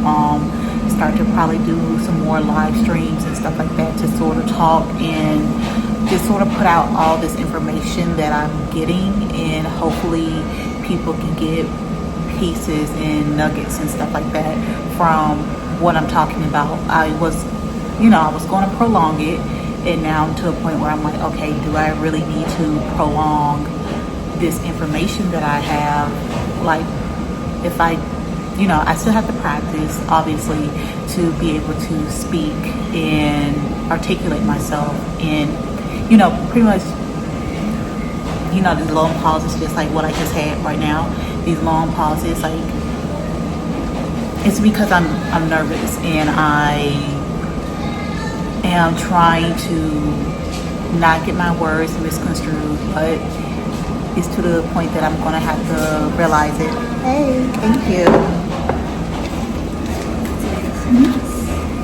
I'm just gonna have to go ahead and do that. So when I do that, then I'll be fine. So I'm just gonna have to bite the bullet. It just be like somebody's gonna always have a problem. But with that, I'm happy. Life is lifing. I got a couple of weeks here. I still gotta go back to the World Expo. I got some more pavilions to visit, and I'm trying to think of how I'm going to do it. I might go to one like later in the day, like maybe 5 o'clock, to sort of stay there and do I don't know, I'm sort of calling them like maybe the big three is like the US pavilion, the French pavilion, and the Italian pavilion. Like, either it's like astronomical wait times, like girl, like 6 hours, or is reservation only. Like the Italian one is reservations only. So I've noticed, like, after the light show, it's like no holds barred, and it's like, hey, let's get these people in. They don't care about reservations. A lot of people leave. A lot of people are already gone. So the light show starts at like, well, it sort of ends like at 8:05 at night, and the park closes at 10, so that gives me 2 hours. Okay, so I am going to probably do that later, like maybe a week before I leave, while I'm still at the hotel that I'm at now, before I go to, because I have another hotel that I will be staying at here in Osaka, but that's like at the top part of the city. So I'm sort of reserving all of the stuff that I will be doing up there, because it will be easier for me to, bounce around. So that's that. Like, I still have a week left at the one that I'm at now, but hey, it'll help me get myself together, put myself in a nice little situation. And to be honest, I wish I did have more time here in Osaka. Like, it's way more than I thought. It's way more than I thought. Like, a lot of things to do. I'm even trying to debate if I was going to go to Universal Studios, but like I said, I was thinking about maybe coming back to Osaka, Kobe, Kyoto specifically during the fall season. So we'll see. But hey, I'm enjoying it. I'm living life. This is a dream vacation, dream sabbatical, dream birthday. Like, it is what it is. You can see like how I'm glowing, girl. No makeup, no nothing. Like, this is me. So yeah, I will be connecting with you guys a little bit later, and I'm gonna actually show you what I got to eat. It's curry fried rice.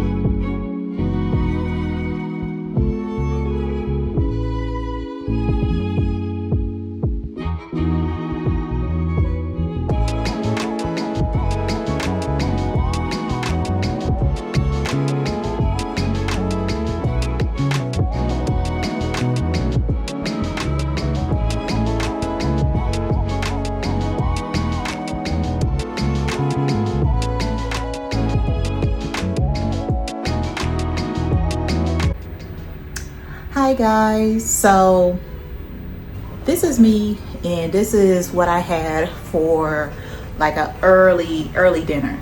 So it wasn't anything like too extravagant, but you know, it's really cute.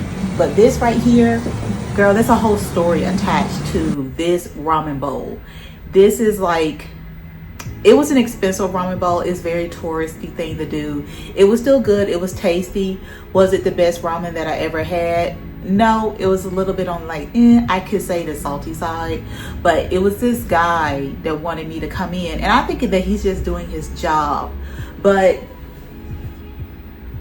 he was trying to, I don't care what nobody say. Like, I get cultural differences.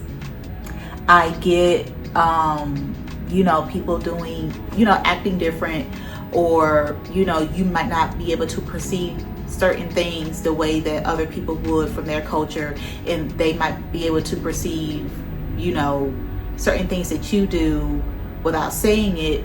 They might perceive it other ways based on, you know, their culture. I completely understand. But then this flat out, I want you and I like you. This is only gonna happen one way or the other. Like, he literally was like, yeah, I need that. What you doing after this? What are you doing? Like, and I'm like, that's gonna be a whole nother conversation, because it's gonna be more detailed, I promise. But if you guys want to hear about it, let me know, because I don't want to be messy. Like, I'm trying to be as positive as possible, but I do want to be honest. I want to be honest, and I want it to be more like a, you know, tea time or like girl chat time. And I'd rather it be alive, to be honest. Like, I'd rather a lot of this stuff be alive, so I can just like fire them off and have like a little drinky drink. Like right now I'm doing like a bunch of bulk. Like, I'm literally these 2 days doing voice overs. That's why I keep on, I'm doing voice overs and stuff like that for pretty much all the content that I gathered in like 3 months. So I got like 37 videos, maybe 40, 37 videos worth of content, y'all. That's a lot. Okay, that's a lot to do, and for voiceovers, and just to get down into the nitty gritty of everything. Like, I'm going to probably have to have notes and stuff like that, like later on, because it's also, I don't know, like, that's the thing, this is a very beginning, so I don't know if, of my channel, sorry, very beginning of my channel, but I don't know if, like, what type of people I'm going to attract. So I don't know if I need to have a paywall of like $1 for people to have their own chat and their own lives that I do for them in particular, or their own videos I do for them in particular, versus if we're just going to be over on our side of YouTube. And, you know, some people never really get, you know, these He-Man, you know, woman hater club, you know, I'm just going to say it. So I want it to be a safe place, because I'm going to be as honest as I possibly can with you guys and with my experience. I'm going to, like I said, I tell you guys everything from like how I dress, what I'm wearing, if I have any makeup on, what I'm doing, if I have headphones in, like the whole nine. I tell you like my phenotype, how I look, how tall I am, my body type, all of that stuff. So I'm just saying. So that's all I have to say about that. Like, once again, I'm trying to get y'all, like, tell me what you want. Tell me what you want, and I'll tell you. just ask, because there's a lot, and I'd rather put the information out there, the adventurous stuff, the stuff that I actually want to do. But there are other things that happen, because you're still dealing with other people regardless. And most of the stuff is good, and very little of the stuff is bad. And I don't even think I dealt with ugly yet. I have not dealt with ugly. So as of now, I have not dealt with ugly. You know, things are good. Life is good. So if you want to put in some suggestions, put them in the comments below. Please like, subscribe, share. That would be great too. And I will see you guys next week. Bye.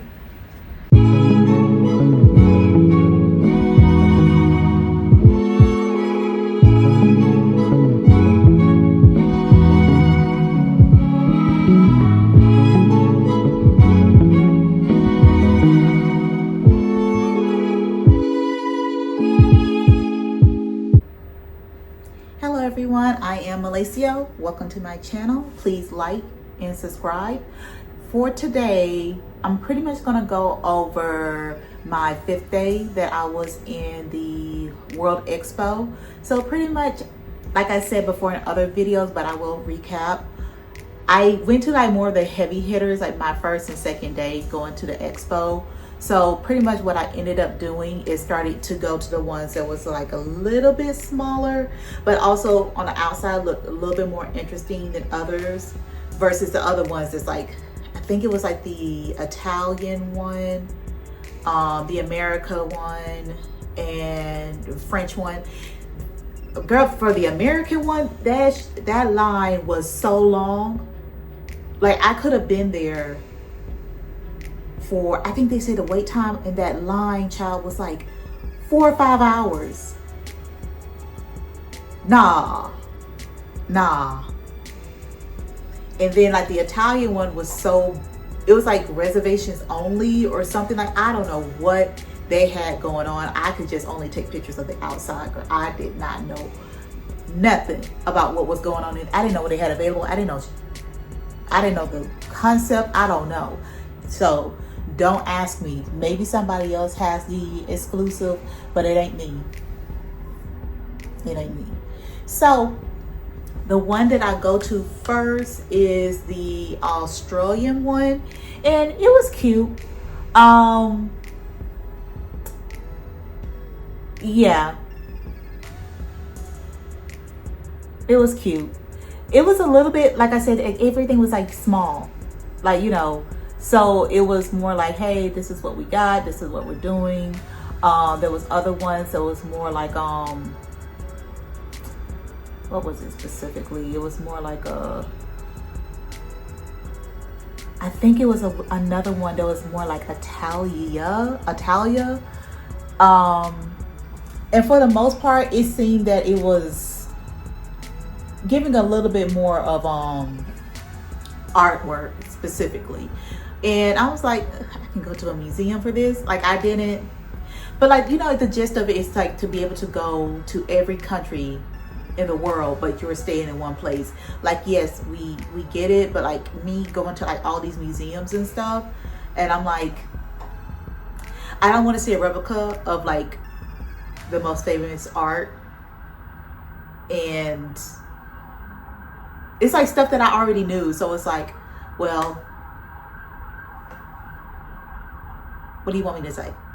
So, you know, like I'm not trying to be like a Debbie Downer, but it's like, you know, I thought I was gonna learn something new, and then when I didn't, I was like,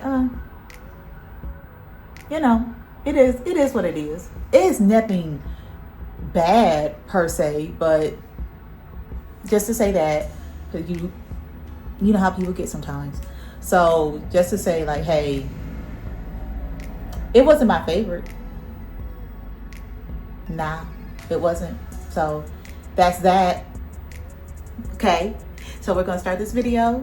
I'm only gonna chime in on ones that I feel like inspired by, or I did feel inspired by, and I'm gonna let this bad boy roll, and I will catch up with you guys at the end of the video.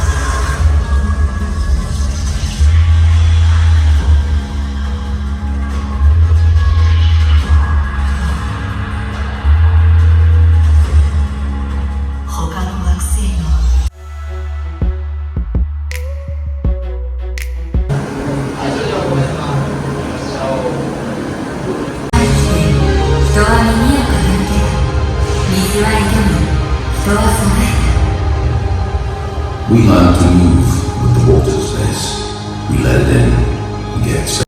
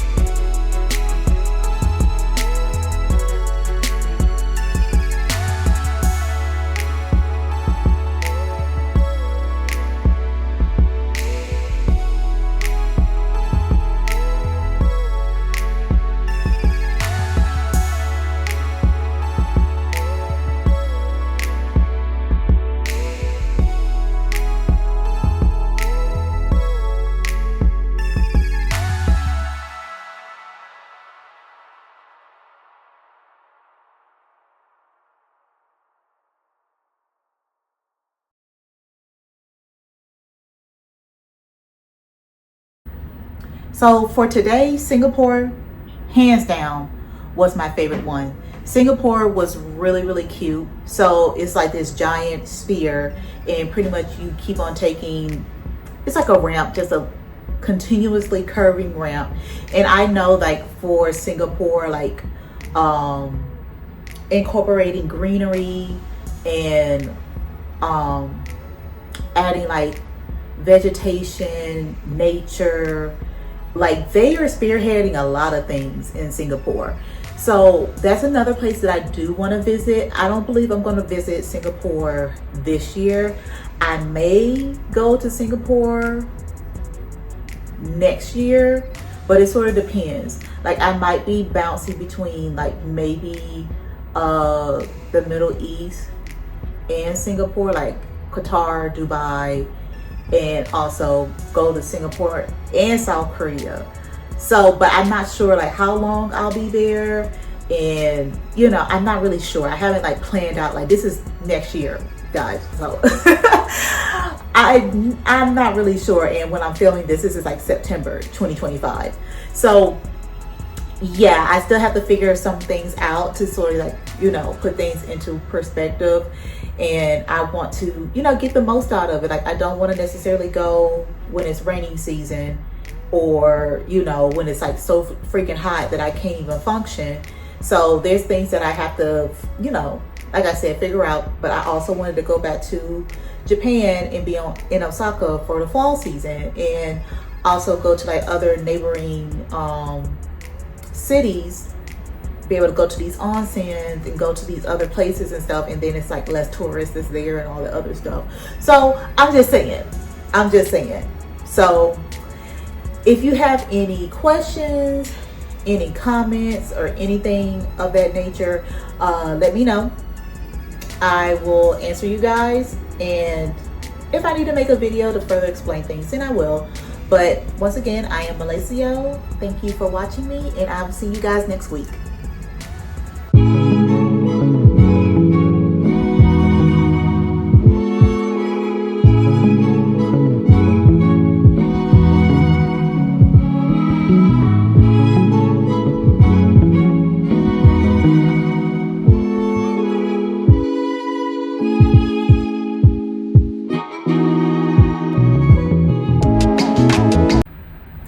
Hello everyone, I am Alicia. Welcome back to my channel. Please like and share and subscribe. What? They're like, girl, this girl did this 40 times today. She's still getting it wrong, and did. So today is going to be day 6 of me going to the World Expo. So now we're starting to like really hunker down and get to like, so there's pretty much like these really big, almost like not super big, but they're like the commons, that's what they call them. And it's like a bigger building, but they have a bunch of countries in this building. So you'll see exactly what I mean. But I pretty much take pictures of like, it's literally like just, you know, for the most part, like just a room, and they got other stuff that's in there. So usually I like take the picture and I'll do all of the stuff and get everything, like, you know, try to get everything in the picture all at once. If not, like film it to get a little bit of movement, you know, but also taking a picture of the name of the country and the flag if I can, you know, get it in there. This is like my thought process, you know, bopping and going through, because I was able to start clearing it, like making it through all these different countries because of these there was like commons. From what I remember, that was called commons. It might be, we'll see, but yes. But I will actually get back in touch with you guys when it's time for me to talk about the Sony pavilion. They're talking about energy, renewable energy, and how interactive it was. So I'm going to talk about that because obviously I'm hype about that, but watch that towards the end of the video. I'll see you there.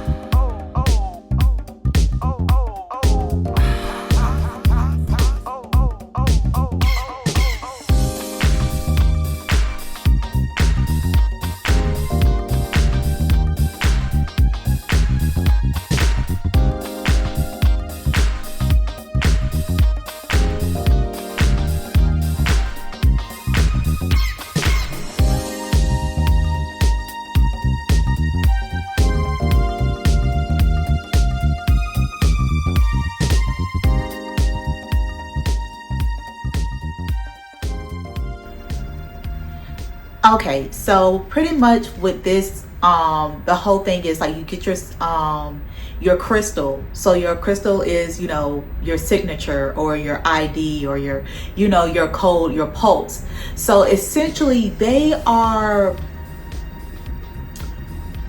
I would say that they're trying to say that they're messing around with being able to deal with energy, like you having your energy signature, and it's giving avatar, okay, like not even the blue people, and it's like being able to connect with something and energy being like more of a, how do I explain it, like maybe like a more of an organic type of thing, instead of like, okay, to get some electricity or some light, let me plug in this lamp, versus let me, when I walk into my home and I have my crystal around my neck, the home acknowledges the crystal and it will receive my energy that it's been holding on to, or I receive energy from the home and vice. Like it's more of a, like, it's like that avatar based like transfer of energy. Like it's like this concept is wild, and part of me feels like this is not just, it's just not a concept. I believe that they already did it. They're just waiting to put it out. I think they already did it. I really do. Because like, why spend millions of dollars to even make this, to showcase it, if you don't know if you can do it? You know, I mean, you could. I mean, people spend money on crazier things, right? But I'm like, I don't know. Like y'all got something cooking in the oven. Like, don't let me put my tin hat on, because you know I will. So this is like telling you like what type of person you are. Are you like what type of leader you are? All of the things, like what is like your core, like your soul. So it's also sort of like, I want to say the Soul Pixar movie, because like the storyline is completely different, but it's like, it's more like, what are you here for? What are you good at? Like, where is your stance in society? The Giver. If you guys ever read that book, I believe that's what it was called, The Giver.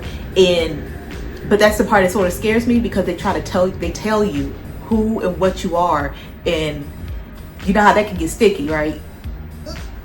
So anyway, so it's just like, girl, we are on the brink of like, take me to your leader, like all of that.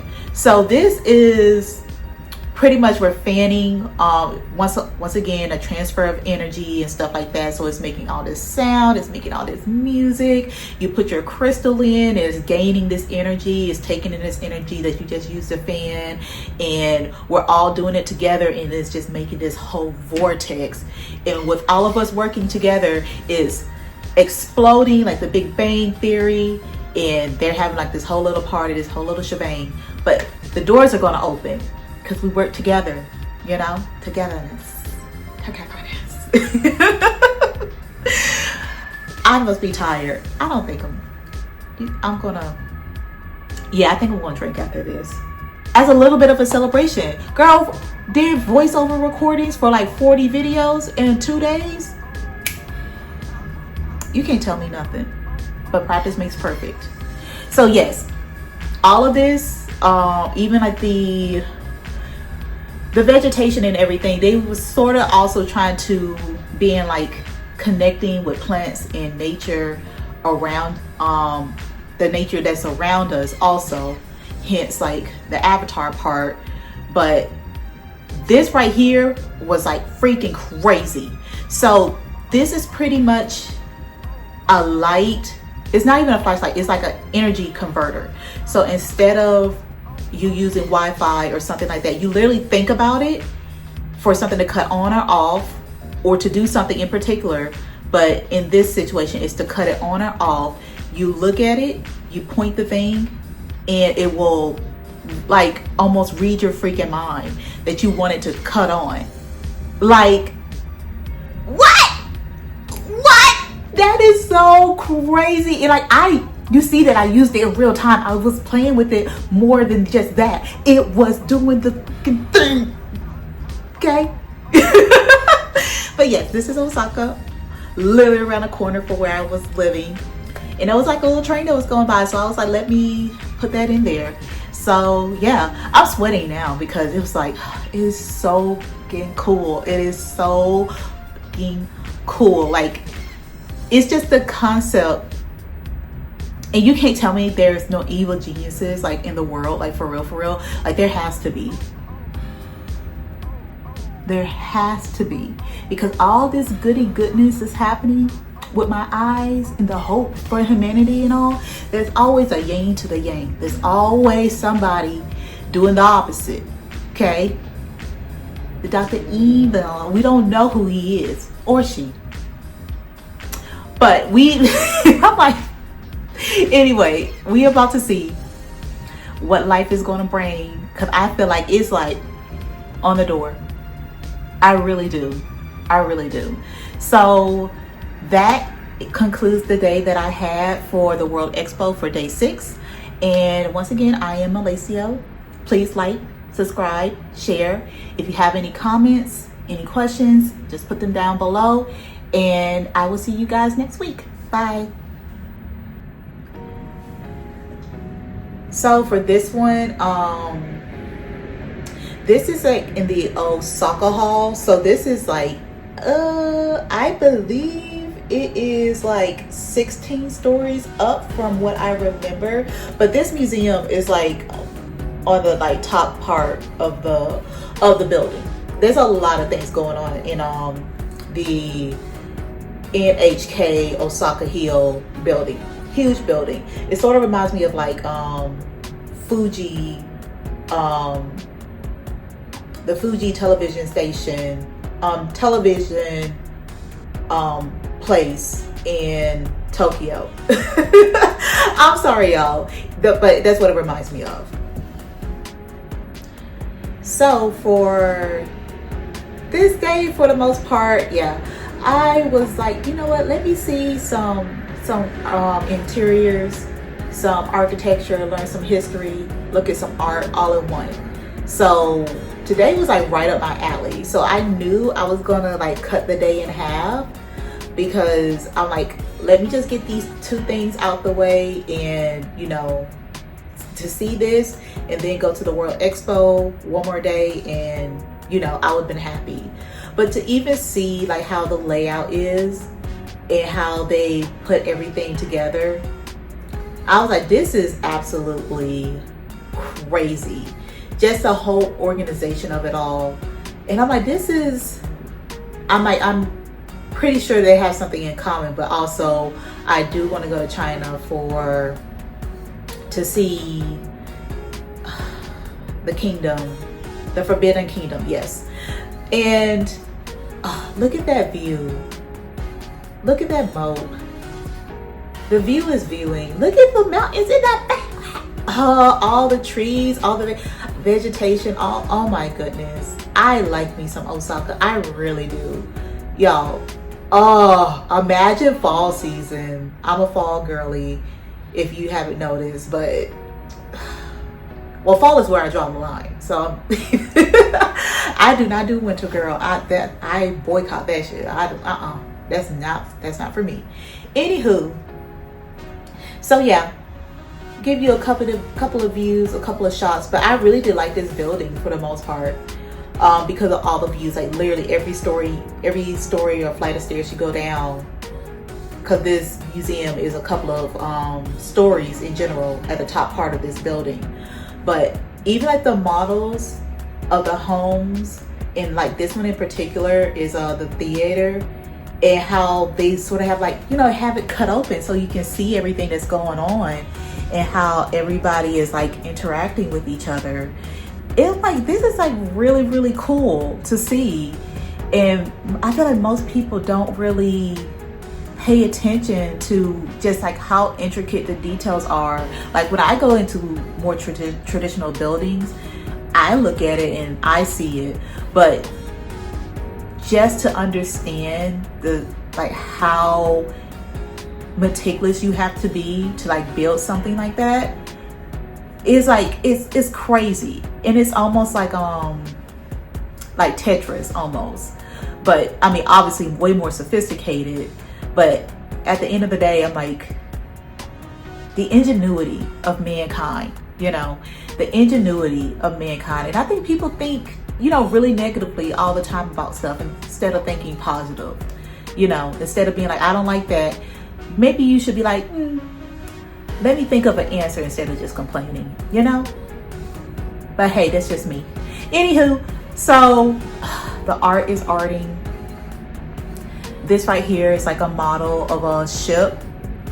And then like all the artifacts that they have, especially like for theater and stuff like that. Like I wish I had enough sense to schedule to actually see some of these like actually be used and like actually see traditional Japanese theater play out. But I'm like, girl, like I said, I was just winging it.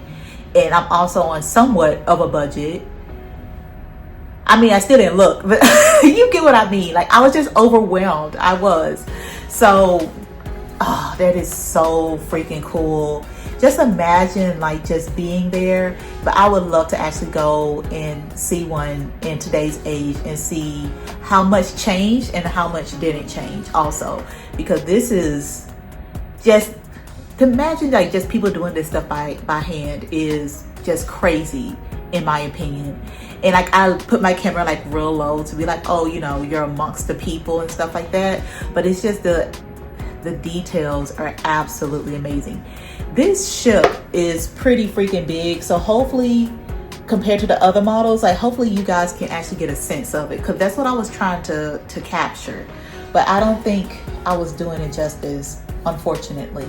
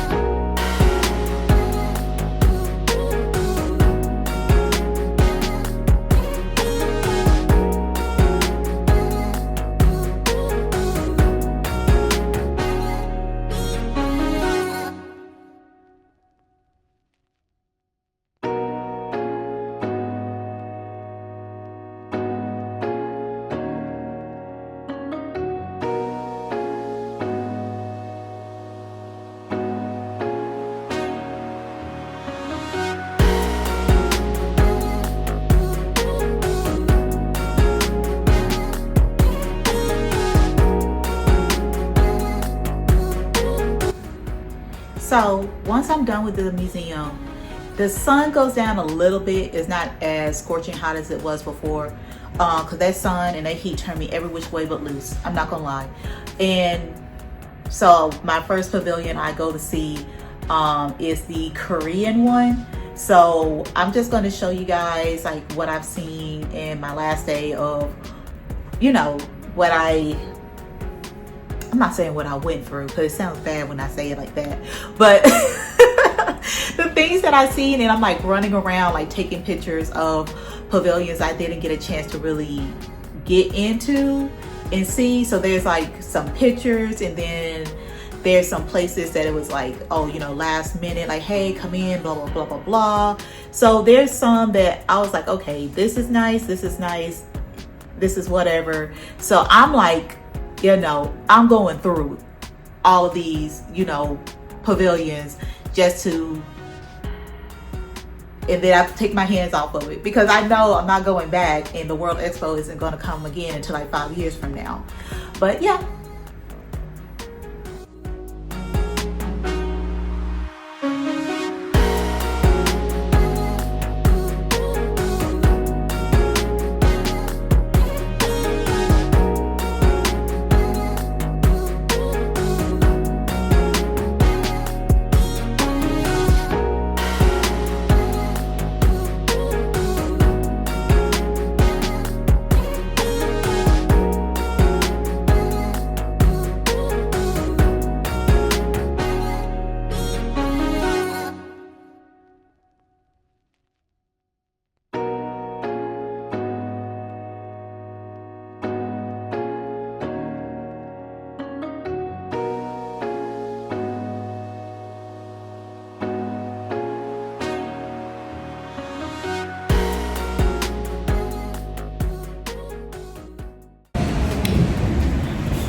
So we're going to continue going through this.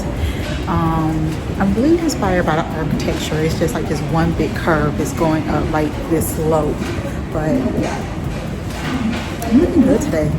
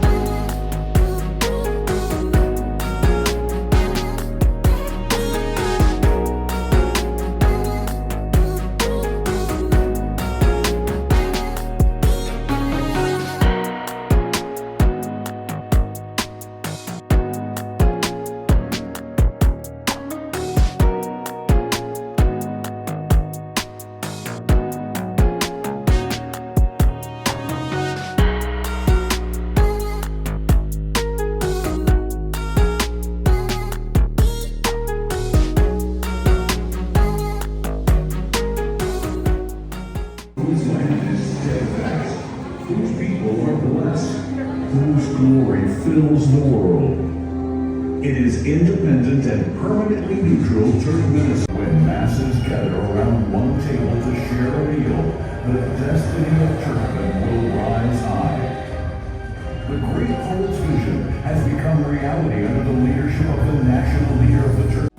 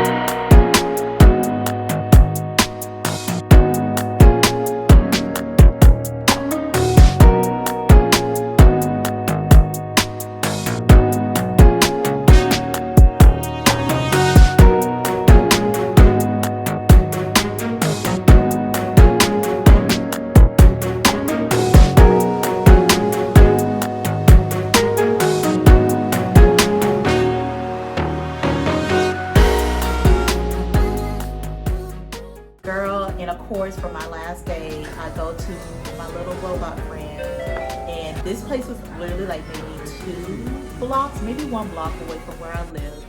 And he would just scoot on by, bring me my food, like you'll order on a tablet and you'll pick it up, and it was good. Like every time I ate there, the food was good, the food was popping. I had no complaints whatsoever. I mean, of course, like as long as I'm eating, I'm good. And I am not a picky eater either. But that was like a nice little top off, and like, okay, I'm good. My day is done, I'm finished. I literally like walked the block away or whatever, around the corner, went home, packed all my stuff to get up early to leave beautiful Osaka. I'm telling you, Osaka be Osaka, and I really do like Osaka. Like you can probably see the glow. It's not just my oily skin. Like you can see and feel the glow and the warmth in my heart for that city. I really do like it there. But yes, I am Malaysia. Thank you for watching. Please subscribe. Please comment if you want to know anything. I will respond to you, and I will see you guys next week.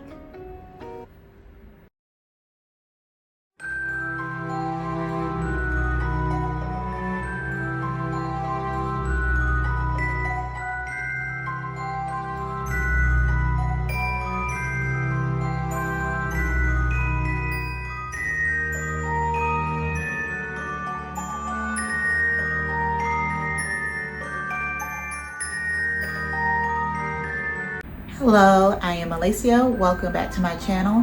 And today was one of my all-time favorite days, if not in my life, definitely in Japan. So this right here is Harry Potter World.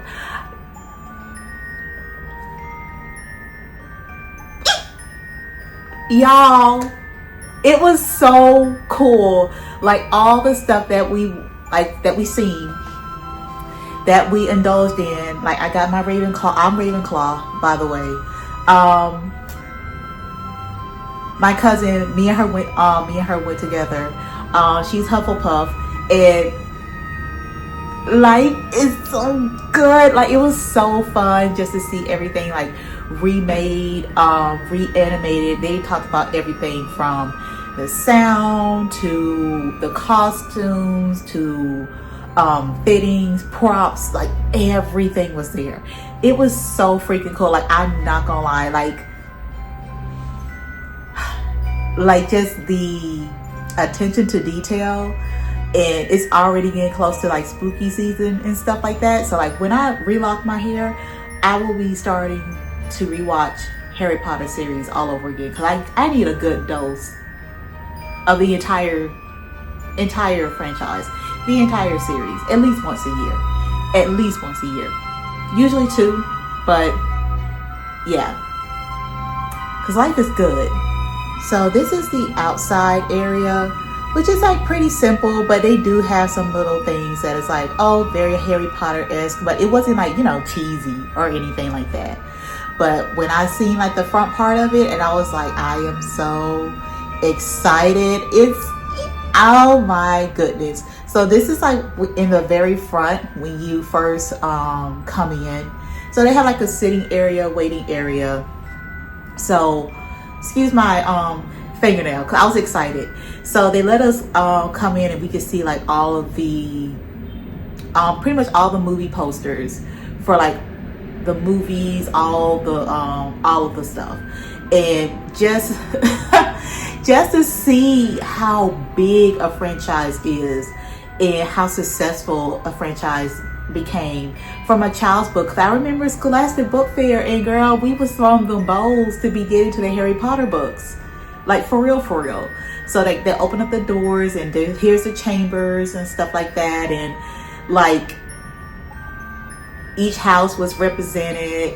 You know, you got your Slytherin, like me there with Ravenclaw. And also I took a picture like with my cousin and stuff, and you know, there's Gryffindor and everything like that. And she's Hufflepuff. I didn't take a picture of the Hufflepuff, I'm sorry. But yes, so this is like even like showing some of the costumes, like the props and stuff like that for the dining area. It's so cool. Like they had like all the little, oh my goodness. And then like it was on like the, y'all, I was geeking out. Like this was so good. And like even Ron's brothers, when they, I mean, you know, if you're watching this, I'm pretty sure you would know like what I'm talking about. But they go into like detail about the costumes, the layering of the fabrics, like the work desk, like I'm talking about like everything. This part right here also rocked my shit. Okay, the stairs move, and then like, yeah, like the screens are a little bit obvious and stuff, but you know, I give it a A for effort. But girl, it is so freaking cool. Like I'm waiting for the stairs to move because I'm gonna like say something about it because we seen it from a distance. There you go. Like that is so freaking cool. Just like to see the stairs actually move. But it's also like the shots that they was like making and stuff like that, and how they built the bases of everything, and then how they filmed and did like green screen and all that other stuff. Cause like they even talked about like the how they filmed the Quidditch matches, all of that stuff.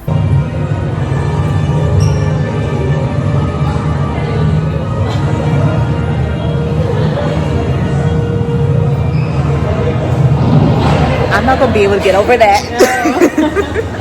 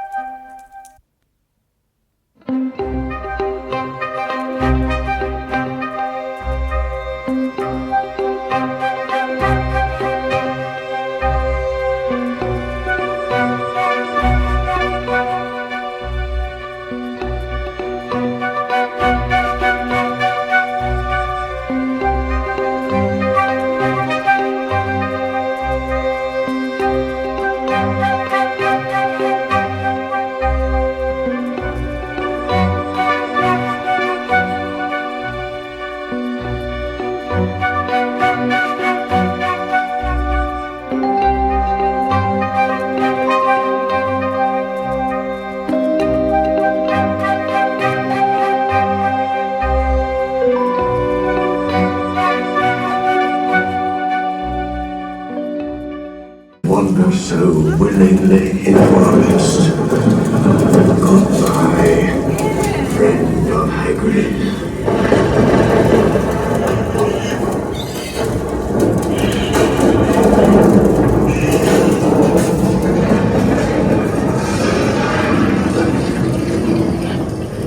Tell you something. Something others have only guessed at. It's true. I am the chosen one. 僕が生き残れたのは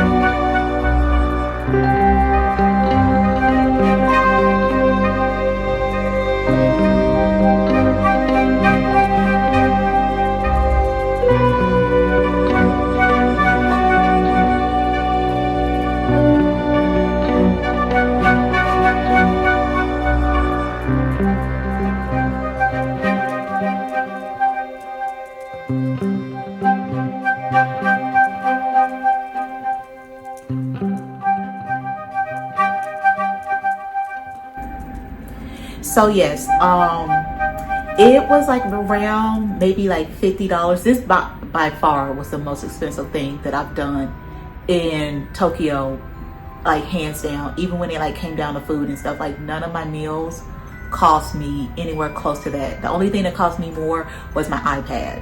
So that's saying something, you know. But this is like to be able to do that, and it's just like healing my inner child also, like just getting into like that energy, and then like healing my inner child and just going through and spending my money on what I want to spend my money on.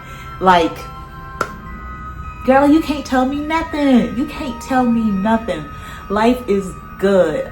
I got my Ravenclaw hat. Like, I swear, I'll probably just go back to buy the wands and stuff, but I probably could just buy the wands or get one made for when I do settle down and I have my condo, I have my home or whatever, and I could start accumulating things, and at least I'll know where to go. But I was like telling my cousin, I was like, I don't have anywhere to put a wand. I don't have anywhere to put up a cloak. I don't have anywhere to put an extra scarf. Like, my bag, I'm literally packed so compact. I really don't have the space. I don't. But yes, I am Malacio. Thank you guys for watching. Please share, like, subscribe.